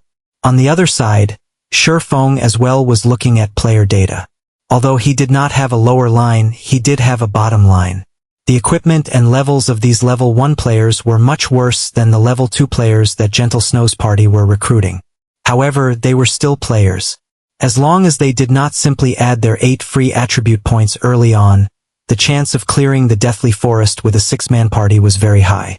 As for those shield warriors and guardian knights who solely added strength or weapons job but did not add agility, all of them were rejected. Big brother, please party me. Although I am just a level 1 guardian knight, I have a piece of level 0 common equipment. Also, all 8 of my attribute points are still available. I can completely add them based on your requirements. A youth named Kola pleaded, his eyes filled with expectations. Shifeng was slightly surprised. A guardian knight that did not add any attribute points could actually reach level 1. It was a masterpiece. It had to be known that guardian knights had very low attack, making the killing of monsters difficult. Normally, they would party up to kill monsters. To increase grinding efficiency, they would add a few points of strength. Otherwise, leveling up would be too slow. Guardian Knight Kola? Kola? Kola. When Shifeng looked at Kola's face, and also his tall and muscular body, he felt that it was somewhat familiar. Suddenly, he entered into deep thought. His memory seemed to have such a person in it. That's right. It's Tyrant Bear. Shifeng managed to remember it. Tyrant Bear's name was Cola. Tyrant Bear was the core MT of the first-rate guild, Brilliant Stars. During the early periods of God's domain, Tyrant Bear was constantly unsuccessful. He was even kicked out by third-rate guild, Heaven's Crown.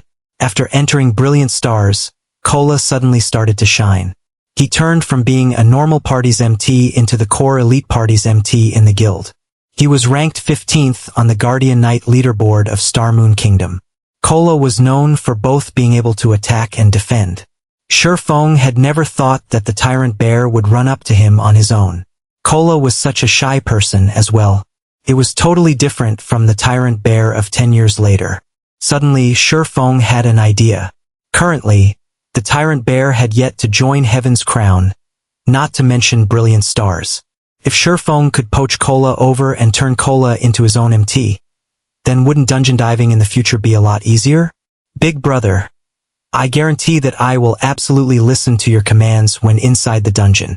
Please consider it over. Cola's tone carried hints of begging.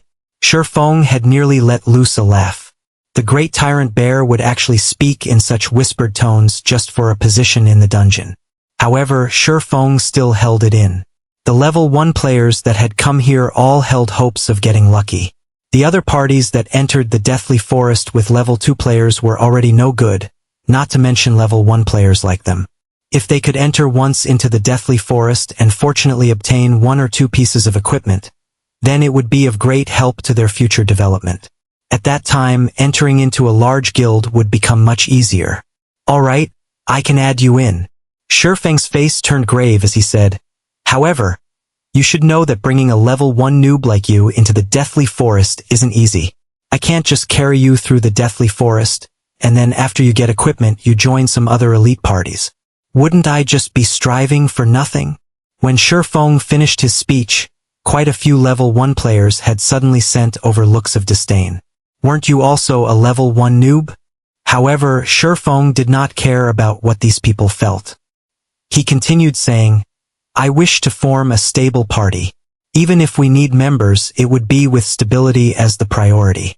If you wish to enter the dungeon, you need to be prepared for the long term. When I call you for dungeon diving, you must come. You cannot reject because you have some other matters. So, what will be your choice? When the other players heard Shifeng saying so, they suddenly turned quiet. Shifeng's intentions were very clear. If you wish to enter the party, then you won't be able to join other parties in the future, not to mention joining a guild. Everybody knew that entering a guild was the best method to increase your own strength quickly. Currently, they did not have the qualifications to join any of those guilds. So, they were here to try their luck, hoping to obtain 1 or 2 pieces of equipment. They might even be able to join those guilds afterward. So, how would they be able to give up their chances of entering a good guild just to enter a dungeon? Cola had also never imagined that Shifeng would give such a demand. However, it was still reasonable. You couldn't just expect other people to bring you up, then leave when you become strong. However, Shifeng lacked the persuasiveness when he said these words. At this moment, Blackie stood out and furiously said, just looking at you noobs, there is nobody that would want you down in the dungeon, and you still wish to join a guild in the future and enjoy their benefits? Are you thinking yourselves as experts? Or are you taking us for idiots? Cola thought what Blackie, the expert, had said made sense. Even a level 2 expert with 3 pieces of bronze equipment was in this party, whereas Cola himself was just a novice noob. So what right did he have to complain? Many thanks for Big Brother Expert's pointers. Little Brother will definitely strive to fulfill his own role. Cola continuously thanked Blackie. Blackie felt somewhat uneasy from being thanked and referred to as an expert by Cola. Blackie was just a complete imposter of an expert. However, being called such by someone made Blackie want to become an expert in God's domain even more. Blackie, beautifully done. Shifeng stretched out a thumbs up, quietly praising Blackie. Shifeng never imagined Blackie would tame the Tyrant Bear just like that. The tyrant bear had also called Blackie a big brother with a face full of respect. Blackie suddenly became confused. He did not understand what he had done that was worth being praised by Shifeng. However, he was still very happy. At least he had done something for Shifeng, although he didn't know what he had done exactly. Over 10 minutes later, Shifeng finally gathered 6 players. They could start dungeon diving now. Although Shifeng's party was gathered, the observing level 2 players had started laughing. They were not laughing because all the players Shifeng had invited were level 1. Instead, the jobs that were in the party were just too exotic. They couldn't help but laugh out loud. This noob really is something, and even I am starting to admire him. They're simply a suicide party. I really pity that expert for actually bringing along such an exotic player. The expert had even agreed to let him be the party's leader. The queued-up level 2 players started a debate, and there were quite a few players who were holding their stomachs while laughing loudly. He is just playing to the gallery. Zhao Yueru wrinkled her brows slightly. She turned her head away after taking a look at Shifeng, her heart slightly discomfort. Before, she would be the focus of everyone wherever she went. Today, however, everyone's attention was on an inconspicuous noob like Shifeng. Although everyone was jeering at him, he was still their focal point. Alright Yueru, we should hurry and gather enough people. If we waste any more time, we will be left behind by the frontline players. Although Gentle Snow felt that Shifeng seemed to be an expert regarding levels, methods of recruiting people and such, he was just too far from being referred to as an expert. As for the notion of inviting Shifeng into their guild, it was no longer present now. Their Ouroboros only accepted experts. Got it. Zhao Yueru turned towards the swordsman in front of her. With a little vengeance, she directly said, "Data's not bad, but too bad we don't want a swordsman." The swordsman suddenly became spiritless. How could he not see what Zhao Yueru meant? Subsequently, he turned his head and glared at the distant Shifeng, his eyes filled with hatred. Meanwhile, Shifeng, who knew nothing about what has happened, was currently activating the Deathly Forest. System. Please select activation difficulty. System normal, hard, hell. Shifeng chose hell without hesitation. Suddenly, the transfer passage in front of the Deathly Forest changed. It changed from a silvery gray color to pitch black. At the same time, a flickering skull that had its mouth wide opened could vaguely be seen. Meanwhile, the party members of Shifeng's party all received a notification. System, you have chosen Hell mode of Deathly Forest. Death penalty increased by 100%. Suddenly, the faces of the members of the party turned deathly white. Death penalty increased by 100%. Doesn't that mean if they died within the dungeon, they would lose 20% of their EXP? 1 or 2 hours of effort were required to make up for that EXP. Brother Feng, you chose the wrong one. Aren't we going down the normal dungeon? Blackie hurriedly walked over and whispered a reminder. Nothing's wrong. It's Hell mode. What would I be doing here if it isn't to dive Hell mode? Shifeng snapped. The drop rate for forging designs was extremely low. If it was normal mode, then Werewolf Felt's drop rate was only 1%. Hard mode had 5% and Hell mode had 30%. Although normal mode could be cleared without limit every day, who would have so much time to do so? Meanwhile, hard mode could only be cleared 5 times a day, and the probability of the forging design to drop was also not great. As for Hell mode, it could only be cleared once a day, but it was also the one that had the most hopes of dropping it. Feng? Brother Feng, what are you saying? Hell mode of the Deathly Forest? Just look at our party. It is problematic to even clear normal mode, not to mention Hell mode. Blackie panicked. Before, he had already seen several elite parties that had returned after dying. According to what these people had said, the monsters in the Deathly Forest were extremely strong. Their intelligence was extremely high as well. It was impossible to beat them without reaching level 4 or 5, so they had all left after giving up. If they dove into a Hell mode dungeon now with noobs like them, that would truly be going down into hell. Relax. If I weren't certain, even I wouldn't do it. Shifeng clapped Blackie's shoulders, saying confidently with a smile, "Alright, let's go inside then." Shifeng led the party by entering first, followed by Blackie. Lonely Snow had also entered with a dazed head. He was prepared to tread this path to the very end. As for the remaining three, they hesitated for quite some time. We better go in. The expert has already gone inside, so what do we, level 1 noobs, still have to be reluctant for? Moreover, we're entering the hell mode of the Deathly Forest. Even mentioning it would be a glory, Cola encouraged. The other two felt that it made sense and had also followed into the dungeon. Meanwhile, the area in front of Gentle Snow's party was completely silent. All of the level 2 players were stunned. They were not just shocked, but thunderstruck. A level 2 elite party couldn't even clear the normal mode, yet a party that mainly consisted of level 1 players had actually chosen the hell mode of the Deathly Forest.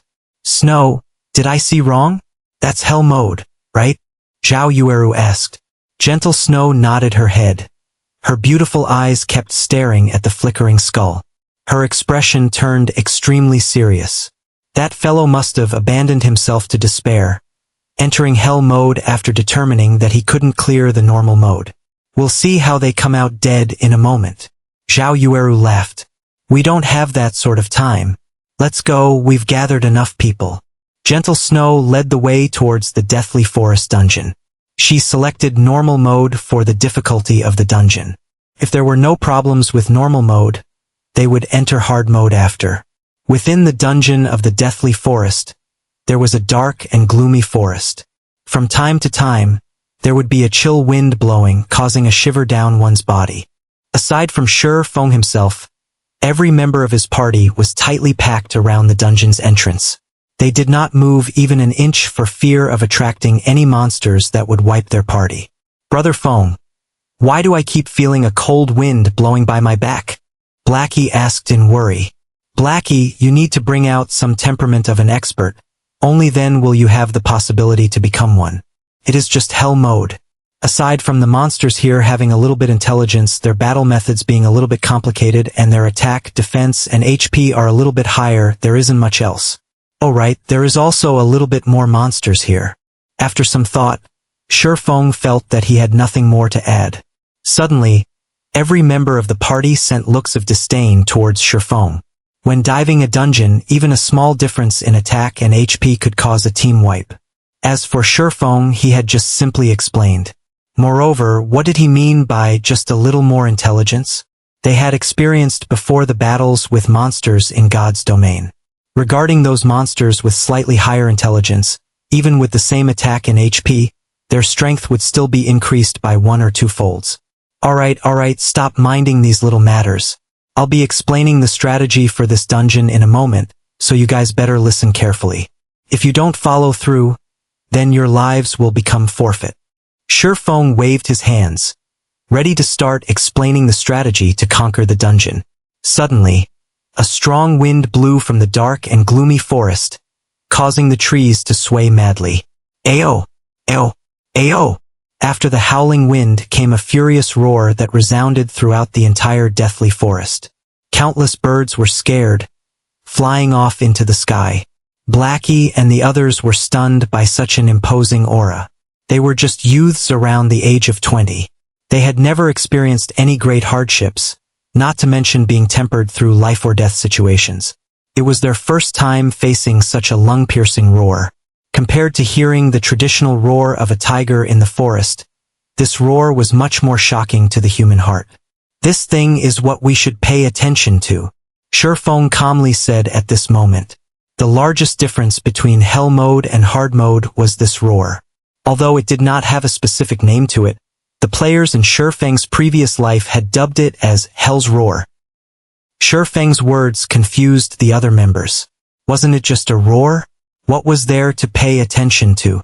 When Shi Feng looked at everyone's contemptuous expressions, he couldn't help but gravely say, "Listen well you all.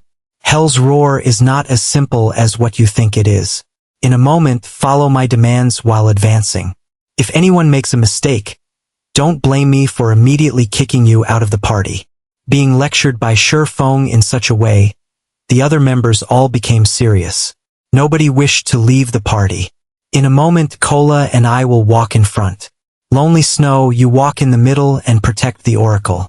Blackie, you and the summoner will walk at the back.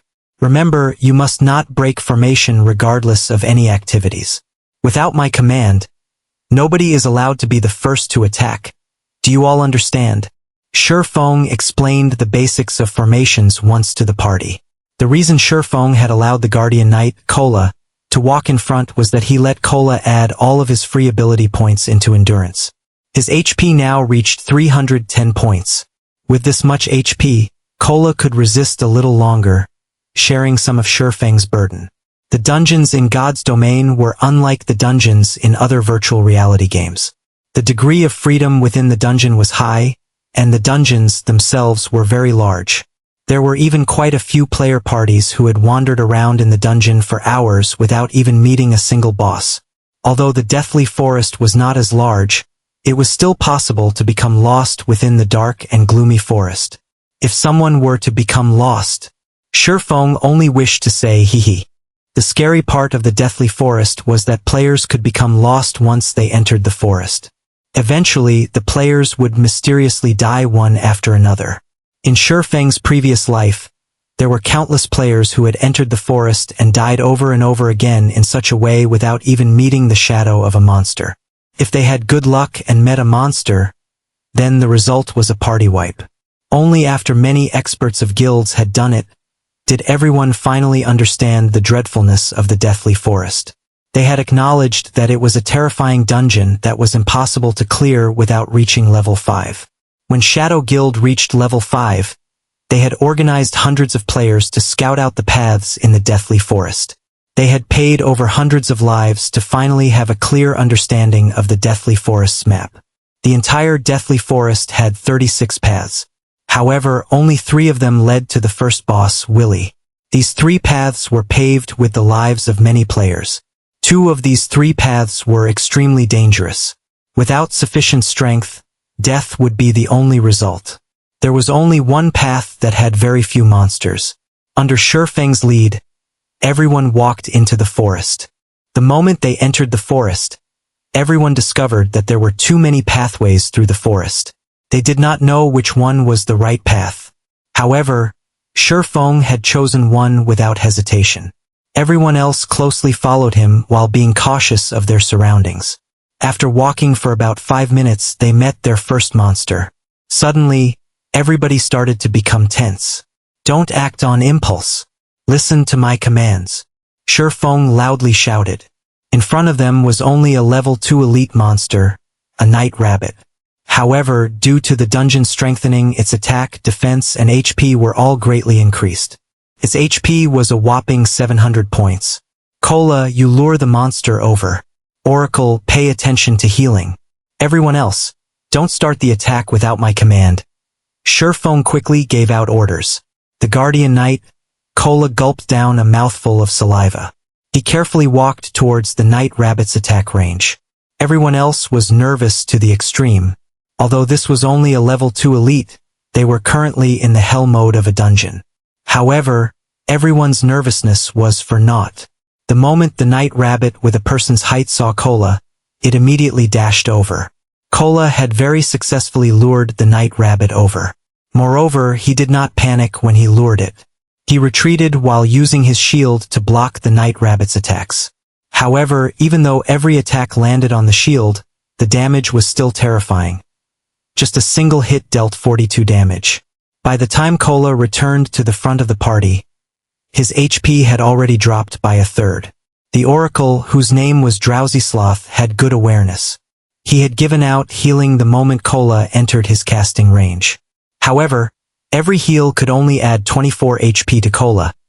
It was completely not enough to stop Kola's HP from falling. Brother Feng, are we still not attacking? Blackie was slightly nervous. At this moment, Kola's remaining HP did not even reach 1/3 of its total. Bringing an Oracle into a dungeon was just a complete mistake. Amongst the healer jobs, Oracles had the weakest healing abilities. However, since Shifeng had chosen so, Blackie could only acknowledge it. Now that their MT was close to death, it would be unacceptable if they still did not attack. Hold on, Shifeng resolutely said. Time passed bit by bit. Kola continuously used his shield to block the claw attacks of the night rabbit, whereas his HP continuously decreased. Cola only had 20% HP remaining, yet Shifeng had yet to give out the command to attack. Just when everyone thought that Shifeng wanted to give up on Cola, a flying arrow pierced through the forest, shooting directly for the party's oracle, Drowsy Sloth. Lonely Snow had not reacted at all as Drowsy Sloth was struck directly on his chest. A very great damage of minus 123 points appeared. At this moment Shifeng shouted, "Sloth, use life payment. Use the damage you received to heal Cola. Blackie, hold back the Night Rabbit to let Cola recover. Lonely, come with me. Everyone else attacks the Night Rabbit." Oracles were indeed the weakest regarding healing. However, oracles had high HP. They would not be easily one-shot. Also, oracles had two skills when they first start out. One was life prayer while the other was life payment. Life payment could turn the damage received by the user into a heal to be used on other players. In the early periods of the game, healers did not possess many skills or equipment. In regards to such a situation, oracles had a greater advantage over other healers when entering the Deathly Forest. It was the reason why Shifeng had given up on choosing a priest over an oracle. After finishing his piece, Shifeng rushed into the forest. "Do you think I will let you run away?" Shifeng coldly said as he looked at the dark shadow running through the forest. Wind Blade. Shifeng turned into a phantom, chasing directly forward. The reason why Shifeng did not let anyone attack the Night Rabbit was to use Cola as bait. Shifeng wanted to lure out the Dark Hand hiding behind the scenes. Although the Night Rabbit looked terrifying, an elite party could face up to 2 or 3 of them at once without any problems. However, in Shifeng's previous life, the reason why even a level 5 elite party could be party wiped was that of the Dark Shadow in front of Shifeng. This Dark Shadow used the Night Rabbit as bait, luring players into attacking it. The Dark Shadow, on the other hand, would ambush the healers from behind. As the Night Rabbit was occupying everyone else, there was no way to save the healer. In the end, everyone died. Inside the Deathly Forest, if players did not deal with this fellow, the result would be a party wipe.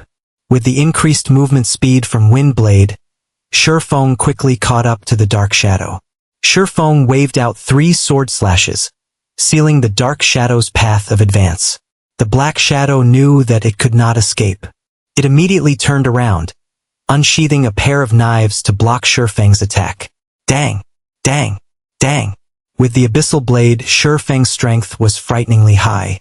His attacks caused the Dark Shadow to take 3 steps back, and each step it retreated would be followed by the damage that was over -10. In the end, the Dark Shadow revealed its figure under the moonlight. Night Ranger, Special Elite, Level 2, HP 1458/1500. Seeing the Night Ranger being repelled, Shifeng immediately used Abyssal Bind without giving him a chance. 9 pitch-black chains appeared to bind the Night Ranger, preventing him from moving for 3 seconds, and his defense reduced by 100%. Thundering Flash, Chop, damages of -81, -98, -119, -124 appeared. When the 2 skills landed, a frightening amount of damage appeared, taking away a quarter of the Night Ranger's HP. No matter how capable the Night Ranger was, it could not break free from the binding of the 9 chains. He could only silently take a beating for 3 whole seconds. Shifeng was unrestrained as he sent out sword slash after sword slash, piercing through the vital point on the Night Ranger's chest. By the time the Night Ranger broke free from the bindings, his remaining HP did not exceed 700 points. Wretched human! The Night Ranger was enraged. He brandished his twin blades like a gale, engulfing Shifeng. At this moment, Lonely Snow finally caught up. A charge from him had caused the Night Ranger to enter a fainted state, at the same time breaking the Night Ranger's gale-like blade. Shifeng took the chance to slash at the Night Ranger's neck. Lonely Snow also brandished his large axe at the Night Ranger. By the time the Night Ranger had awoken, he only had a remnant of his HP left. The Night Ranger abruptly hacked his twin blades towards Lonely Snow, sending him flying backward and dealing 64 damage.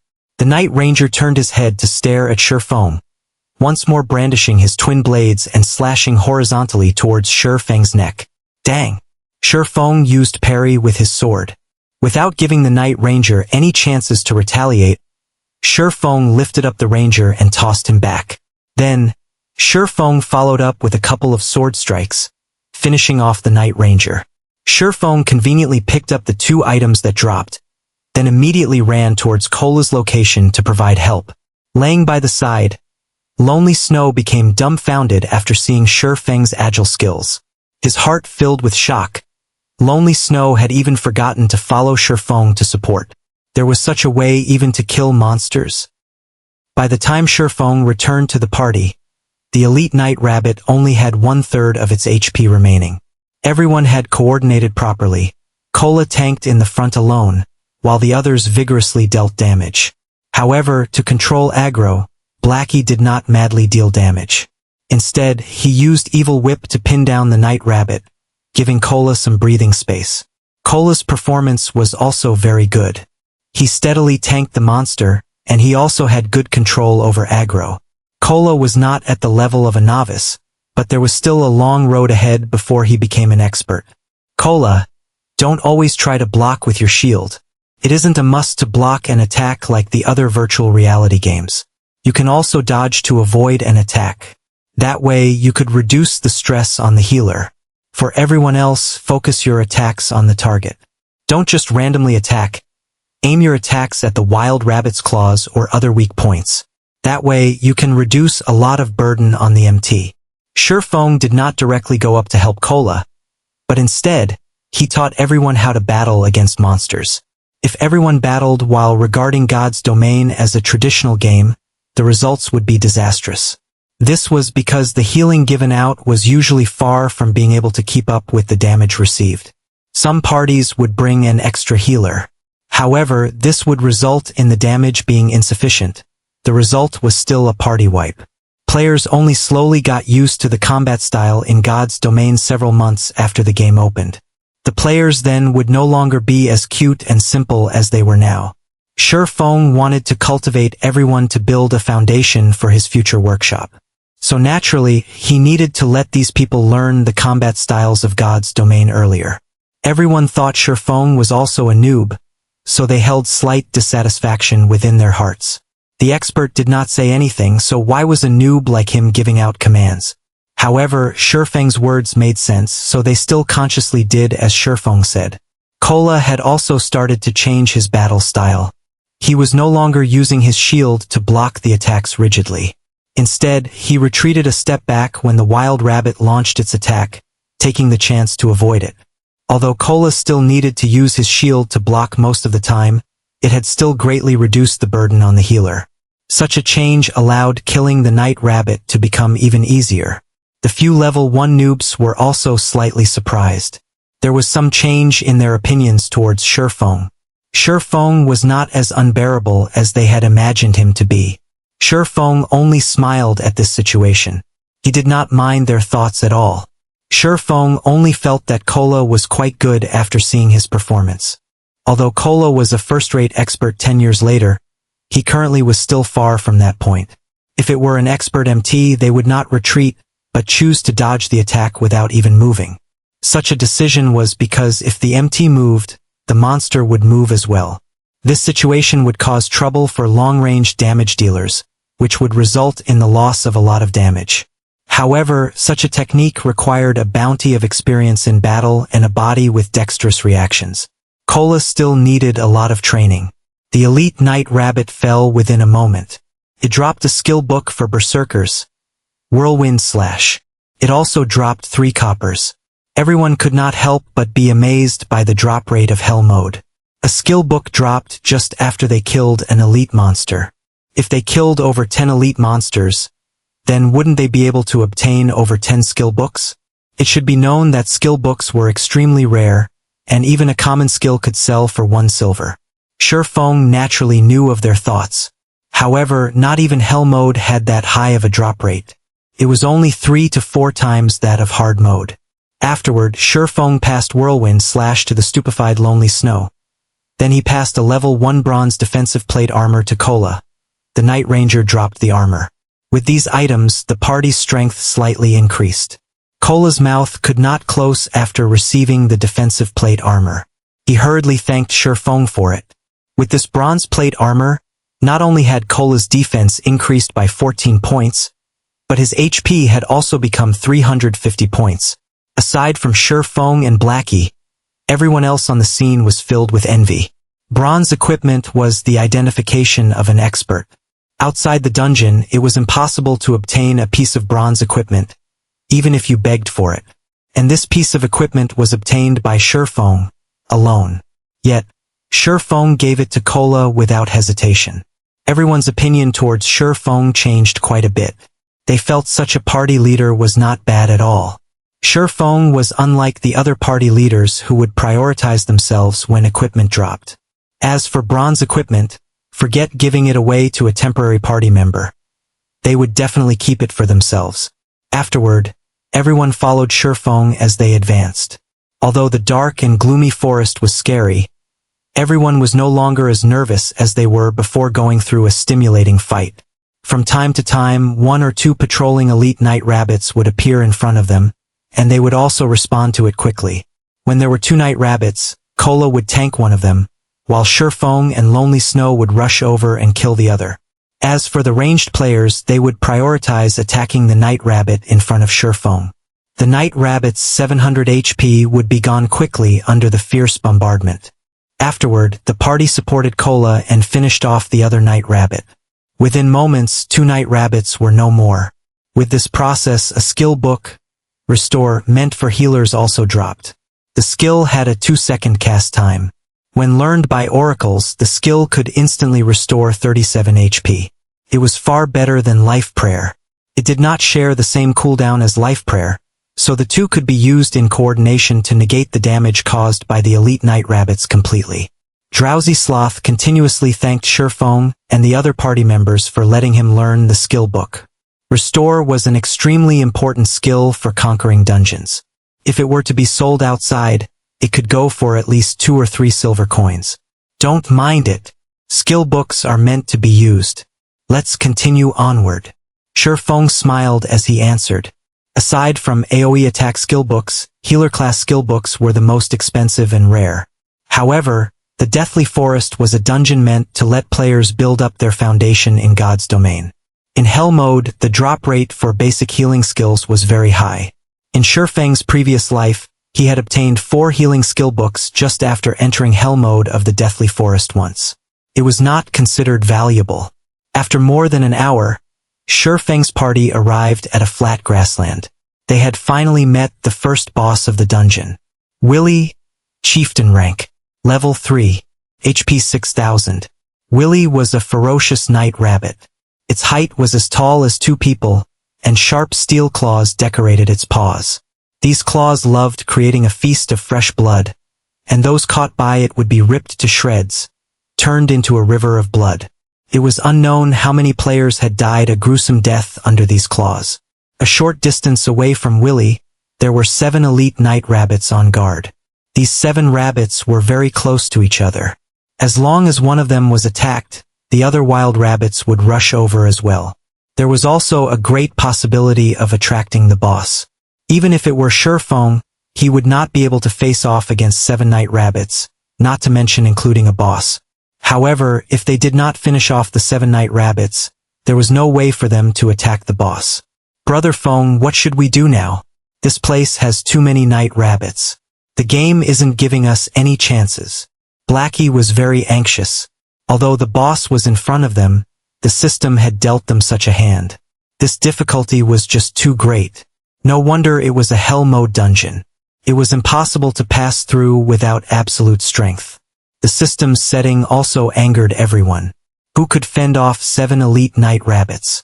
Even a level 5 guardian knight would not be able to do it. You all wait for me behind that rock. Cola, get ready to receive the monster. Everyone else is not allowed to attack without my command. Shifeng pointed towards a large rock nearby. Shifeng naturally knew that there were 7 elite night rabbits here. Everyone abided by Shifeng's command without question. All the monsters they had killed on the way here relied on Shifeng's commands for success.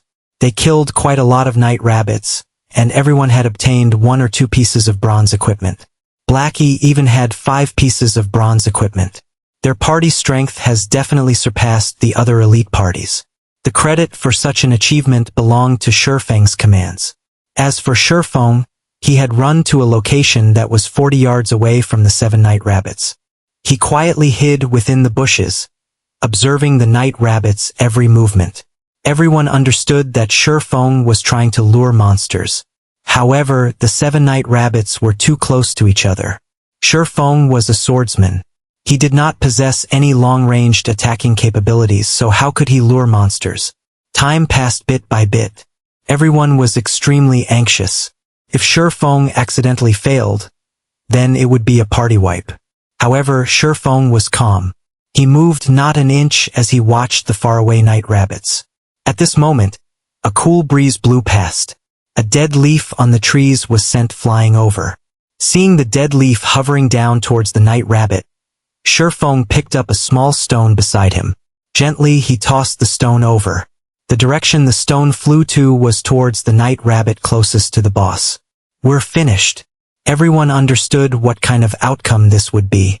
It would definitely be a combination of 1 boss and 7 night rabbits rushing towards them, turning them into blood sacrifices. The moment the stone was about to hit the night rabbit, the dead leaf just happened to have blocked between the stone and the night rabbit. The stone struck the dead leaf, smashing it onto the night rabbit. The night rabbit abruptly turned to look at its surroundings, only discovering a leaf. However, how could a leaf hitting it be so painful? Subsequently, the night rabbit left its unit to observe the surroundings. It looked around aimlessly, not knowing what it was trying to find. It had unknowingly moved over 20 yards away from its unit, and it was still moving further and further away. Too godly! Lonely Snow could not help but exclaim. His eyes had nearly popped out of their sockets. Everyone else had dumbly nodded as well. What kind of accurate judgment and aim was required to hit the dead leaf while hitting the night rabbit, and thereby confusing the night rabbit's hatred, causing it to look for its target blindly? Even calling it as an ultimate skill was not excessive. Was Shifeng really a noob? He couldn't be some gaming god here to make a fool of them, right? Summoner, the rest is up to you. Shifeng walked to the rock's location. He looked at the summoner, clapping the person's shoulders as he spoke, smiling. Hearing Shifeng's comment, the summoner, Gluttonous Mouse, suddenly panicked. He did not understand what Shifeng wanted him to do. If he had performed badly and was kicked from the party as a result, he would regret it until he died. It was hard to find a good party during this time, not to mention a party with an expert leading it. It was impossible to join such a party, even if you begged. Relax, I won't let you do anything dangerous. You just have to summon out a flame sprite and follow my instructions. You don't have to do anything else, Shifeng said with a smile, trying to ease the nerves of Gluttonous Mouse a little. Currently, summoners were not strong, mainly due to the incapability of their skills. A summoner's method of attack mainly relied on their summon creatures, whereas their normal attack was the low-damage magic bullet. However, a summoner with awesome skills could become a one-man army. It was especially true for summoners who could call out powerful elemental creatures. They could kill elite monsters as if they were just playing around. Party leader, rest assured, I'll definitely do it, Gluttonous Mouse loudly said, his tone filled with respect. He was like a student who had met his teacher. Everyone else, distance yourselves from that rock. 20 yards away from it would be the best. Pay attention not to lure the other monsters. Shifeng turned around and said to the other party members. Yes, party leader. The other party members loudly replied. Their current attitudes were completely different from before. Shifeng was slightly shocked by everyone's performance. Why was each and every one of them so obedient all of a sudden? However, Shifeng did not know that the single stone he threw just now had completely shocked every one of them. They were filled with admiration towards Shifeng's stone-throwing technique. Such skill and accuracy were definitely not something a normal person could do. Professional players might not even be able to do so. Worshipping the strong was a common sight within a game. These level 1 noobs were no exception. At this moment, the gaze everyone used to look at Shifeng was completely different. Before, they merely felt that Shifeng was a good commander. Now, however, Shifeng was a strong person they worshipped. They had faintly grown a sense of reverence for Shifeng. Standing to the side, Blackie clapped Lonely Snow's shoulders, proudly saying, "How is it? Following Brother Feng isn't bad, right?" Lonely Snow silently nodded his head, rejoicing for the decision he made to follow after Shifeng. Shifeng was definitely a beta tester expert. Without sufficient experience and practice, such techniques were impossible to accomplish. Only a beta tester could possibly do it. Ha ha ha. What do you plan to do in the future? Blackie suddenly asked. He started to hatch ideas towards Lonely Snow. Blackie wanted to poach Lonely Snow for their workshop, even though the workshop was still non-existent. There was a 100% chance for Cola to join them, but Lonely Snow still did not have any plans to move in such a direction. The future. Lonely Snow had never considered it before. He was but an average player. He did not have any big ambitions, only wanting to earn some cash from playing games. He said honestly, "I have never considered it before. I see that your techniques are quite good. Why don't you join us for now?" Blackie nonchalantly asked. Really? Lonely Snow had anxiety about his future after Blackie's question. He did not know where he wanted to go. If he could party with an expert, then it could not get any better. Of course. However, we still need to look at your future performance. We don't just simply accept people, Blackie proudly said, pretending to be an expert. Thank you, Brother Black. Lonely Snow happily responded. He never imagined his luck would be so great as to be noticed by an expert. Seeing Lonely Snow agree, Blackie released a sigh of relief. Currently, Blackie was just a fox pretending to be a tiger. He couldn't help out Shifeng much in God's domain, but he could still help out in regards to administration. There wasn't even a shadow of their workshop as of this moment. There was also the debt of 16,000 credits. The workshop's members consisted of only Shifeng and himself. It was definitely the poorest workshop in history. If this was found out by the others, they would definitely turn around and leave. Now, Blackie could only fake being an expert to lure people to join their workshop. At this moment, Shifeng was currently explaining the contents of the operation to the summoner. The operation was to let Gluttonous Mouse lure the remaining 6 night rabbits by controlling his flame sprite. Because the night rabbit that was closest to the boss was no more, luring the other night rabbits would not attract the boss. They could lure the monsters with ease. The flame sprite was extremely weak. Its HP was only a pitiful 15 points, and it would die in a single hit. However, its movement speed was extremely quick. Adding to its very small size, trying to hit it would be a difficult task. Start the operation. Mouse, remember to maintain a distance of 4 yards or above while circling around the rock. Shifeng reminded once more. Gluttonous Mouse nodded his head. Carefully, he controlled the flame sprite to lure the 6 night rabbits. When the sprite entered the 35-yard distance, the nearest elite night rabbit discovered the flame sprite. Suddenly, it turned its body around and rushed towards the flame sprite. The other night rabbits also came rushing along. Seeing the night rabbits taking the bait, Gluttonous Mouse immediately controlled the flame sprite and ran. The 6 night rabbits were in hot pursuit, but their speed could no match for the flame sprite. In a moment, the flame sprite had arrived beneath the large rock. It had lured the 6 night rabbits over and started circling around the large rock. On the other side, Cola had already aggroed the night rabbit that had left its unit. Cola interchanged between blocking and using his new skill, Divine Strike. With the effects of 2 pieces of bronze equipment, a single hit from Divine Strike had caused 26 damage. It was a lot higher compared to the 11 or 12 damage caused by a normal strike. Also, Divine Strike had the added effect of increasing hatred. It became a lot easier to hold aggro. The night rabbit was killed off within a short moment. It dropped 5 coppers. After this night rabbit was handled, only the 6 night rabbits that kept on circling around the large rock remained. I'll lure the night rabbits. Cola, pay attention to pull the monster. Shifeng picked up another small stone, throwing it at the night rabbit that ran at the rear. The night rabbit rubbed its cranium after being struck on it. The rabbit turned around, discovering Feng that had thrown the stone. The night rabbit suddenly became enraged. It madly hopped towards Feng with its powerful legs. As for the other night rabbits, they were still excitedly chasing after the flame sprite, failing to notice the disappearance of one of their companions. Receive it! Seeing the night rabbit was only 20 yards away from the party, Feng commanded. Cola rushed ahead, sending a divine strike towards the night rabbit's head. The night rabbit's target immediately changed, extending its claws towards Cola's cranium.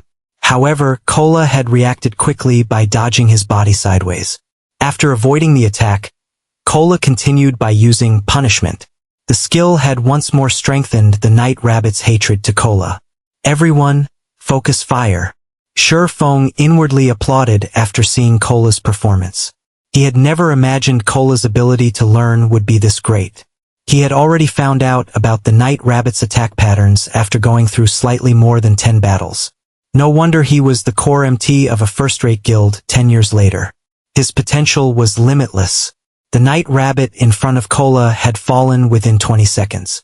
It had even dropped a skill book for swordsmen. Double chop. Feng immediately learned it without reservations. Double chop. Action type. Requires. Sword. Level 1.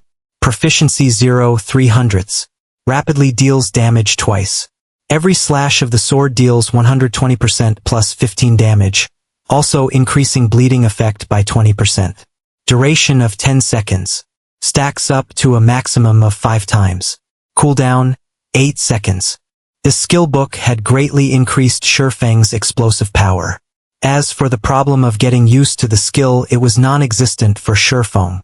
After playing for 10 years as a swordsman, the skills belonging to the job were deeply ingrained into Feng's bones. As long as Feng got a hold of these skills, he would be able to utilize them to their greatest potential.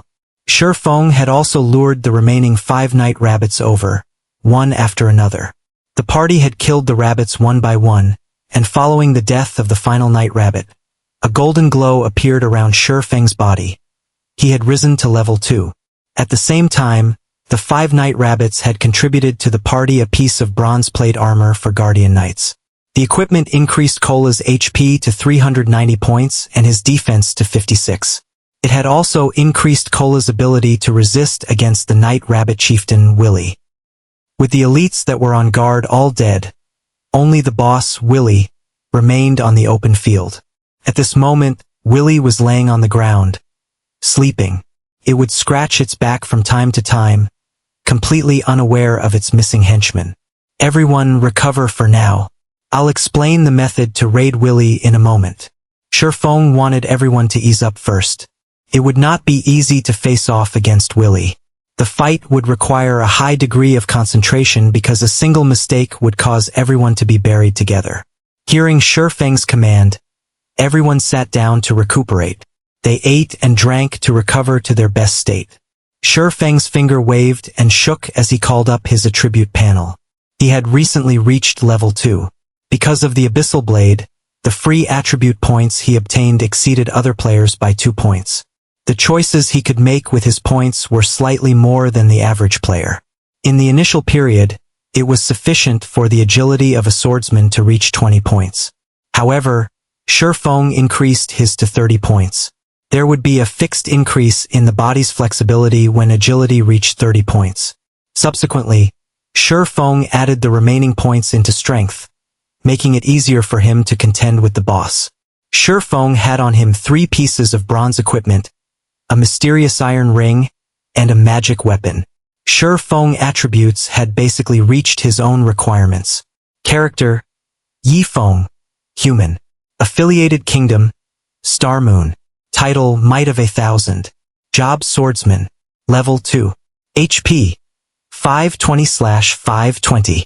Attack power: 88. Defense power: 39. Attack speed: 15. Movement speed: 13.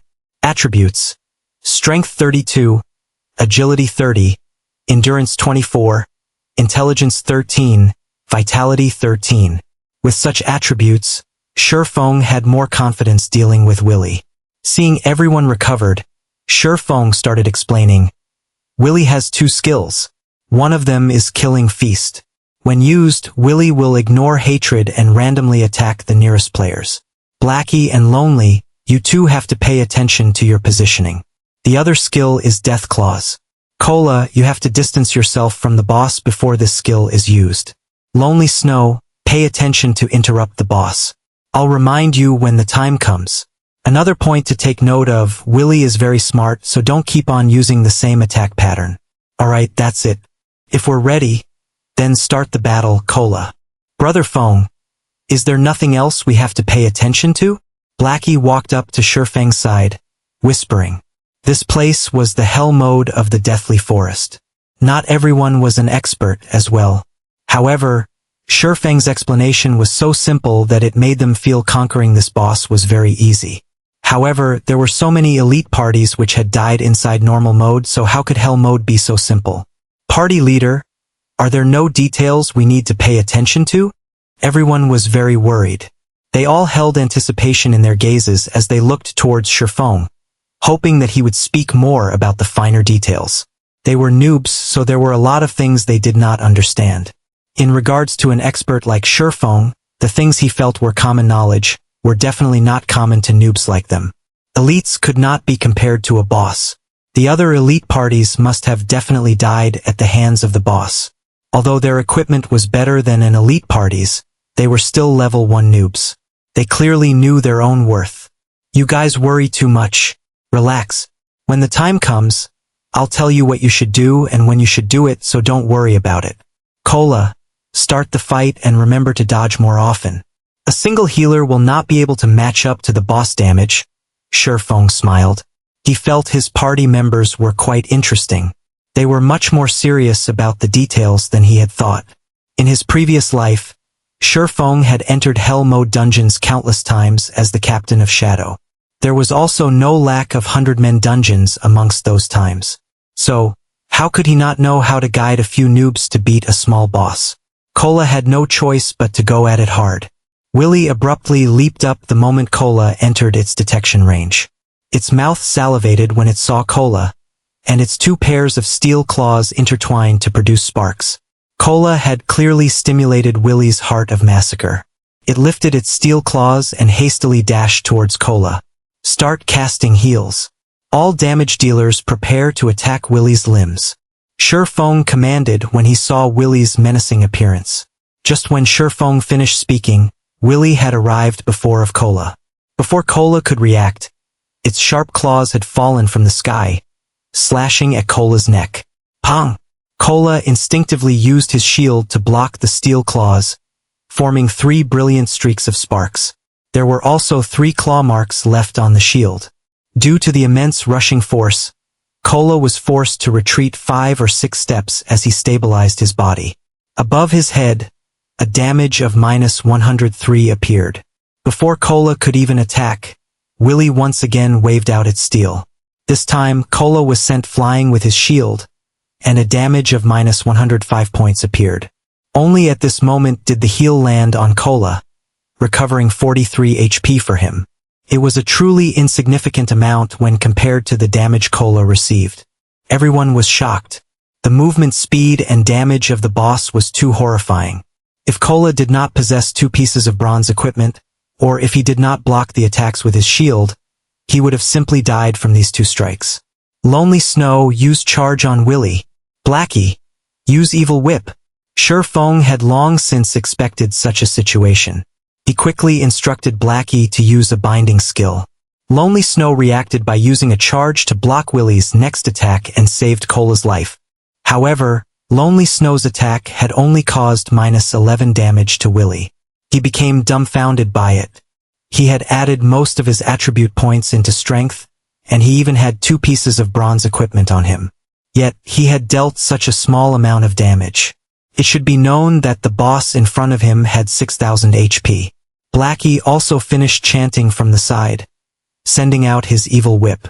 5 streaks of pitch-black thorns suddenly constricted Willy's legs. Feng took the chance to circle around to Willy's rear. With the abyssal blade in hand, he used double chop on Willy's neck, causing -66 and -67 damage. His attack also caused a bleeding effect, causing Willy to lose 8 HP every second, lasting for 10 seconds.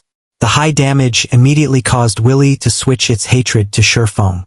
However, Shifeng did not give it any chance. With his 30 agility, Shifeng easily dodged away from the steel claws, appearing 5 yards away from Willy. Ayo! Ayo! Ayo! Willy furiously bellowed as it rushed at Shifeng. Ranged players start attacking. Cola, come over and hold Willy after you're done recovering. Shifeng systematically retreated while he dodged Willy's claws. However, the others watching Shifeng were shocked to their souls. This was because Willy's claws would graze by Shifeng's cranium every time it attacked, blowing his hair into a dance. Although everyone was shocked, they never stopped attacking. Magic attacks were sent out one after another, whereas Lonely Snow used Whirlwind Slash at Willy's rear. However, not one of those damages had exceeded -20 points. Willy's HP slowly decreased. When it was occasionally struck by Shifeng, its HP would drop by a segment. Willy's HP had fallen to 90% within a moment. Willy became enraged as it started a mad dance with its claws. It used Death Claws, greatly increasing its attack speed. Shifeng was nearly hit by it. Fortunately, however, he had used the Abyssal Blade to block the attack, only receiving -130 damage from it. At this moment, the Cola rushed up with his full HP. He used a Divine Strike on Willy's head, followed by a punishment. Willy's hatred only switched to Cola after a series of attacks. The switching of hatred had also interrupted Willy's Death Claws, returning Willy to its normal state. Seeing Willy change targets, Shifeng waved out a thundering flash. 3 streaks of thunder passed through Willy's body, dealing -92, -116, -137 damage.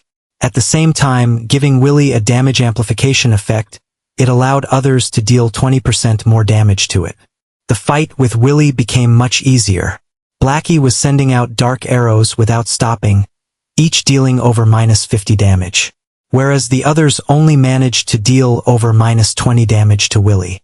Being given a painful beating, Willy was just about to turn around and attack Shifeng when Cola used both Divine Strike and Punishment once more. Willy's hatred was quickly pulled back to Cola.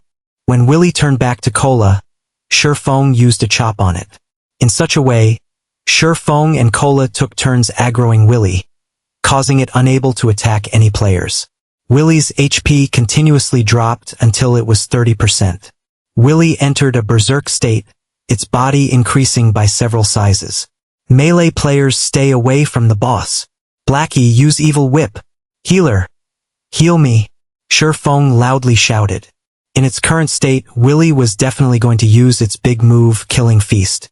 Lonely Snow and Cola immediately distanced themselves from the boss after hearing Shifeng's command, letting Shifeng tank the boss by himself. When the two of them had run out of the 10-yard range, Willy disappeared. No one understood what happened. When Willy reappeared, it had already arrived at Shifeng's back, and its steel claws abruptly descended. Shifeng had long since been ready for this. He used his sword to block the incoming claws. However, just after blocking this attack, Willy once again disappeared and again appeared behind Shifeng. Within 2 short seconds, Willy had attacked Shifeng's back 7 times. Fortunately, Shifeng's agility had reached 30 points. It was barely enough to match up to Willy's speed. However, every attack Shifeng blocked would still take away a significant amount of HP from him. The heals he received also continuously recovered his HP. -96, -97, +46, -96, -97, +48, +32, -96, -97, +46. If Shifeng did not possess 520 HP and blocked every claw that came at him, Shifeng would have died from Willy's Killing Feast with 100% certainty. At this moment, Shifeng's remaining HP did not reach 100 points. Get rid of it, Shifeng loudly shouted. After using his big move, Willy would enter a weakened state. It was the perfect chance to kill it. Everyone continuously greeted Willy with their attacks, finally shaving off Willie's remaining 30% HP. It dropped 4 items. Just as everyone was about to let loose their breaths, Feng took a look at everyone's current status. The healer, Drowsy Sloth's remaining MP did not reach 20%, and the other mage's MP did not reach 10%. Feng hurriedly said, "Everyone, sit down and recover immediately." Everyone was confused. Didn't the boss just die? Why must they be in such a hurry? However, everyone still listened to Feng's command to sit down and recover. Before they had even sat down and recuperated with food and drinks for 5 seconds, a violent roar entered everyone's ears. The roar had shaken the entire deathly forest, and following it, a black shadow leaped out from within the forest. The black shadow was a gigantic werewolf. The werewolf looked at Willie's corpse, then looked towards Feng and the others. His pitch-black eyes suddenly turned crimson red. Just when it wanted to release a roar, Feng dashed towards it with wind blade. Immediately, Feng used Abyssal Bind. 9 chains appeared and bound the werewolf and its mouth, preventing it from making a sound. At this moment, everyone finally saw the werewolf statistics. It had a whopping 2 bars of HP. Werewolf felt. Lord rank. Level 3. HP 12,000/12,000. Crap. Why is there a Lord boss? Blackie cursed. They had barely rested just after killing a boss, and now there was a Lord in front of them. Lords were a rank higher than chieftains. The game was literally trying to kill them. Everyone remember. Absolutely do not let werewolf felt let out another roar. Feng continuously reminded everyone. However, the others were clearly frightened. Not because of werewolf felt's body and HP, but because of that pair of horrifying crimson eyes. They gave off an intimidating feeling to everyone that made it hard to move. In front of the dungeon of the Deathly Forest, the numbers of level 2 players gathering were increasing. There was also an endless stream of players diving down into the dungeon. Because there were a lot of level 2 players, there was quite an amount of players who had set up stalls, peddling to the side. Good quality level 0 common equipment. Don't miss it when you pass by. You can only go down the dungeon with good equipment. Equipment is limited. Hurry over and buy. Small HP potions instantly heals 90 HP once. A must-have tool for a battle that is worthy of you. God's domain had been open for over 10 hours now. The players here were all level 2 players. After over 10 hours of battling, they had gathered quite a few items. Many level 2 players had intended to sell the items which they had no use for, switching them for something they could use. Such a situation had caused business to flourish at the Deathly Forest. Although the number of players in front of the Deathly Forest continued to increase, the number of parties entering the dungeon kept on decreasing. Only those parties that were unaware would enter the Deathly Forest. However, after those players had been properly nurtured by the Deathly Forest, they suddenly discovered their previous beliefs to be very naive. Hence, they obediently stood in front of the dungeon. They talked about life with other parties while watching new parties enter the dungeon with a smile. They had also investigated reports of the Deathly Forest together with the experienced parties, mutually improving their strategies to conquer the dungeon. Following wave after wave of players entering and dying out of the dungeon, the Deathly Forest had finally become the sore point of every player in Red Leaf Town. Every player who entered the Deathly Forest only had one impression of the dungeon. It was extremely horrifying. Currently, in the resurrection graveyard of the Deathly Forest, 6 streaks of white light flashed into existence, following which 6 figures revealed themselves from within. There is just no way to clear this dungeon. Snow, I think we would be better off grinding monsters or doing quests. Just after reviving, Zhao Yueru stamped her delicate feet, her chest heaving up and down. The cuteness of her enraged, yet delicate appearance instantly attracted the attention of a crowd of male players. Gentle Snow shook her head, saying in contemplation, "Our gains inside the Deathly Forest are relatively good, so we can't just easily give up. But the forest inside the Deathly Forest is too large. Adding in the great number of small paths, we would easily become lost without a map.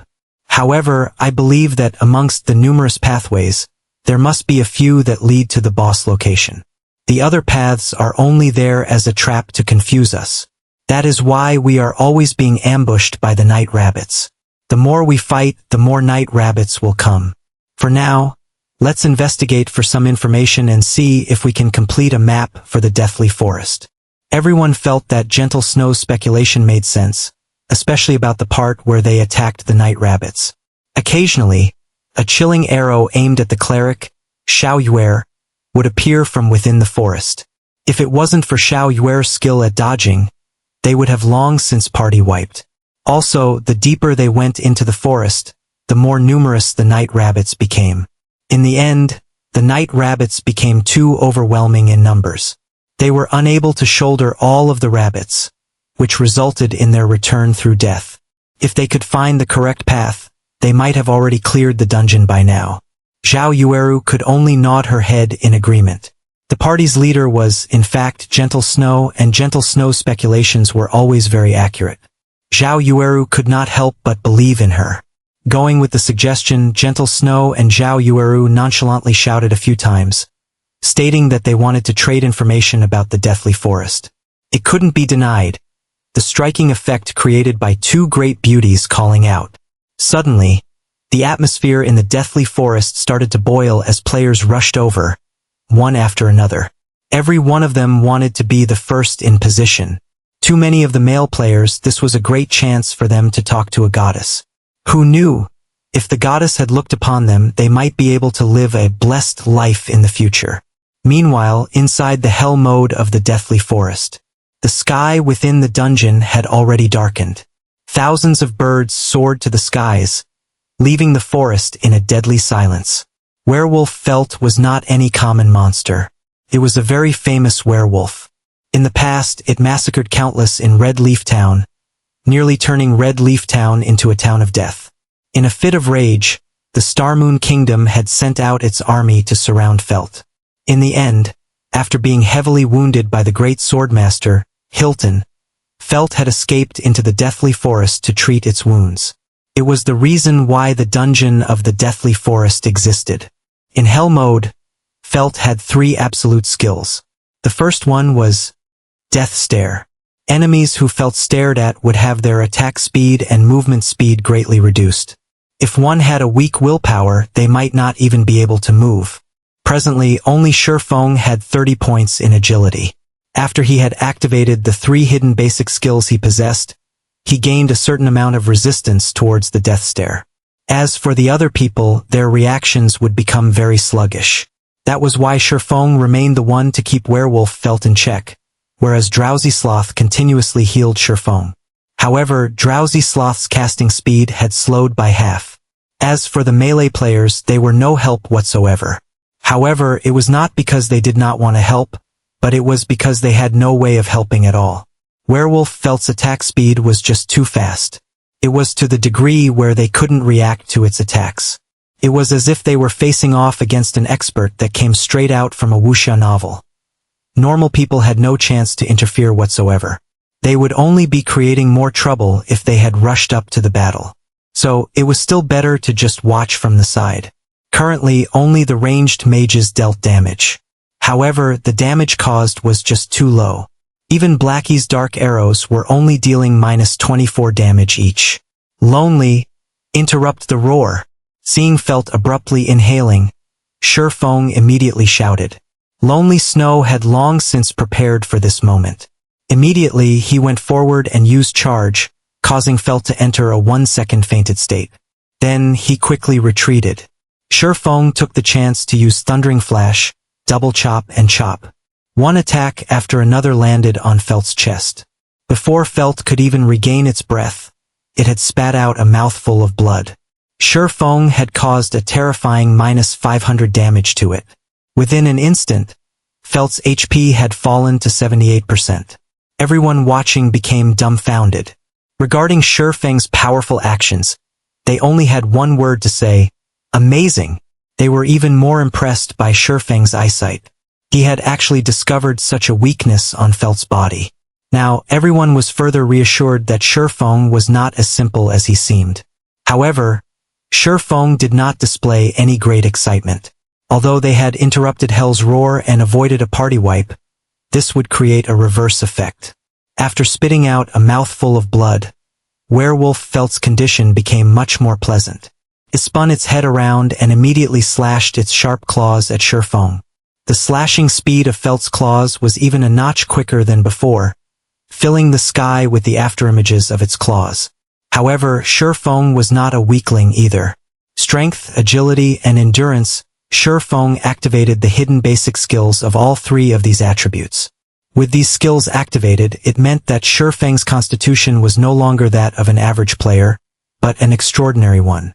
Shifeng's greatest asset in coming into the Deathly Forest was this extraordinary state which he could activate at any given moment. With it, he could do things that normal players couldn't. Under a sky filled with afterimages of claws, Shifeng could still remain safe and sound. It was as if Shifeng was dancing under the afterimages. Occasionally, Shifeng used his sword to fend off the attacks which he could not avoid. This was the power of being under an extraordinary condition. His five senses became extremely sensitive, and his brain's processing abilities became exceptionally focused. Shifeng could utilize his body to its greatest potential. If it was an average player, however, they would be unable to carry out such feats. It was both mentally and physically taxing to the extraordinary condition. If Shifeng had not become accustomed to it before, he would only be able to maintain such a state for a few seconds. Claws and sword intertwined, creating countless dazzling sparks. Both sides had their HP continuously falling. Fortunately, Shifeng was able to survive the exchange with Drowsy Sloth's timely heals. Afterward, under Shifeng's command, Lonely Snow would occasionally interrupt the Hell's Roar, while Cola would hold back Felt whenever Shifeng was in danger, and Blackie would use Evil Whip to contain Felt's movements. In such a way, Werewolf Felt's HP continuously decreased 70%, 60%, 30%. Everyone stand in a straight line facing the boss. Quickly! Shifeng hurriedly shouted when he saw Werewolf Felt's HP nearing 30%.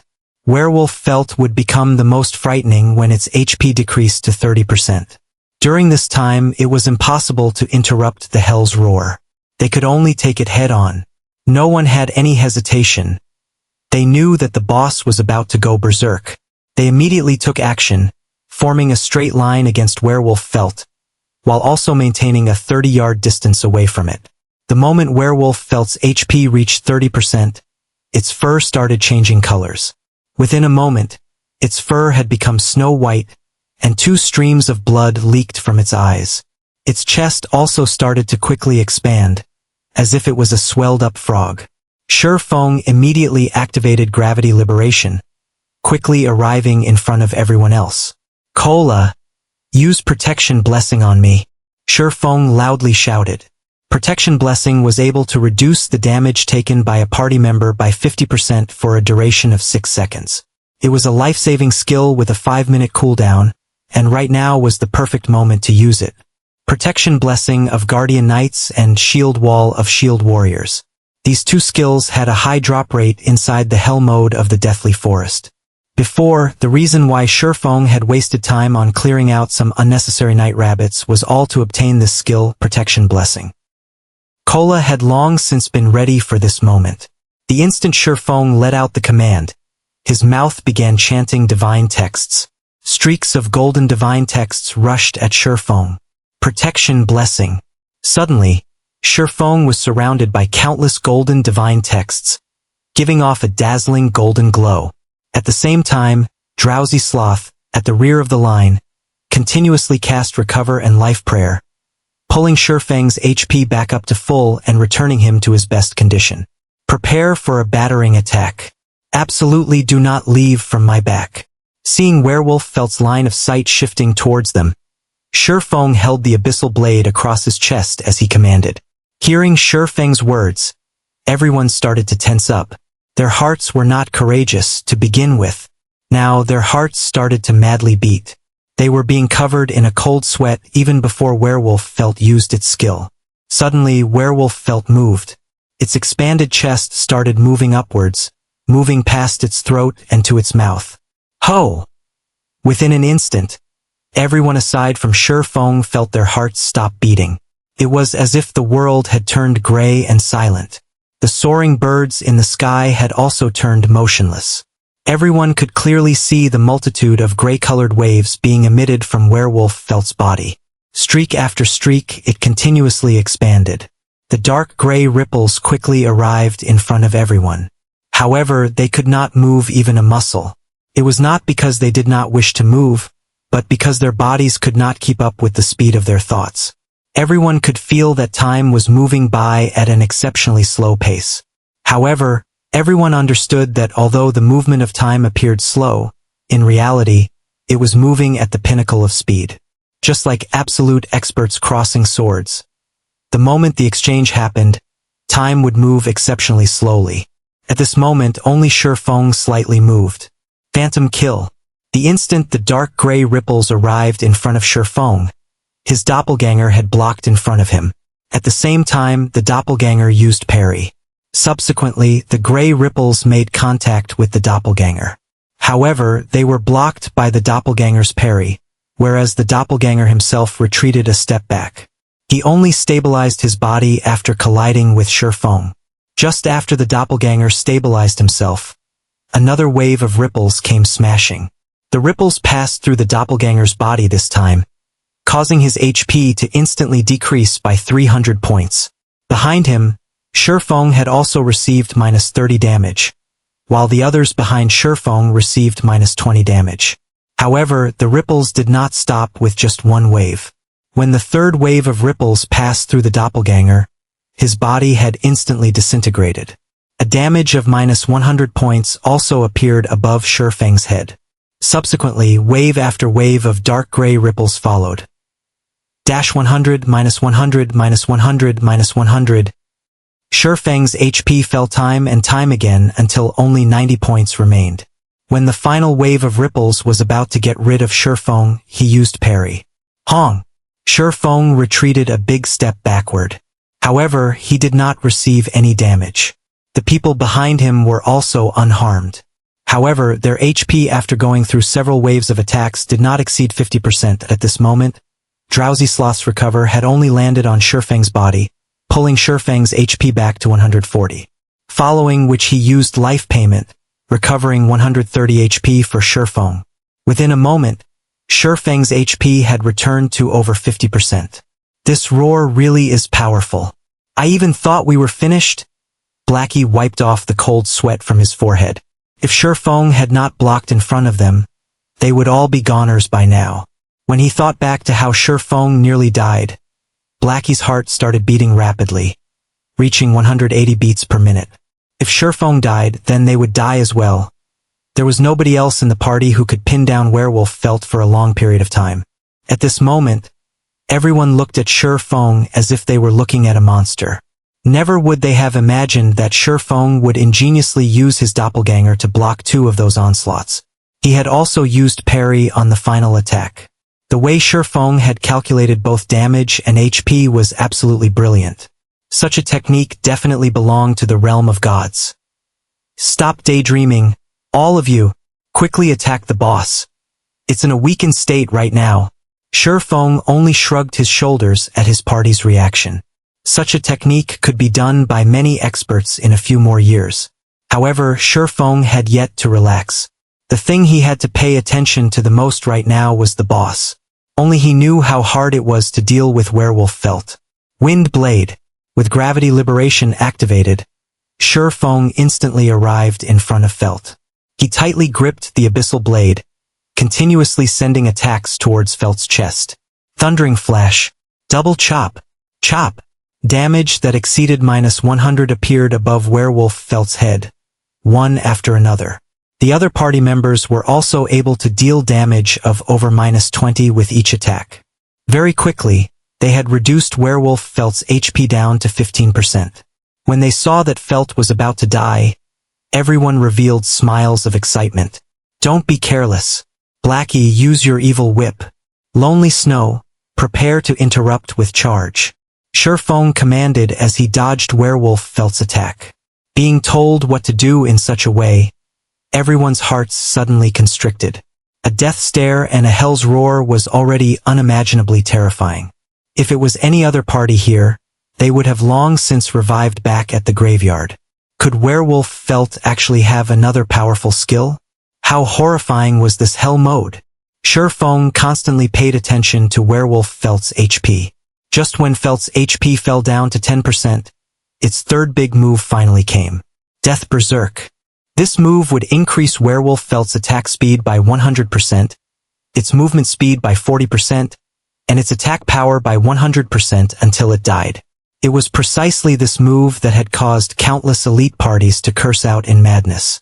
After activating Death Berserk, Werewolf Felt's fur started turning red. In a moment it had become blood red in color. Adding in its crimson red eyes and sharp fangs, Felt looked remarkably like a blood fiend. Its terrifying appearance had caused everyone to inadvertently retreat a step backward. They could clearly feel the air of danger given off by Felt. Shifeng used another double chop, stacking the bleeding effect to 5 layers. Afterward, he spun around and ran. After activating Death Berserk, there was no one under level 5 who was able to block Felt. That included Shifeng even if he had a magic weapon. The only method was to kite on it and slowly grinding Felt to death. The moment Shifeng had escaped the 10-yard distance, Felt's thick thighs suddenly doubled in size. One of its legs abruptly stomped the ground, sending it flying like an arrow, rushing towards Shifeng. Shifeng was about to arrive at the location of the large rock, but behind him, Felt's speed was just too fast. He definitely could not make it. Shifeng abruptly made a 90 degrees sharp turn. Hong! Without making any turns, Werewolf Felt smashed straight into the large rock blocking its path, turning it into rubble. Fragmented rocks the size of a person's head were sent flying more than 10 yards away. Seeing such horrifying strength, even a fierce man such as Kola had his heart trembling. If he were struck by those claws, then he would definitely become meat paste. At this moment, Shifeng had already distanced himself over 20 yards from Felt. Meanwhile, the attacks from the mages never stopped. They continuously ground away Felt's HP. Shifeng's plan to kite Felt was a success. Every time Werewolf Felt was about to catch up, Lonely Snow would charge at it. He then followed it up with a bone crusher, greatly reducing Felt's speed. Afterward, he pulled away from Felt once more. When Lonely Snow's skills were on cooldown, Blackie would use Evil Whip to constrict Felt once more. The skills of the two of them had a quick cooldown. With Shifeng's occasional Abyssal Bind, they had formed a perfect cycle to toy with Werewolf Felt without pause. 7%, 6%, 5%, 3%. Finally, when Felt only had 1% HP remaining, Shifeng abruptly turned around. Wind Blade, Thundering Flash, Chop, Double Chop. Shifeng's single sword slashed at Werewolf Felt's chest, taking away its final 1% HP. System: your party is the first to clear a Hell Mode dungeon. Rewards increased by 100%. Loot increased by 100%. System: cleared Hell Mode of Deathly Forest. Rewarding 8,000 EXP. At this moment, Werewolf Felt exploded, dropping out over 10 items. And amongst them, there was one that made Shifeng's eyes shine. Crimson Blade. It was a sword that had the color of fresh blood. It gave off a dull red glow, and there was also faint drops of red liquid dripping off the edges of the blade. The entire sword revealed a dense killing aura. Shifeng never imagined that the item with an abysmal drop rate would actually appear in front of him. TL notes. One kite. A term in video gaming and elsewhere to describe when a ranged fighter skirmishes with a hand-to-hand fighter by running and shooting. This can have two purposes: A, to damage the enemy while staying outside of hand-to-hand range, or B, to make the enemy follow you so you can lead them to a specific location. Shifeng walked over without hesitation. He quickly picked up the one-handed sword filled with killing intent. The Crimson Blade was one of the rarest drops within the Hell Mode of the Deathly Forest. It was also the best sword for a swordsman below level 6. Crimson Blade. Secret Silver Rank. One-handed sword. Level 3. Equipment requirement: Strength 12. Attack power plus 21. Strength plus 5, agility plus 6, endurance plus 3. Durability 30/30ths. Its attack power alone could rival a level 5 two-handed bronze axe. With the 6 extra points in agility, it could increase the attack speed of a swordsman by quite a lot. The Crimson Blade was definitely a precious weapon for swordsmen. Unfortunately, Shifeng could not equip it yet. His experience was currently at 69% of level 2. There was still quite an amount before he could reach level 3. Moreover, he wouldn't be able to equip it even if he had reached level 3. This was because swordsmen would only activate the dual-wielding talent after they reached level 5. At that time, Shifeng would be able to wield 2 one-handed swords. By the time Shifeng was level 5, he would be able to wield the Abyssal Blade on his main arm, and the Crimson Blade on his subarm. His attack power would be invincible amongst level 5 players. Shifeng felt great just thinking about such a future. "Brother Feng, hurry up and pick up the equipment. I'm dying of anxiety here," Blackie urged. "That's right, party leader. You can't just enjoy it by yourself. At least let us have a look at what equipment dropped." The loot on the ground had nearly blinded everyone's eyes. The anxiety burning in their hearts had even caused them to forget their joy of reaching level 2. They all wished to take a look at the drops of the 2 Hell Mode bosses. As for rushing over to snatch the loot, there was nobody present who would do such a thing. Even if the items on the ground were valuable, they still wouldn't do it. If they had done such a thing, although they could feel great for the moment, they would instead regret their actions for the rest of their lives. This was because Shifeng was the true treasure here. Even if Shifeng wanted all of the equipment, there would not be a single person who would refuse him.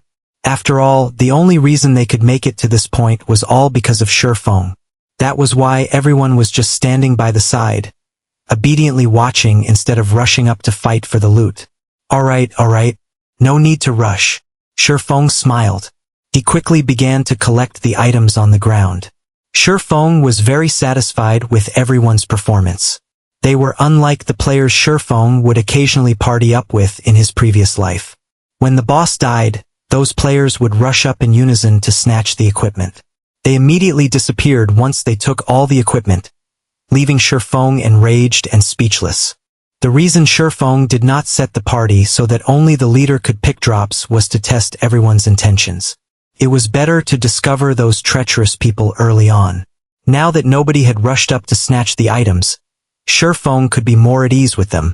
In a short moment, Shifeng had collected all the loot on the ground. There were a total of 19 pieces of equipment and 5 silver coins. Such a harvest could rival the assets of a large guild in its entirety. Arranging his bag, Shifeng's lips curled up into a smile. He found a forging design. Garrison armor forging design. Able to create a piece of level 3 bronze rank chest armor after learning the design. Materials required: 20 copper ores, 5 bronze ores, 5 magic essences. This piece of equipment was a good item. As long as a party's MT equipped it, diving into the normal mode of the Deathly Forest would become much easier. Not only did it have high defense and strength, it also increased maximum HP by 200 points. It was an extremely important piece of equipment for any MT. In Shifeng's previous life, when this equipment was released, every guild madly fought over it. They also ignored all costs to enter the Deathly Forest in order to obtain this forging design. When Blackie saw Shifeng's excited smile, his heart became even more anxious. It was needless to say for the other people, if a person's sight could kill, Shifeng probably would have died over hundreds or thousands of times by now. The items are not bad. Here, you guys have a look. Shifeng did not waste any more time. He immediately displayed the attributes of all the equipment. There were a total of 15 pieces of equipment. Amongst them, there was only a single secret silver equipment, which was the Crimson Blade. There were also 5 pieces of mysterious iron equipment and 9 pieces of bronze equipment. The bronze equipment dropped by the bosses of Hell Mode were all of the highest quality. The bronze equipment dropped by elites were far from comparable. Amongst all the equipment after the Crimson Blade, the most valuable items were the pieces of mysterious iron equipment. Out of the 3 modes of the Deathly Forest, only Hell Mode dropped mysterious iron equipment, whereas normal and difficult only dropped bronze equipment. Blackie's luck had always been good. Amongst the 5 pieces of mysterious iron equipment, there were 2 pieces of the dark color set meant for Cursemancers. The dark color set was definitely the set equipment for Cursemancers below level 5. There were a total of 5 pieces in the dark color set: head, chest, legs, shoes, arm guards. This time around, the parts that dropped were the chest and shoes. These 2 items had placed a wide smile on Blackie's face. Brother Fong, I really love coming down to hell. Let's come here once every day. That way, I can complete the dark color set, and if anyone dares look down upon us at that time, I'll blast him to pieces. Blackie showed off the dark color set in his hands. After wearing the dark color set, Blackie felt himself becoming closer to an expert. His magic attack was increased to 66. A single level 3 dark arrow could take away more than half the HP of a level 1 shield warrior. If he could complete the dark color set, then a single dark arrow could one-shot a shield warrior. He put on the suit of ash-gray fur robes, coupled with glistening pitch-black boots. Everyone could tell they were pieces of a set with just a glance. The others drooled when they saw the black luster of the dark color set. Their hearts were filled with hatred and envy for Blackie. They had never imagined entering hell would be such a great experience. They truly hoped they could enter hell a few more times in the future. The remaining 3 pieces of mysterious iron equipment were the set pieces for Guardian Knight, Shield Warrior, and Elementalist. Amongst those present, only Cola was a Guardian Knight. Thus, Shurfeng gave the piece of equipment to Cola and stored the others. As for the remaining bronze equipment, Cola received a shield and Lonely Snow received a greatsword. Both pieces of level 2 equipment had the best attributes possible on them. Drowsy Sloth and Gluttonous Mouse also received a piece of bronze equipment each. Quite a few pieces of Shurfeng's equipment were also replaced. Amongst the bronze equipment, there were 3 pieces that belonged to swordsmen. The 2 pieces of equipment that remained were stored away by Shurfeng. When everyone had changed their equipment, it was as if the entire party had a makeover. Every piece of their equipment was incomparably brilliant. Just a glance was enough to tell that they didn't just have common equipment. The entire party had also risen to level 2. Blackie's experience was even at 98% of level 2, just a tad bit short of level 3.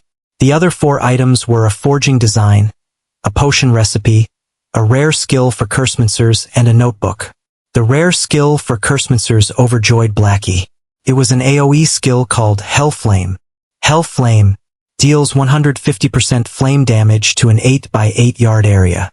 Duration of 5 seconds. Cooldown 36 seconds. It was a godly skill for grinding monsters during the early periods of the game. What is this thing for? Shurfeng looked at the old notebook in his hand.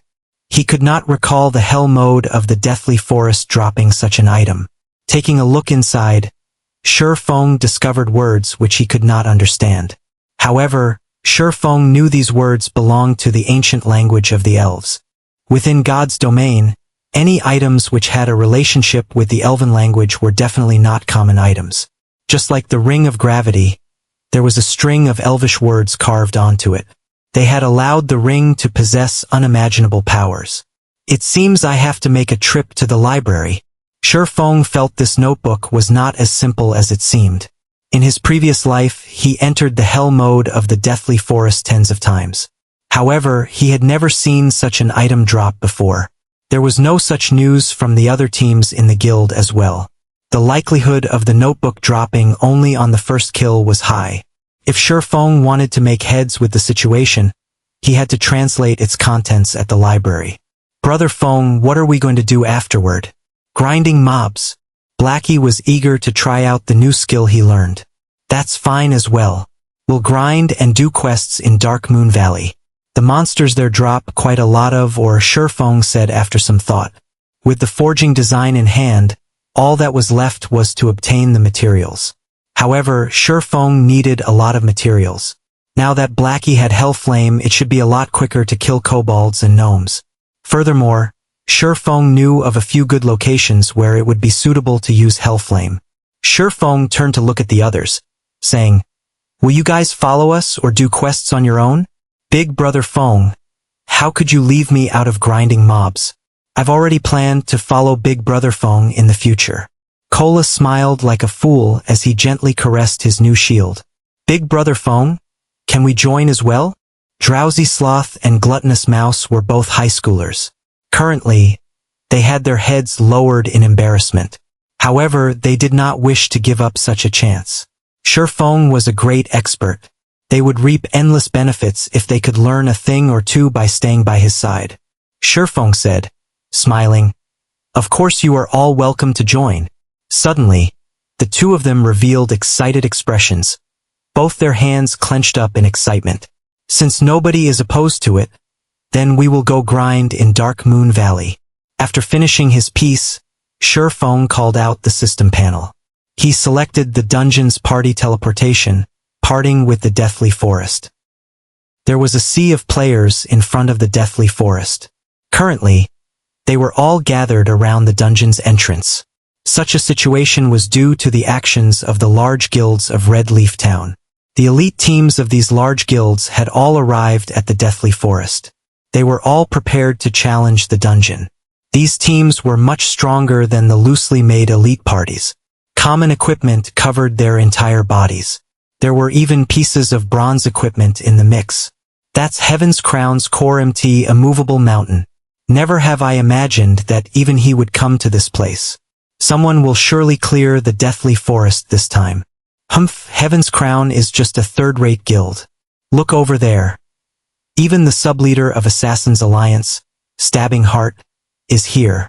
Also, the Guardian Knight named Warsoul by his side is the top 5 knight of the Assassin's Alliance. He is even stronger than the immovable mountain. The players in the surrounding area started a discussion amongst themselves. They held optimistic views towards these large guilds at clearing the Deathly Forest. It was to be expected, as there were over 10 guilds currently present, both large and small. Amongst these guilds, the most well-known guild would be the second-rate guild, Assassin's Alliance. Following them would be the third-rate guild, Heaven's Crown. The others were just some unknown guilds, but they still would not be looked down on. This was because a workshop stood behind every guild. These workshops hired experts. Average players could not compare to them. Each large guild wanted to build its reputation in Red Leaf Town. Conquering the first dungeon in Red Leaf Town was the perfect way to do so. Hence, all of the large guilds made ample preparations for the dungeon. They spent large sums of their assets to buy equipment and medicine. They also bought a lot of information on the Deathly Forest. So, they were extremely confident about conquering the dungeon. Boss waving. These guild teams have gorgeous equipment. They will definitely clear the Deathly Forest this time. Wordless Summer Knight commented with a pained expression. Waving slowly but surely crossed his arms in front of his chest. He nodded slightly, saying in a helpless tone, "The Deathly Forest is too difficult. We party wiped before we even met the boss. In the end, parties like ours only became scouts for the guilds. What's there to brag about being a guild's expert? Boss, it's not our skills that are lacking. The dungeon is just too horrifying. It has too high of an equipment quality requirement." The Shield Warrior, Battle to the End, said in disdain. He held contempt for the guild experts deep in his heart, and he was sure only their equipment prevented them from clearing the dungeon. "That's right, boss. If our party had such equipment, we would have long since cleared the Deathly Forest," Wordless Summer Knight confidently said. Speaking of dungeons, Wordless Summer thought of Shifeng's party. He giggled as he said, "It's not like we didn't have any gain. We've killed 2 night rabbits and even got a skill book for berserkers. Compared to that party led by Captain Noob, we're much stronger. They still haven't shown themselves. I guess they've already fled from embarrassment. It sure is a pity for Lonely Snow. If he followed the boss, then he would have been given the skill book. If he found out about it, he would regret not following us into the dungeon. That's right. Lonely Snow doesn't know how to appreciate the kindness given to him. Now he will definitely regret not following the boss." Battle to the End laughingly said. "Lonely Snow's skills are still quite good. I don't know how that noob managed to gain the favor of that expert called Blackie. However, no matter how great that expert's techniques are, with dead weight pulling him back they would still party wipe. He is probably too ashamed to show himself right now. If he had gone with us, we might have cleared the Deathly Forest by now." Waving slowly was silently pleased with Blackie's end. "Boss, the guilds are going to enter now," Wordless Summer said. However, just as the guilds were about to enter the deathly forest, the dungeon's teleportation gate suddenly changed color. It instantly turned from a silvery gray to a pitch-black color. There was also an indistinct skull that was roaring. The many members of the guilds couldn't help but retreat a few steps back. What is this situation? Such a question appeared within everyone's hearts. However, they quickly received their answer. 6 figures suddenly appeared in front of the dungeon's entrance. Each and every one of them was clothed in glorious garments. Just by standing there, the 6 of them caused others to feel a faint pressure, especially the cursemancer with the black-colored staff.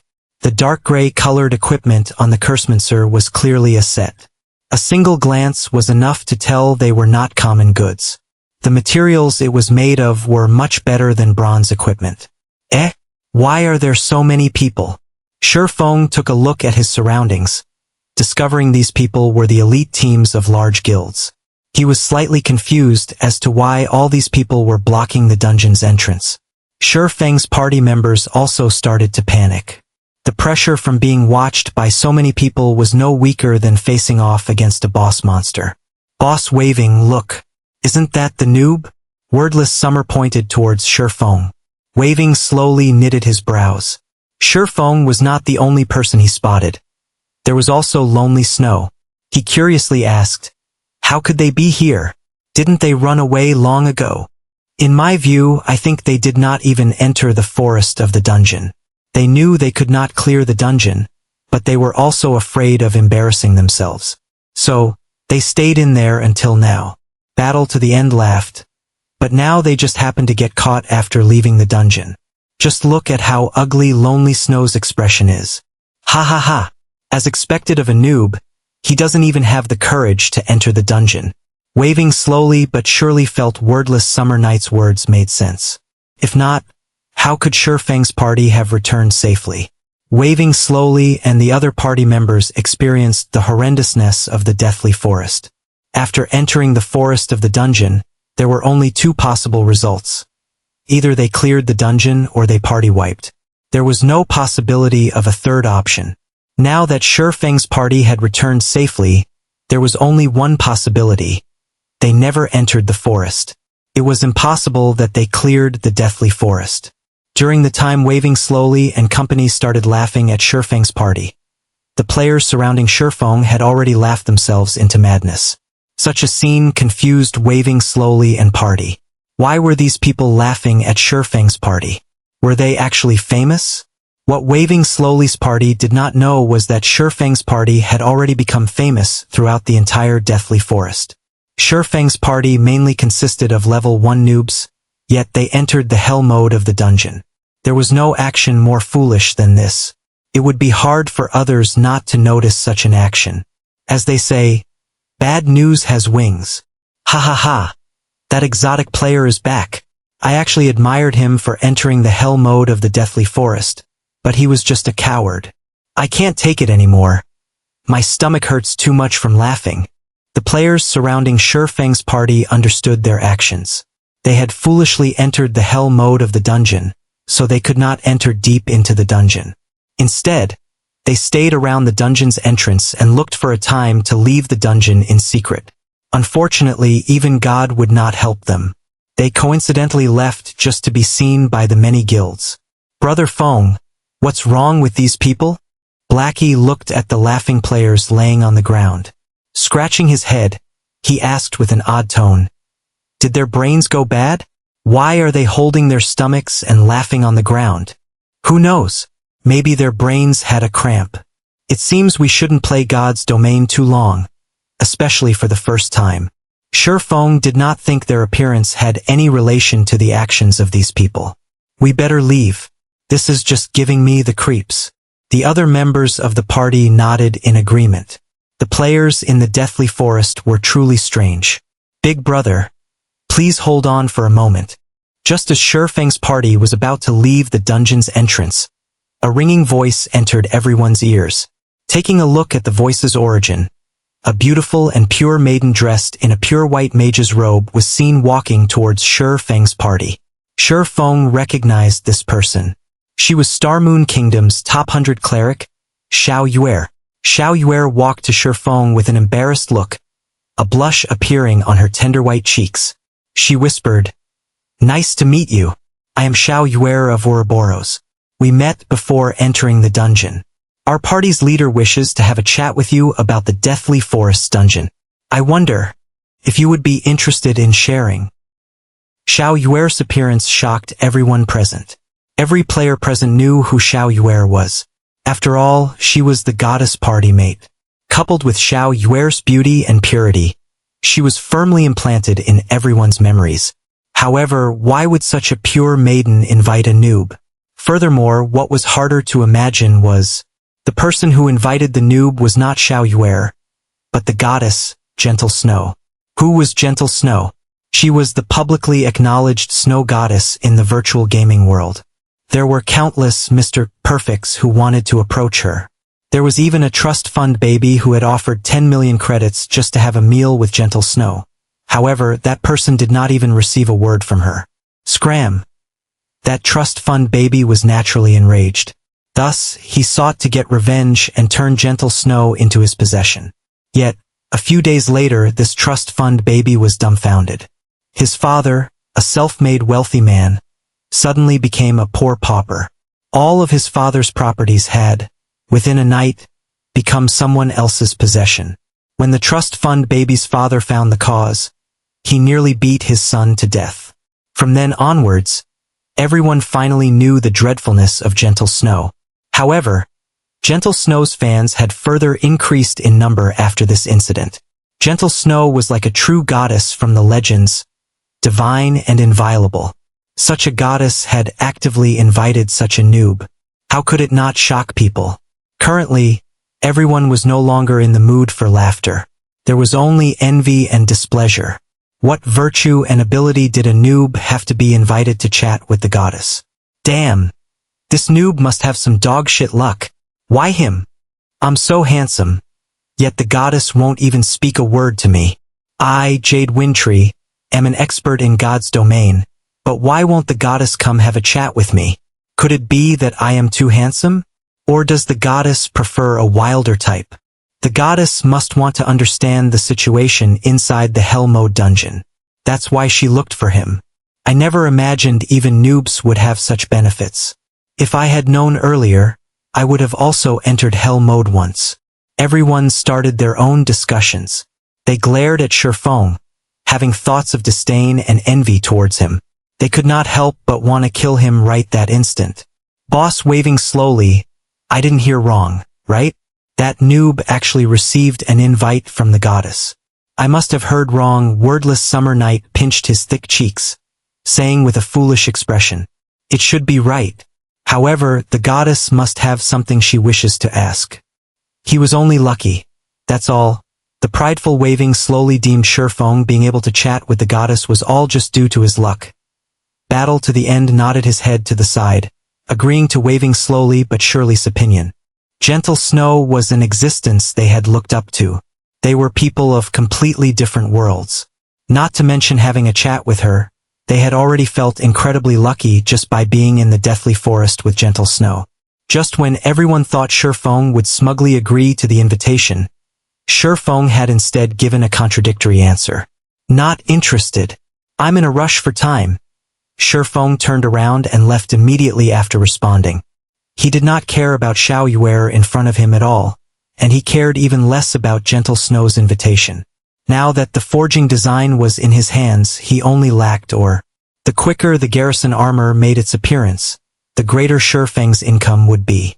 If he missed out on this great chance, he would lose a large sum of coins. Blackie had been extremely excited when he thought he would be able to get close to the goddess. Shi Feng's answer, however, nearly drove him to madness.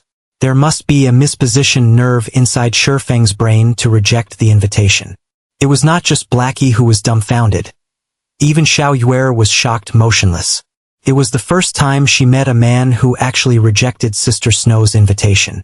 Many men begged for such an invitation, yet all of them remained empty-handed. Could this man be a fool? Let's go. What are you daydreaming about? He turned and asked his motionless party members when Feng discovered nobody following him. Brother Feng, that's an invitation from the snow goddess. Won't you think about it some more? Blackie requested. His mind was bordering insanity right now. At the same time, his heart continually prayed for Feng to agree quickly. Such a great chance would be impossible to come by in the future. I've already said I don't have the time, Feng responded with a smile. Feng became speechless when he looked at Blackie's prayerful eyes. No matter what, Blackie's reverence for the snow goddess would not change one little bit. Currently, Gentle Snow and Zhao Yueru walked over. Clad in a silvery white plate armor, Gentle Snow was undoubtedly the focus of the entire deathly forest. Everyone's eyes were glued to her perfectly curved body, their mouths drooling. Nobody had imagined Gentle Snow would personally make an appearance. Everyone's envy and hatred for Feng grew even more. You can be at ease. I will not waste too much of your time. This piece of bronze equipment can be your compensation. Gentle Snow carefully watched Feng. She discovered Feng was indeed different from other people. Although Feng had a typical appearance, his body gave off a calm and steady feeling. There was also a faint murderous aura radiating from his body. Such temperament could only be honed after experiencing countless life-or-death battles. Snow. Zhao Yueru was shocked. She never thought Gentle Snow would think so highly of Feng. Her beautiful eyes unwillingly turned towards Feng. Her brows slightly creased and she said in a contemptible tone, I don't think this fellow is worth a piece of bronze equipment. A piece of gray equipment at best. They had already been respectful by inviting Feng over for a chat. However, not only did Feng not appreciate their kindness, he even rejected them immediately. If someone else received such an invite, they would have long since come running over to fawn over them. It was the first time Zhao Yueru met such an unattractive man who took such an action. She firmly believed Feng had some scheme in his mind and there was nothing good about him. No need for the bronze equipment. I have those things myself. Feng waved his hand, saying in an uncaring tone.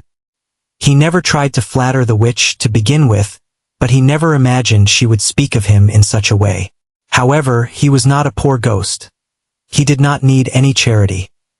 Zhao Yueru's beautiful eyes measured up Feng. She couldn't help but let loose a faint laughter, playfully saying, Such an unyielding spirit. You clearly want it, yet you're refusing to admit it. Snow. This fellow is really insincere. Yueru. Gentle Snow impatiently sent Zhao Yueru a glance, hinting her not to overdo it. To begin with, they were the ones who took the initiative to send the invite. It would not be proper to look down on others now. Zhao Yueru pouted. She shot a glance towards Feng, puffing out her prideful twin peaks as she helplessly turned her head away. She did not think a poor fellow like Feng would have anything they wanted. Sorry, please receive this piece of equipment as an apology. Gentle Snow took out a level 0 bronze belt meant for a swordsman and traded it to Feng. She wanted to put an end to this matter. Feng did not reject the offer after seeing Gentle Snow's sincerity. If he rejected it, it would only show how petty of a man he was. At the same time, he would cause Gentle Snow to think he did not wish to reconcile. He couldn't just keep on refusing the kindness of others. Besides, he was indeed missing a bronze belt. Hee, and here I thought you had some great ability. In the end, you still need it, Zhao Yueru said in disdain. She inwardly felt unfortunate to lose a piece of bronze equipment. They obtained this piece of equipment after killing a rare elite with much difficulty. It was an absolute waste now that their efforts were benefiting Feng. Feng slightly wrinkled his brows. Not even a man would be able to stand being mocked and ridiculed in such a way, not to mention a reincarnated person like Feng. Since Miss Snow gave me a piece of bronze equipment, it is only proper for me to reciprocate in kind. Let this item be the return gift. Gentle Snow's eyes flashed when Feng also wanted to gift her something. She felt astonished and thought Feng was an interesting person. Feng conducted himself properly, and he was not as hard to get along with as she had imagined. You? Gifting Snow a present? Do you think Snow would even want it? Zhao Yueru could not help but turn her head around. Her fresh red lips curled into a seductive smile, and her eyes held a sneer within them. She was silently laughing at Shi Feng's overestimation of himself. What kind of item has Gentle Snow not seen before? Even luxury cars worth over 10 million could not catch her attention, not to mention an item within a game. Currently, Shi Feng took out a piece of paper from his bag. This drawing was one of the drops from the boss. Shi Feng nonchalantly passed the item over to Gentle Snow. When Zhao Yueru saw Shi Feng take out a piece of scrap paper and give it as a present to Gentle Snow, she could not help but coldly say, "Are you trying to make a fool of us?" "No," Shi Feng said in a serious tone. "Snow gave you a piece of bronze equipment, yet what about you? You took out a piece of scrap paper to trick her. Do you think a piece of scrap paper could compare to a piece of bronze equipment? If you're not playing us for fools, then what are you trying to do?" Hearing Shi Feng's answer, Zhao Yueru was further enraged. Behind Shi Feng, Blackie and the others were each covered in a cold sweat. Even if you did not wish to chat with the goddess, you still should not make a fool of her. Wasn't this just courting death? They clearly obtained a good amount of equipment inside the dungeon, and just simply giving one of those pieces would easily solve the problem. If Shi Feng's actions angered the goddess, even if the goddess herself did not take action, the players surrounding them would surely kill them off for her. Seeing a mishap about to occur, Blackie thought of giving away the bronze staff he held.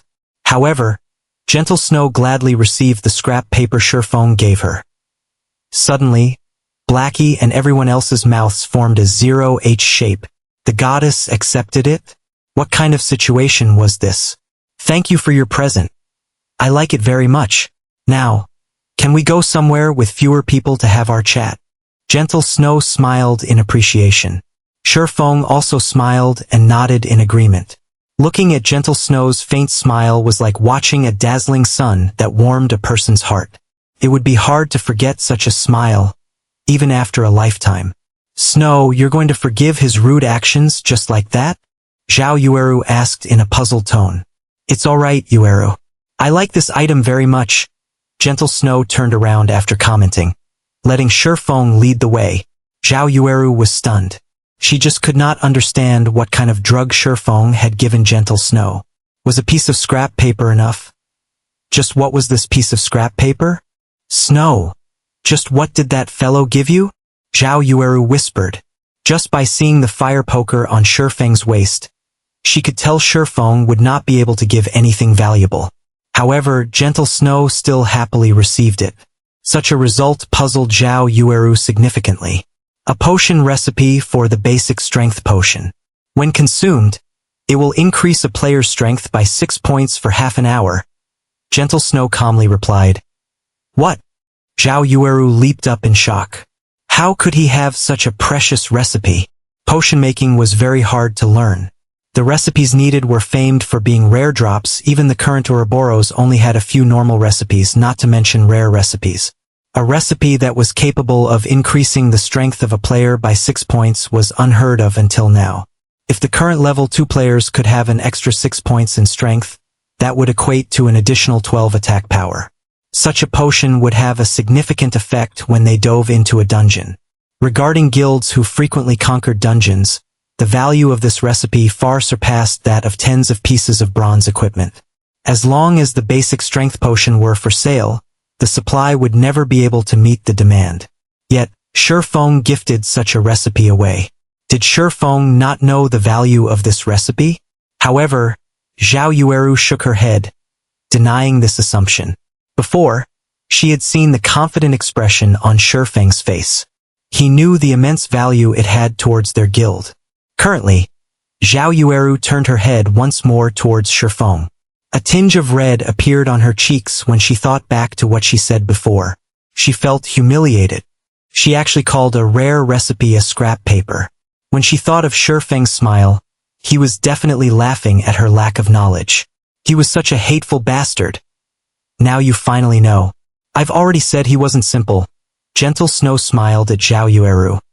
Even after Gentle Snow and Shi Feng left the scene, the surrounding players had yet to recover themselves. What kind of situation was this? A noob actually received the attention of the goddess. Was this person really a noob? Boss waving slowly, that noob left with the goddess. Wordless Summer Night was very upset. After watching the goddess being very courteous with Shifeng, even an idiot could tell Shifeng was not that simple. Don't mind it. I've heard from others that the noob entered the hell mode of the deathly forest. The snow goddess must have intentionally invited him to learn about the difficulty of hell mode. Waving slowly did not believe that he would misjudge a person. Shifeng was definitely a noob. He must have just been incredibly fortunate. Before, he managed to gain the favor of an expert. Now, he also somehow managed to obtain the favor of the goddess in a rock pit over 200 yards south of the deathly forest. Gentle Snow and Shifeng sat facing each other. Surrounding them was a beautiful scenery and gurgling streams. As for the others, they stood to the sides. None of them tried to eavesdrop on the conversation between Shifeng and Gentle Snow. They comfortably sat down and started chatting amongst themselves. I wonder what business Miss Snow has for me? The Deathly Forest. Gentle Snow openly said, I want the strategy for the Deathly Forest. State your price. Hee. I'm afraid Miss Snow is overthinking things. How could I have the strategy to the Deathly Forest? I've only entered the dungeon once. Shifeng would not admit to possessing the strategy. It would bring about the suspicion of others. After all, God's Domain was a game constructed by the main God system. Even beta testers would not know a detailed strategy for the dungeon. It was still possible to trick amateurs such as Blackie, but it was impossible to trick Gentle Snow. Troubles would arise if Shifeng were to generously share his strategy. Gentle Snow smiled sweetly. Her eyes swept once across Shifeng's party members before calmly saying, If I'm not mistaken, the equipment your party members are wearing all came from the hell mode of the Deathly Forest. Although your party has 1 or 2 players with proper techniques, everyone knows you had invited 3 level 1 noobs as temporary members. Such a party was able to enter hell mode, and even came out with quite a lot of equipment. Do you think I would believe you if you said you did not have any information? Let's not twist our words around. I know you're a beta tester and not just any beta tester. You must have done detailed research on the Deathly Forest. Otherwise, you wouldn't be able to clear the dungeon at all. This basic strength potion recipe is the best evidence as to why I would say you've cleared it. You can rest assured, however, that I will not reveal your secret. Gentle Snow fixated her gaze on Shifeng as if she saw through Shifeng's entire being. All right, what you say is correct. Shifeng shrugged his shoulders, silently letting loose a breath. He never thought Gentle Snow would fill up the questionable gaps. It would not be any better for Shifeng if Gentle Snow thought in such a way. State your price then. Gentle Snow was all smiles with Shifeng. It was as though she was saying, Did you think I could not control a person like you? This lady knows everything. Seeing Gentle Snow smile with confidence, Shifeng was already snickering in silence. Sheep's wool comes from a sheep. If you wish to earn money, it was natural to obtain it from a wealthy person. A first-rate guild like Ouroboros was unquestionably an appropriate target. According to Shifeng's knowledge, the guild, Ouroboros, had already conquered over 10 virtual reality games. However, the appearance of God's Domain had shaken the virtual gaming world. It was dubbed as mankind's second world. It caused the collapse of many other virtual reality games. Afterward, countless companies started madly investing in God's Domain, nurturing their guild, growing their influence, and building their place in the virtual financial world. Naturally, Ouroboros also invested in God's Domain. They, too, wanted to share a bite of the countless assets. Also, Ouroboros was not just wealthy. It also had a great background.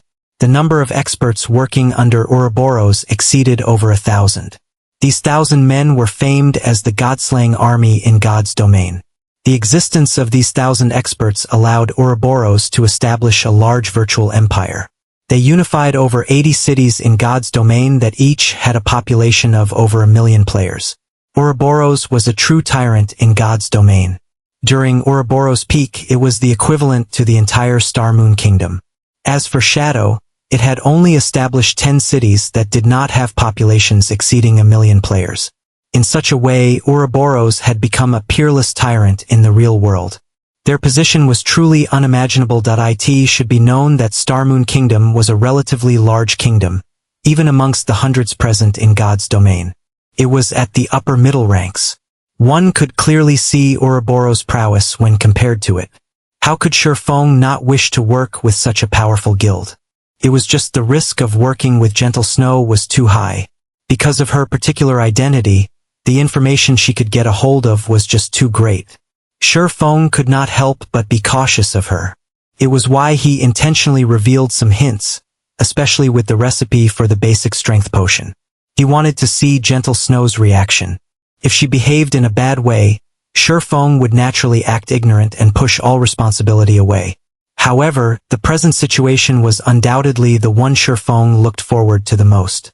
Since you've already explained, my asking price isn't high. 20 silver coins. Shifeng calmly stated. To a small guild of current times, 20 silver coins would already be their entire fortune. Even a 100-man money farming group would need 2 to 3 days to collect such an amount. Zhao Yueru sucked in a cold breath, nearly jumping up when she heard Shifeng casually ask for 20 silver coins. She stared at Shifeng, furiously saying, "Why don't you just rob someone? That would be a faster way." "I would do it if I could get that much money," Shifeng said with a smile. "You should know there is a lot of skill books, weapons, and equipment for players inside the Deathly Forest. They can quickly increase the strength of players. If you could conquer the Deathly Forest a step earlier, the benefits it would bring towards future developments go without saying. Can't you make it a little cheaper? 20 silvers? Even we, Ouroboros, can't simply take out that much money." Zhao Yueru thoroughly disliked Shifeng now. However, when she thought about the importance of the Deathly Forest, she still used a softer tone to speak to Shifeng. "Sorry, but no negotiations. If you don't agree to it, then I can only consider working with some other guild." Shifeng remained firm with his decision. He had been very sincere in dealing with Gentle Snow. If it was still not possible, he could only consider the Assassin's Alliance. The Assassin's Alliance was wealthy and imposing. Before, they spent over 20 silvers to buy Shifeng's level 5 bronze shield. "I understand. 20 silvers then. However, we need some time to collect the money. After all, our Ouroboros area of influence isn't in White River City, but at the capital, Star Moon City. There are only a few Ouroboros members close to White River City. Give me a day's time, take these 7 silvers as a deposit. I will compensate you with 15 silvers a day later." Gentle Snow had never imagined Shifeng's appetite would be so great. 20 silvers was still a lot to her. However, the importance of clearing the Deathly Forest was too great. They had to grasp it as soon as possible. At the same time, Gentle Snow knew that silver coins were precious during the early periods of the game. Hence, she had given a little more to Shifeng as interest. "Alright, here is the map of the Deathly Forest, and also the things you need to pay attention to when fighting against the boss." Shifeng also knew what Gentle Snow had said was true. Wanting to gather 20 silver coins would not be easy. Ouroboros did not have as great of influence in White River City as the Assassin's Alliance did. Shifeng sent mail to Gentle Snow containing detailed introductions to the Deathly Forest. With Gentle Snow's abilities, they should be able to clear normal mode easily. Gentle Snow looked at the strategy she received for the Deathly Forest. Her heart slightly shook only after a slight glance. She never imagined the Deathly Forest would be so horrifying. Just the number of paths available already numbered 36. 33 of them were dead ends. There was even a Night Ranger who moved based on opportunity. There was also a detailed description of the boss and when it would cast its skills. She definitely got more than 20 silvers worth of information. If she sent others to explore the paths bit by bit, the cost would exceed 20 silvers. Suddenly, another change occurred to Gentle Snow's perception of Shifeng. She felt Shifeng was not as simple as he seemed to be. He was certainly an expert. Only an expert could have such a profound understanding of the dungeon. However, Gentle Snow had no recollection of an expert swordsman like Shifeng. In 3 days, Ouroboros is planning to enter the first level 5, 20-man dungeon, the Dark Moon Graveyard. I wonder if you will be interested in joining. Gentle Snow, beautiful eyes looked towards Shifeng as she invited him to the team dungeon. She already acknowledged Shifeng's strength. If Shifeng was with them, entering the team dungeon, they might have an easier time in it. From aside, Blackie looked at Shi Feng with dumbstruck eyes. His admiration for Shi Feng had already reached the level of worship. He never imagined Shi Feng would be so awesome as to conquer the snow goddess in a few moves. The goddess even wished to invite him to raid a dungeon. How great of an honor was this? There were countless men who dreamt of raiding a dungeon with the snow goddess. However, Zhao Yueru became irritated after hearing Gentle Snow invite him. Shi Feng was but a beta tester. At most, he had experienced God's domain a few more days than they did and had a deeper understanding of the Deathly Forest. However, the 20-man team dungeon had only opened after the game's official release. It did not exist during the beta test, so there was no way for Shi Feng to know anything about it. Also, Shi Feng wasn't some powerful expert. What point would there be in inviting him? He would just be wasting a slot in the dungeon. Shi Feng entered a thought. There were a lot of good items that dropped from a 20-man dungeon. It had been particularly true for the Dark Moon Graveyard, which dropped a lot of worthwhile equipment for swordsmen. The attributes of the equipment from that dungeon were also much better than the ones obtained from wild bosses. However, Shi Feng was not able to organize a 20-man party, so it wouldn't be a disadvantage to join Gentle Snow for a round. Alright, but leave a few spots for me. Also, all swordsman equipment and forging designs must belong to me. Shi Feng answered with a nod. Can't you be a little more humble? Zhao Yueru looked at Shi Feng, pouting. She felt Shi Feng was going too overboard. If Gentle Snow had asked anyone else, they would have readily agreed, even going as far as to forego getting any equipment. Shi Feng, however, even wanted priority over equipment. He was not courteous with them at all. Gentle Snow did not imagine Shi Feng was truly different from the other people. He did not play around with his words. However, it was interesting that he would say whatever he wanted. Following which, Gentle Snow looked towards the party members behind Shi Feng. Although they were noobs, their equipment was all of good quality. They could barely manage in the 20-man dungeon. Thus Gentle Snow said, Fine, let's add each other as friends then. We'll be in touch when the time comes. Alright, you can just contact me a few hours before raiding the dungeon. I'll arrive on time. Shi Feng accepted Gentle Snow's friend request. Subsequently, Shi Feng and his party members left the small rock pit, heading towards Dark Moon Valley. When the group passed through the Deathly Forest dungeon, Stabbing Heart of the Assassin's Alliance abruptly called out to Shi Feng. Brother Yi Feng, I nearly failed to recognize you. I never imagined you actually knew a big shot like the Snow Goddess. You must not forget a brother like me in the future. Stabbing Heart jokingly said as he walked towards Shi Feng. Nonsense. I just happened to meet with Miss Snow by chance. Shi Feng replied with a smile. Brother Yi Feng, you are too humble. Based on your strength, you are absolutely worthy of becoming friends with the Snow Goddess. After all, both of you are experts of the same level. Stabbing Heart thought Shi Feng was very humble. It was no wonder he was such a great expert. The way he conducted himself was different than ordinary people. Stabbing Heart wanted to befriend Shi Feng even more now. Our Assassin's Alliance is preparing to enter the dungeon. I wonder if Brother Yi Feng would be interested in joining us? Of course, you can pick any of the equipment that you want. You are too courteous, Brother Stabbing Heart. However, I still have some things to attend to. I will definitely join if there is another chance in the future. Shi Feng politely rejected the offer. Stabbing Heart spoke in a loud voice. Surrounding players clearly heard his words. At first, everyone thought of Shi Feng as just a noob. His being called upon by the Snow Goddess was just due to luck.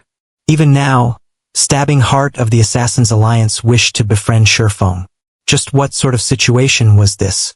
The Assassin's Alliance was a large guild that was famous throughout White River City. As the sub-leader of the guild's elite group, Stabbing Heart would not need to interact with normal players at all. However, he tried to befriend Shi Feng. Shi Feng had actually rejected him. Shi Feng was just too domineering. If someone were to call Shi Feng a noob, nobody would believe them. There was something strange about the situation. Everyone guessed that Shi Feng must be a hidden expert that normal players did not know of.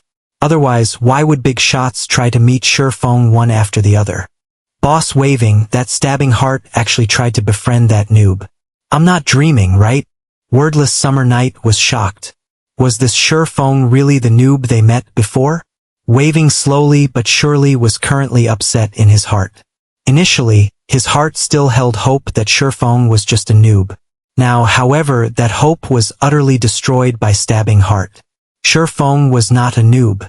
He was definitely an expert, just like Lonely Snow had said. Shurfeng might even be greater than Lonely Snow had described him to be. If Lonely Snow followed Shurfeng, then his future would certainly be filled with boundless prospects. On the other hand, they had chased Shurfeng away. They had missed a great chance for them to befriend an expert. Boss, why don't we go over and apologize? An expert is a magnanimous person. Who knows, he might even forgive us. At that time we, too, could gain the favor of an expert. Battle to the end suggested. Wordless Summer Night nodded his head in complete agreement. Just as Shurfeng's party was about to leave the deathly forest, waving slowly but surely, and the others came running over. Big Brother Expert, we've had some misunderstandings before, so we're here to apologize to you. We hope you can forgive our ignorance. Here's a silver coin to show our sincerity. We hope Big Brother Expert can take us under your wing. Waving slowly was all smiles as he apologized. The arrogance he had before was completely gone now. Wordless Summer Night and Battle to the End were also sincerely apologizing without stop. They wished to grind monsters with Shurfeng. If you guys don't have anything else to say, then please leave. I still have matters to attend to, so I don't have any time to waste with you. Shurfeng spun around to leave after replying. He did not mind one little bit in regards to waving slowly and the others' previous behavior. However, wanting him to carry won them? Not a chance. As for Lonely Snow, he only shook his head in regards to waving slowly and the others' actions. If they had known that their actions would lead to such results today, maybe they wouldn't have acted so in the beginning. Watching Lonely Snow leave with Shurfeng, Wordless Summer curled his lips into a frown, saying in a sour tone, "Bah! What's there to be amazed about? In the future, I, too, will become an expert." However, only Waving slowly knew Lonely Snow would become successful in the future. He was already in a different world than them. TL notes. 1 carry. A gaming term used to refer to a player who largely contributed to the team's victory. After leaving the deathly forest, Shurfeng's party rushed towards Dark Moon Valley without rest. At the current stage of the game, many players had already risen to level 2.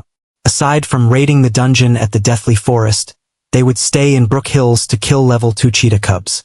Only a few experts would go to the level 4 area Dark Moon Valley to level up. However, along with the increase in player levels, it wouldn't be long before Dark Moon Valley would become occupied. After spending over half an hour returning to Dark Moon Valley, the scene they met with was the same as what Shurfeng expected. A few elite parties who were uninterested in the dungeon were currently killing level 4 kobolds that were wandering around the outer parts of the valley. These elite parties were quite skilled. They lured 2 or 3 monsters each time, with the shield warrior tanking in front and preventing the kobolds from closing in on their mage and healer. The healer was continuously healing from behind, barely maintaining the shield warrior's HP. Although it was taxing to grind in such a way, the gains from the fight were equally good. The 3 kobolds had dropped 2 coppers and some stone materials. In God's domain, only monsters level 3 and above would drop skill books and bronze equipment. Although the chance was only 10,000 to 1, it was still enough to cause players to go on wild goose chases. Currently, bronze equipment was very valuable. Even more so were skill books. With these enticements here, there would be many experts who would come forth, even if there was some danger involved. After taking a few glances, Shurfeng turned and left towards the inner parts of the Dark Moon Valley. The other party members who were new to the Dark Moon Valley were very nervous. It was especially true when they saw the level 4 monsters scattered throughout the entire area. Their breaths became slightly hurried. However, Blackie was extremely calm when he saw these level 4 kobolds. After all, he had previously killed hundreds of them. He did not seem panicked, unlike the other party members. He simply followed Shurfeng, entering the deeper regions of the valley. As for the elite parties, they could not help but be shocked when they saw Shi Feng's party enter deep into the valley. They had never imagined the newcomer party would have such courage. There were very few players currently present in Dark Moon Valley. It had yet to be completely developed, so there were a lot of kobolds in the middle of the valley. The deeper one headed towards the center, the greater the number of kobolds. There would even be groups that consisted of 10 or more kobolds. Grinding monsters there was just too dangerous. The lowest number of kobolds they had to face was at least 4 or 5. It was not worth risking an unwarranted death. Unfortunately, these people did not know Shi Feng was more insane than they previously thought. Shi Feng did not just enter the deeper regions of the valley. Instead, he went towards the core of the Dark Moon Valley. There was a good location to grind monsters there. Not only was there a large number of monsters, but their respawn rate was quick as well. Most importantly, the drop rate therefore was high. Regarding understanding, Shi Feng was like the local god of the area when it came to the Dark Moon Valley. Be it the location of the monsters, the number of monsters available, or their respawn time, Shi Feng had spent countless hours researching in his previous life. His goal at that time was to increase the grinding speed of his party, all to improve his position within Shadow. Life was truly fascinating. Shi Feng's sacrifice towards Shadow in his previous life had currently turned around to help himself instead. It could increase his own party's level more quickly, while at the same time guaranteeing him a steady supply of ore. Moving along the path of broken rocks, groups of 4 or 5 level 4 kobolds would occasionally appear. However, it was just a small matter with the equipment of Shi Feng's party. Looking at the party's guardian knight, Kola, be it with HP or defense, he could easily tank 4 kobolds at the same time. The healer, Drowsy Sloth, could maintain Kola's HP above 80% without wasting much effort. If Kola had let a monster past, then Lonely Snow would go up and push it back. As for the others, they would fervently deal damage. A simple sword strike from Shi Feng could already deal over 100 damage, whereas Blackie's dark arrows could each deal 88 damage. The fight could not get any easier than this. Within moments, the 5 kobolds were all dealt with. Compared to the elite party outside, Shi Feng's party was stronger by several folds. Shi Feng simply picked up the stone materials or that dropped, then continuing deeper into the Dark Moon Valley. After spending over an hour moving forward, Shi Feng's party had finally arrived in front of a mountain. The massive mountain was hundreds of meters in height. Kobolds no longer filled the area surrounding the mountain. Wandering gnomes had replaced them. These wandering gnomes each held a small shovel in their hands, using it to dig into the rock wall of the mountain. There were also quite a few gnome overseers that inspected the surrounding areas with a whip in hand. Brother Feng, the monsters here are just too numerous. Are we really going to grind here? Blackie's heart shook slightly when he took a look around. He discovered hundreds of wandering gnomes around the vast mountain. There was even a few level 5 gnome overseers. Compared to the groups of over 10 kobolds outside, this place was a literal battlefield. Kola also gulped down a mouthful of saliva, worriedly saying, "Party leader, I'm not trying to boast, but tanking 6 or 7 of them is my limit. I really can't manage this many monsters." It wasn't just Blackie or Kola. The others as well were apprehensive. Wandering gnomes occupied the entire mountain, and these gnomes were very close to each other. As long as they made a mistake while luring, then they would have to face off against hundreds of level 4 monsters. Such a large number of monsters was much scarier than the Lord rank felt. I know you guys can't fend all of them off. However, whoever said about letting any of you tank hundreds of gnomes? Shi Feng rolled his eyes at his party members. He was extremely clear regarding the party standards. Facing off against 10 gnomes at the same time was nearly their limit, so how could they deal with hundreds at the same time? Even a level 10 player would be finished when met with hundreds if level 4 monsters. However, wasn't there a good saying that stated, "If you can't outfight them, outrun them"? Shi Feng's agility had reached 30 points. Including the bronze shoes he had, his movement speed had exceeded the wandering gnomes by at least 4 points. He could easily kite the gnomes and let Blackie use the AoE skill Hellflame. The efficiency of grinding in such a way was several times greater than that of killing individually. Following which, Shifeng told everyone about his plan. He needed Blackie to get the timing right, maximizing the effect of Hellflame. As for the others, they were responsible for taking out the gnomes with low HP. When Shifeng had chosen his position, he grabbed a handful of stones and rushed towards the nearby gnome overseer. Just as Shifeng approached the 20-yard distance, the overseer had started yelling loudly. Its screams attracted the attention of many of the surrounding wandering gnomes. Shifeng waited first for a moment, avoiding the whip of the gnome overseer and allowing the wandering gnomes to continuously gather. When about 30 gnomes had gathered, Shifeng turned around and ran in the opposite direction.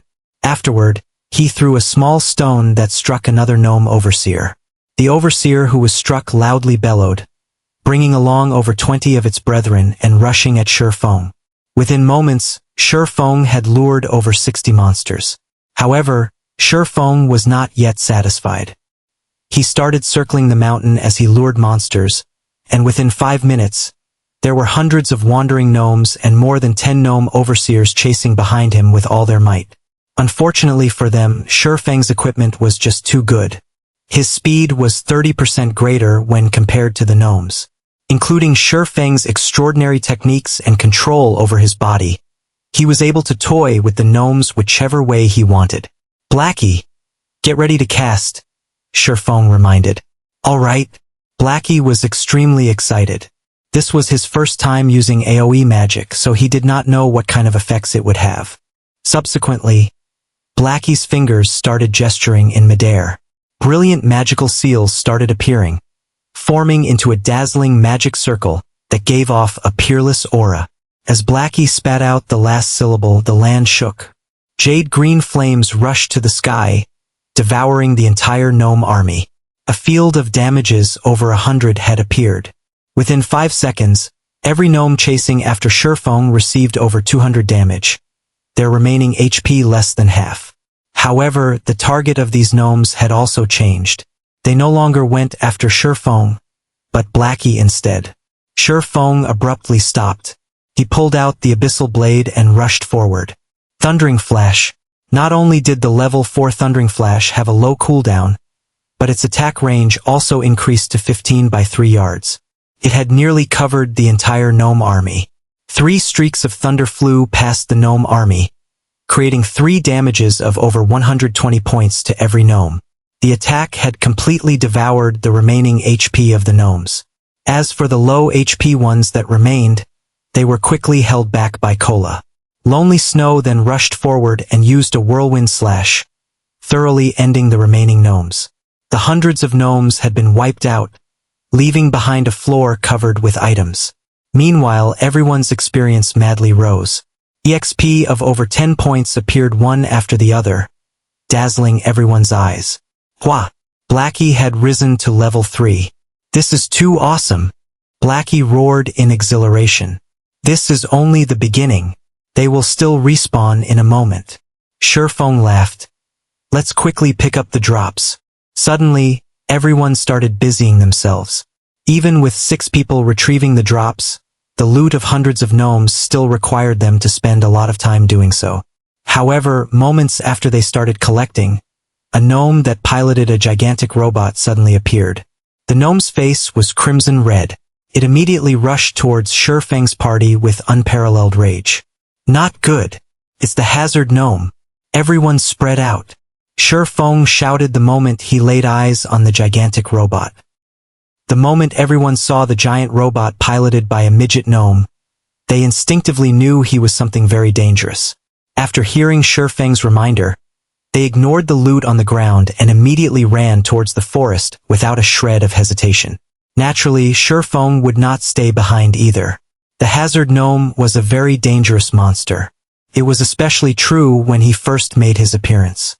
He was even stronger than Werewolf felt with its Death Berserk activated. Hazard Gnome. Special Elite. Level 5.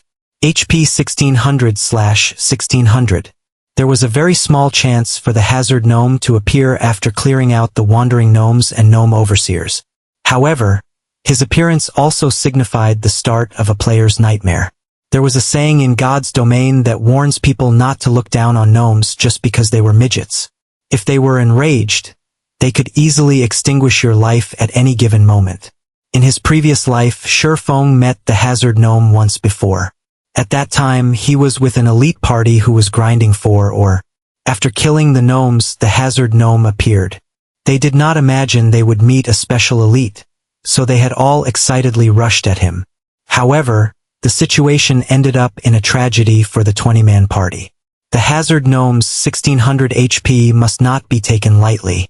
His defense was an abnormality, capable of reducing 80% of the damage he received. A level 4 berserker using an axe could only take 2 HP from the gnome. On the other hand, the hazard gnome's attacks were even more powerful. Everyone would get a free trip back to the city after he fired a burst of bullets. Although Shurfeng's party had tried their best to run away, the hazard gnome's hatred for their evil deeds was clearly implacable. The rockets on the robot's back suddenly ignited. The steel machine that was over 3 meters tall rushed at high speed towards Shurfeng's party. While being chased, Blackie attacked with his dark arrow as he ran. Although the arrow had struck the hazard gnome, it had only caused a meager -4 damage. Blackie's eyes widened when he saw the damage. He said in a dumbstruck manner, "Disgusting. If the robot wasn't protecting this gnome, I could one-shot him any time. Don't mind it for now and focus on running. Pay attention to dodging the bullets. As long as we are 1,200 yards away from the mountain, the hazard gnome will return." Shurfeng never thought, just after a lecture from him, Blackie's skill would improve to the degree of being able to hit his target while moving. However, fighting head-on with the hazard gnome would be very foolish. Blackie understood Shurfeng's intentions. He turned around and started chanting Evil Whip, binding the pursuing hazard gnome with 5 thorns and greatly reducing the gnome's speed. With this, everyone managed to gain quite a distance from the gnome. When the hazard gnome broke free from the 5 thorns, high damages of -23, -24, -23, -23, -24 suddenly appeared on his head. His HP had turned to 1479 within an instant. The damage caused by the evil whip was just ridiculous. Blackie was shocked. Before, his level 3 dark arrow had only dealt -4 damage. On the other hand, the evil whip had caused over 100 damage total. The difference between them was just too great. Did the hazard gnome have that kind of fetish? Shurfeng saw hope when the hazard gnome's HP suddenly fell by a portion. The hazard gnome did not have any immunity towards plant-based attacks. Shurfeng immediately commanded, "Everybody stop running. Cola, get the hazard gnome's hatred and let his back face toward the group. The others attack and mind your positions. As long as the hazard gnome lifts up his gun, immediately dodge the muzzle. Blackie, attack immediately after Evil Whip's CD finishes. We have a chance to get rid of him." Whether they would live or die before they ran out of the 1,200-yard mark was an uncertainty. So why not fight it out? Who knows, they might even be able to get rid of this hazard gnome. In Shurfeng's previous life, there were no players who killed the hazard gnome before. If they were to kill him now, something good might drop. Currently, the hazard gnome's hatred was targeted towards Blackie. However, Lonely Snow was a step ahead of the gnome, using charge on him. He used a whirlwind slash on the gnome, causing 3 points of damage. Although the damage was low, the momentary fainted state it caused gave Cola a chance to use Divine Strike, followed by Punishment. The 2 attacks caused -3, -2 damage, and the additional hatred they attracted had the hazard gnome locked onto Cola. The hazard gnome extended the electric saw on the robot's right arm, violently slashing at Cola. Cola blocked the attack with his shield. His body retreated 3 steps backward and a damage of -147 appearing above his head. Cola was shocked. When the next attack from the electric saw came, he hurriedly dodged and rolled to the side, avoiding the attack completely. Drowsy Sloth immediately healed Cola twice, returning close to 100 HP to Cola. Such fierce damage. Lonely Snow was shocked as well. He no longer dared to stay, turning around and running more than 10 yards away from the gnome. He would definitely die, even if he were only struck once by the electric saw. On the other hand, Shifeng was not afraid of him. He immediately arrived at the hazard gnome's back, using out a series of skills: Thundering Flash, Double Chop, and Chop. The occasional critical hit would also cause -16 damage. Compared to the others, Shifeng's damage was already very high. However, the hazard gnome only gave a look of contempt towards Shifeng's attacks. He continued using his electric saw to attack Cola. A series of fierce attacks had forced Cola to constantly retreat backward. His HP was continuously falling as well. Behind, Drowsy Sloth's healing could not keep up with the damage Cola was receiving. He could only watch as Cola inched closer to death. At the most crucial moment, Shifeng used Abyssal Bind. 9 pitch-black chains bound the hazard gnome, giving Cola a breather. Within the 3 seconds, the hazard gnome had only lost 7% of his HP after being barraged by everyone's attacks. The total damage the party dealt was not even the equivalent of a single evil whip from Blackie. When the 3 seconds had ended, the hazard gnome regained his freedom. The green-skinned gnome revealed a mocking smile on his face, his tiny hands moving around and manipulating buttons. The robot's arm holding the electric saw made a roundabout slash, creating a beautiful arc. Shifeng's entire person was sent flying. He smashed into a tree and lost 286 HP. Cola rushed up in a hurry, his HP having recovered by more than half. He used Divine Strike and Punishment once again, trying to pull back the hazard gnome's hatred. However, the hazard gnome had actually ignored Cola.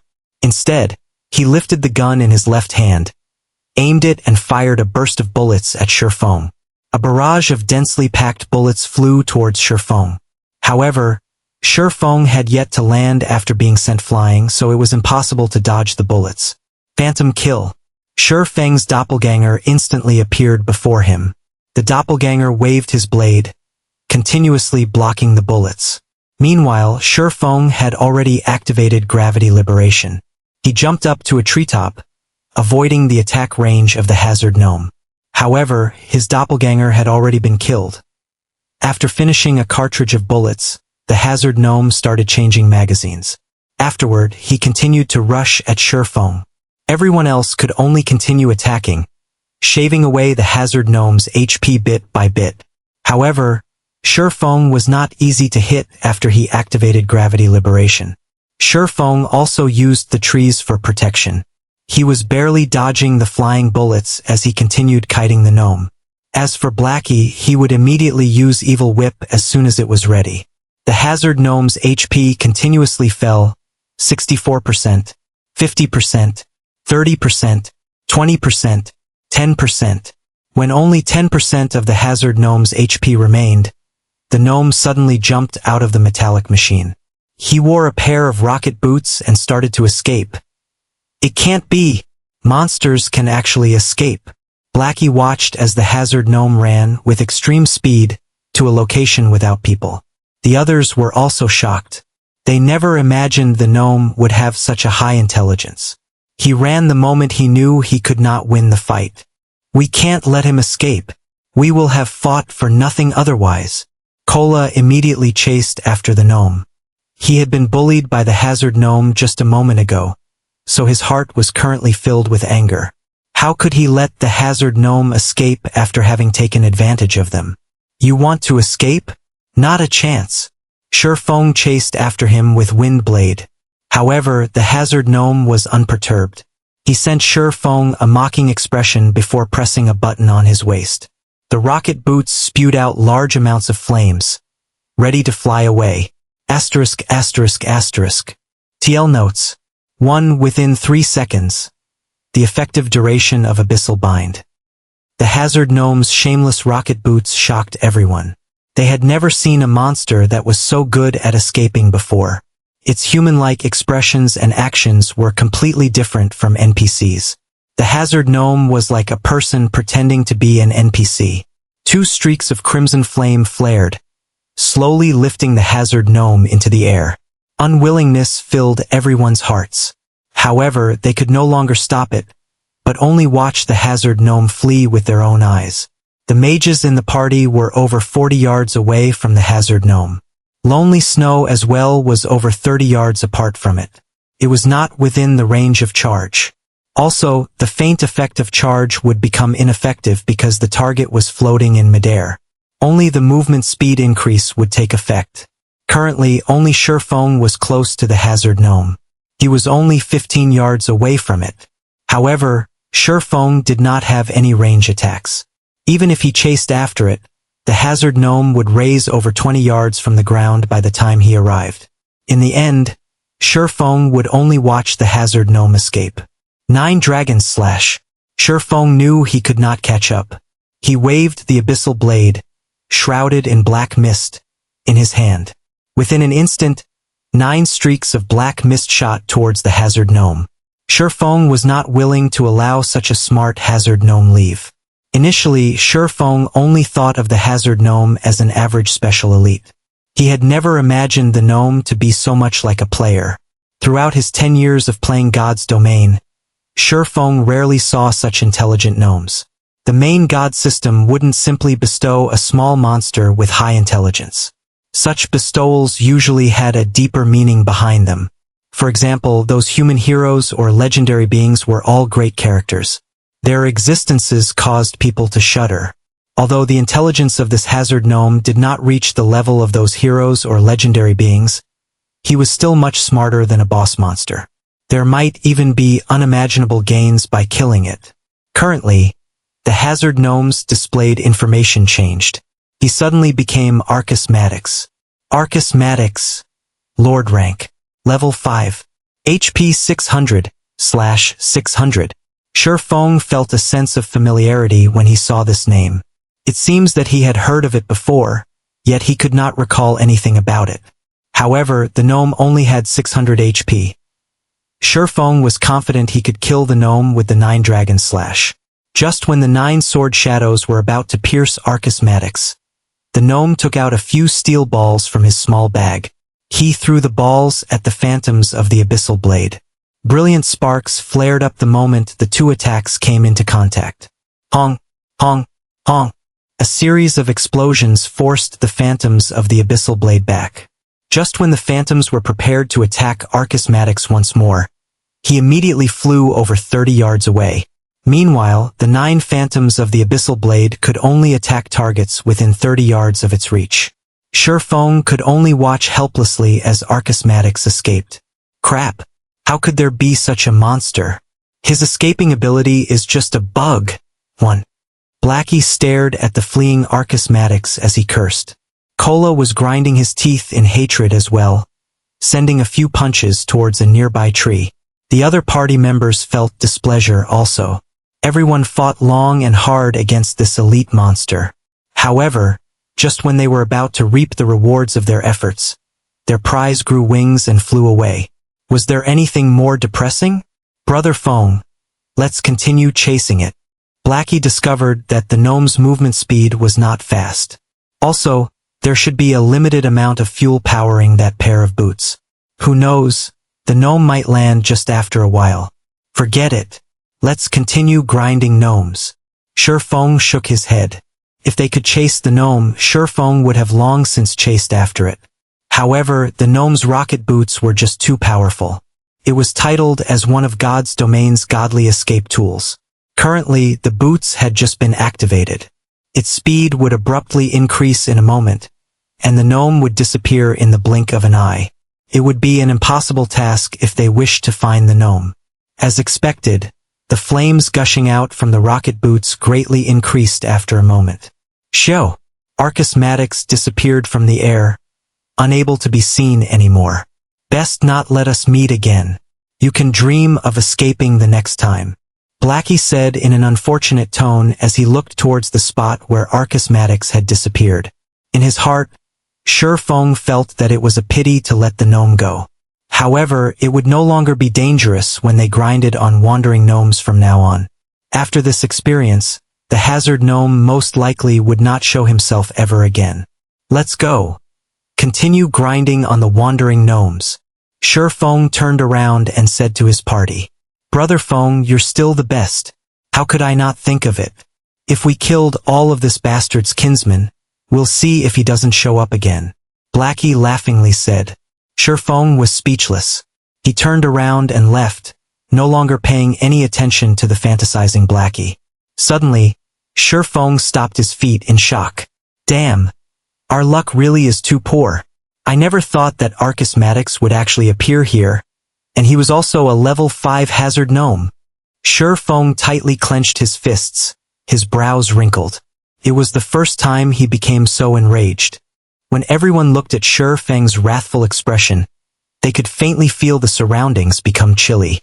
They could not help but retreat a step, their foreheads covered in a cold sweat. Before, they felt Shifeng was a calm and easygoing person. Never would they have imagined Shifeng would become so terrifying after becoming angry. The forest around them no longer seemed lively but more like a frozen hell, silent, cold, and dark. Brother Feng, are you all right? Blackie carefully asked. He was shocked. Shifeng was completely different from when he was mad or arguing with others. It was the first time Blackie saw Shifeng enraged to such a degree. Oh, it's nothing. Shifeng reacted, replying with a smile. He stored back the dense killing intent into his heart. Such killing intent was slowly honed throughout the years Shifeng had played God's domain. Compared to the tyrant Bear Cola of 10 years in the future, there was nothing special about Shifeng's killing intent. However, at present it was considered unbearable for Blackie and the others. Shifeng finally recalled the name of Arcus Maddox. Arcus Maddox was a famous Grandmaster engineer within God's domain. 3 years after Arcus Maddox shocked the nation by creating the Sky Fortress, Twin Snake Ring, he had gone on to establish the Gnome Empire. With it, the new update Emergence of the New World also activated. At that time, countless super guilds started expeditions towards the fortress, Twin Snake Ring. However, all of them were annihilated, and Arcus Maddox was the cause of such a result. On the other hand, Shifeng was completely unaware of a great character had appeared right before his eyes. He also lost the chance to kill Arcus Maddox, so how could Shifeng not be enraged? Party leader, there's a box here. Did it drop from Arcus Maddox during the explosions? Gluttonous Mouse, who had been silent all this while, asked as he picked up a small metallic box from the grass. Shifeng received the box and took a look at it. He discovered the words Arcus Maddox carved onto the metallic box. Shortly after Shifeng opened the box, he said suddenly with a laugh, "Great! Good job, Mouse. With this, we didn't fight for nothing after all." When the group saw Shifeng in a happy mood, they knew the item must be very precious, as common items were nothing in Shifeng's eyes. As to wanting the item for themselves, none of them ever had such thoughts.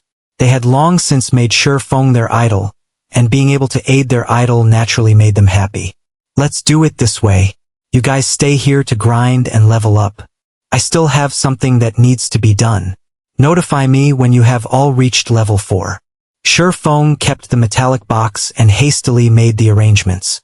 Nobody could help him with the following matter. Only Shifeng was able to proceed. Everyone felt reluctant when they heard Shifeng's command. However, hearing Shifeng have plans for them after they reached level 4, their anticipation grew as they abided Shifeng's arrangements. Subsequently, Shifeng left the deeper regions of the Dark Moon Valley. The party had Blackie's AoE skill. Killing 7 or 8 gnomes at a time was no problem at all, and their leveling speed was at least 2 or 3 times faster than the other parties. On the other hand, what Shifeng needed to do was to utilize this metallic box, and to forward the first step of his plans in God's domain. TL notes. 1 bug. A fault in the game that causes unexpected results when an action is carried out within the game. After leaving the Dark Moon Valley, Shifeng rushed towards Scarlet Lake. He had also activated gravity liberation to save more time. The players on their way to the Dark Moon Valley saw Shifeng speeding past them like a gale of wind. His speed was shockingly fast, and his figure was just a blur. Who is that person? Which assassin is he? His speed is so fast. No, look at his waist. That's a sword hanging there, not a dagger. He should be a swordsman. Crap. Are the current swordsmen that OP? The widely spread rumor on the forums stated that a mysterious swordsman killed the mayor of Red Leaf Town. There was also a powerful swordsman at the Deathly Forest that received an invitation from the Snow Goddess. I would have played as a swordsman if I had known about this earlier. Say, do you think they're the same person? Definitely not. I saw the swordsman that killed the mayor. That male swordsman was as big as a black bear. His arms alone were thicker than our thighs. He had forcefully killed that level 15 mayor. The players passing by started a discussion as they watched Shifeng depart. They were inwardly speechless towards the swordsman job. They should have played as swordsmen if there was such a powerful job. However, it was too late now. Shifeng might have laughed it off if he had known their thoughts. There was no strongest job in God's domain, only the strongest player. Shifeng ran for over 2 hours through the vast plains. He activated gravity liberation over tens of times, escaping the pursuit of high-leveled monsters. He passed through the level 6 map, Wolfman's Ruins, and the level 8 map, Oro Fort, before arriving in the level 10 area, Scarlet Lake. Scarlet Lake was the playground of level 10 water elementals and little fishmen. Watching from a high location, Shifeng could see groups of little fishmen patrolling. The closer it was to the Scarlet Lake, the more there were of little fishmen. The central region of the Scarlet Lake was the nest of the little fishmen, whereas annoying water elementals filled the water of the lake. Due to the densely packed and large number of monsters in the Scarlet Lake, the little fishman's curse skill was extremely horrendous. It could absorb a player's attributes and turned it into their own. The longer they fought, the stronger they would become. They were extremely hard to kill. Including the fact that there were no quests here, there were rarely any players who would willingly come here to level up. However, Shifeng had to enter into the deeper regions of the Scarlet Lake. The metal box dropped by Archismatics was extremely precious. If Archismatics were to know it fell into Shifeng's hands, he would most likely bleed out in rage. There was a treasure map inside the box, and the treasure it hid was located at Scarlet Lake. Shifeng had played God's Domain for over 10 years now. He had done extensive research regarding the history of God's Domain. He truly did not think Archismatics would have this treasure map. It was the record of a heaven-shaking secret. 900 years ago, Alchemy Master Molotov had created an item with all his effort. Wars were waged between the large countries in God's Domain for this item. There were over 10 heroic figures that fought over it. However, this item became lost in the end, its whereabouts unknown. It had become an unsolved mystery in God's Domain. Meanwhile, the treasure map in Shifeng's hands, by chance, recorded the location of this item. This item was the Philosopher's Stone. It was a sacred item for alchemy. If alchemists could obtain the Philosopher's Stone, then they would have the ability to transform stone into gold, amassing immense wealth. They would even be able to revive the dead, breaking the alchemy law of equivalent exchange. Who would have thought such a sacred item would be placed in such an unremarkable location as Scarlet Lake? However, the Scarlet Lake was still a dangerous place for Shifeng. After all was said, there was still a gap of 8 levels between Shifeng and the monsters here. With the suppression due to levels, Shifeng was not an opponent for the level 10 monsters, not to mention the attribute-stealing little fishmen. However, Shifeng could not help but take the risk. The earlier he obtained the Philosopher's Stone, the earlier his heart could be at ease. If he waited until he was level 7 or 8, someone else might claim the item. He wouldn't even be able to feel regret when that time came. Shifeng took out the metal box from his bag, carefully taking out the treasure map within it. He started researching it in detail. The marking on the treasure map was very clear. The treasure was located directly below the little fishman's nest. However, how would Shifeng be able to circle around all these little fishmen? The problem with the water elementals also needed to be solved. Although water elementals had low HP, they had a 60% immunity to physical attacks. They also had a movement speed reduction skill, so they were a headache for melee players. After observing for half an hour, Shifeng discovered that the little fishmen were not always on patrol. They would eventually take a break. Also, these little fishmen were only active by the lake's shores. They hardly ever entered the water because once they entered it, their movement speed would sharply reduce by 60%. Shifeng could use this short rest period to rush into the lake, and once he was in it, the little fishmen would not be able to chase after him. As for the water elementals under the water, Shifeng could use the doppelganger of Phantom Kill to lure them away. Then, he could swim to the cavern below the little fishman's nest. If Shifeng did not operate through his plan properly, he would definitely die. If he died, his losses would not be minor. It was not the experience loss that was a problem, however. With his advantage as a reincarnated person, Shifeng could quickly recuperate the experience he lost. Only, he would be sent back to the town after dying once, and the time he would waste by returning here was just too much. 10 more seconds. Shifeng watched the patrolling little fishmen, his heart estimating the time for him to sprint out. Time passed second after second. A group of patrolling fishmen watched their surroundings. After discovering nothing out of the ordinary, they entered a small wooden hut by the lake to rest, emptying the land by the lake. With all his might, Shifeng dashed towards the shore. When Shifeng was about 30 yards away from the lake, another group of patrolling fishmen discovered Shifeng. They immediately sounded out an alarm, their hands wielding short swords as they rushed toward Shifeng. When faced with 4 level 10 little fishmen, as powerful as Shifeng was, he was not their match. Shifeng's only hope was to jump into the water. However, the little fishmen were very quick, taking only a short moment to catch up to Shifeng. They waved their short swords, slashing them at Shifeng's back. Shifeng knew he could not outrun the fishmen. He turned around and used Abyssal Bind on one of them, then continued by using parry to block another one of his attackers. As a result, Shifeng stopped the other little fishmen from moving forward. Using the power behind the fishman's attack, Shifeng managed to pull away a distance of over 3 yards. He activated gravity liberation and then jumped onto the lake. However, the other little fishmen were quick to catch up, jumping into the lake after Shifeng as well. Plop! For little fishmen fell into the water. Shifeng, however, was madly running above the lake's surface. Walking on water was a skill that could only be activated after agility reached 80 points. However, Shifeng had the ring of gravity. As a result, his body had reached a state of near weightlessness after activating gravity liberation. Including his agility that was over 30 points, he, too, could move on the water's surface. His speed would not be reduced by the water. In a few moments, Shifeng had shaken off the unyielding little fishmen. He ran to a location not far from the little fishman's nest, diving into the water. Just after entering the water, Shifeng discovered a cavern that was surrounded by a lot of water elementals. The water elementals were encircling around the cavern as if they were protecting something. Water Elemental, Common Monster, Level 10, HP 750/750. Shifeng used Phantom Kill.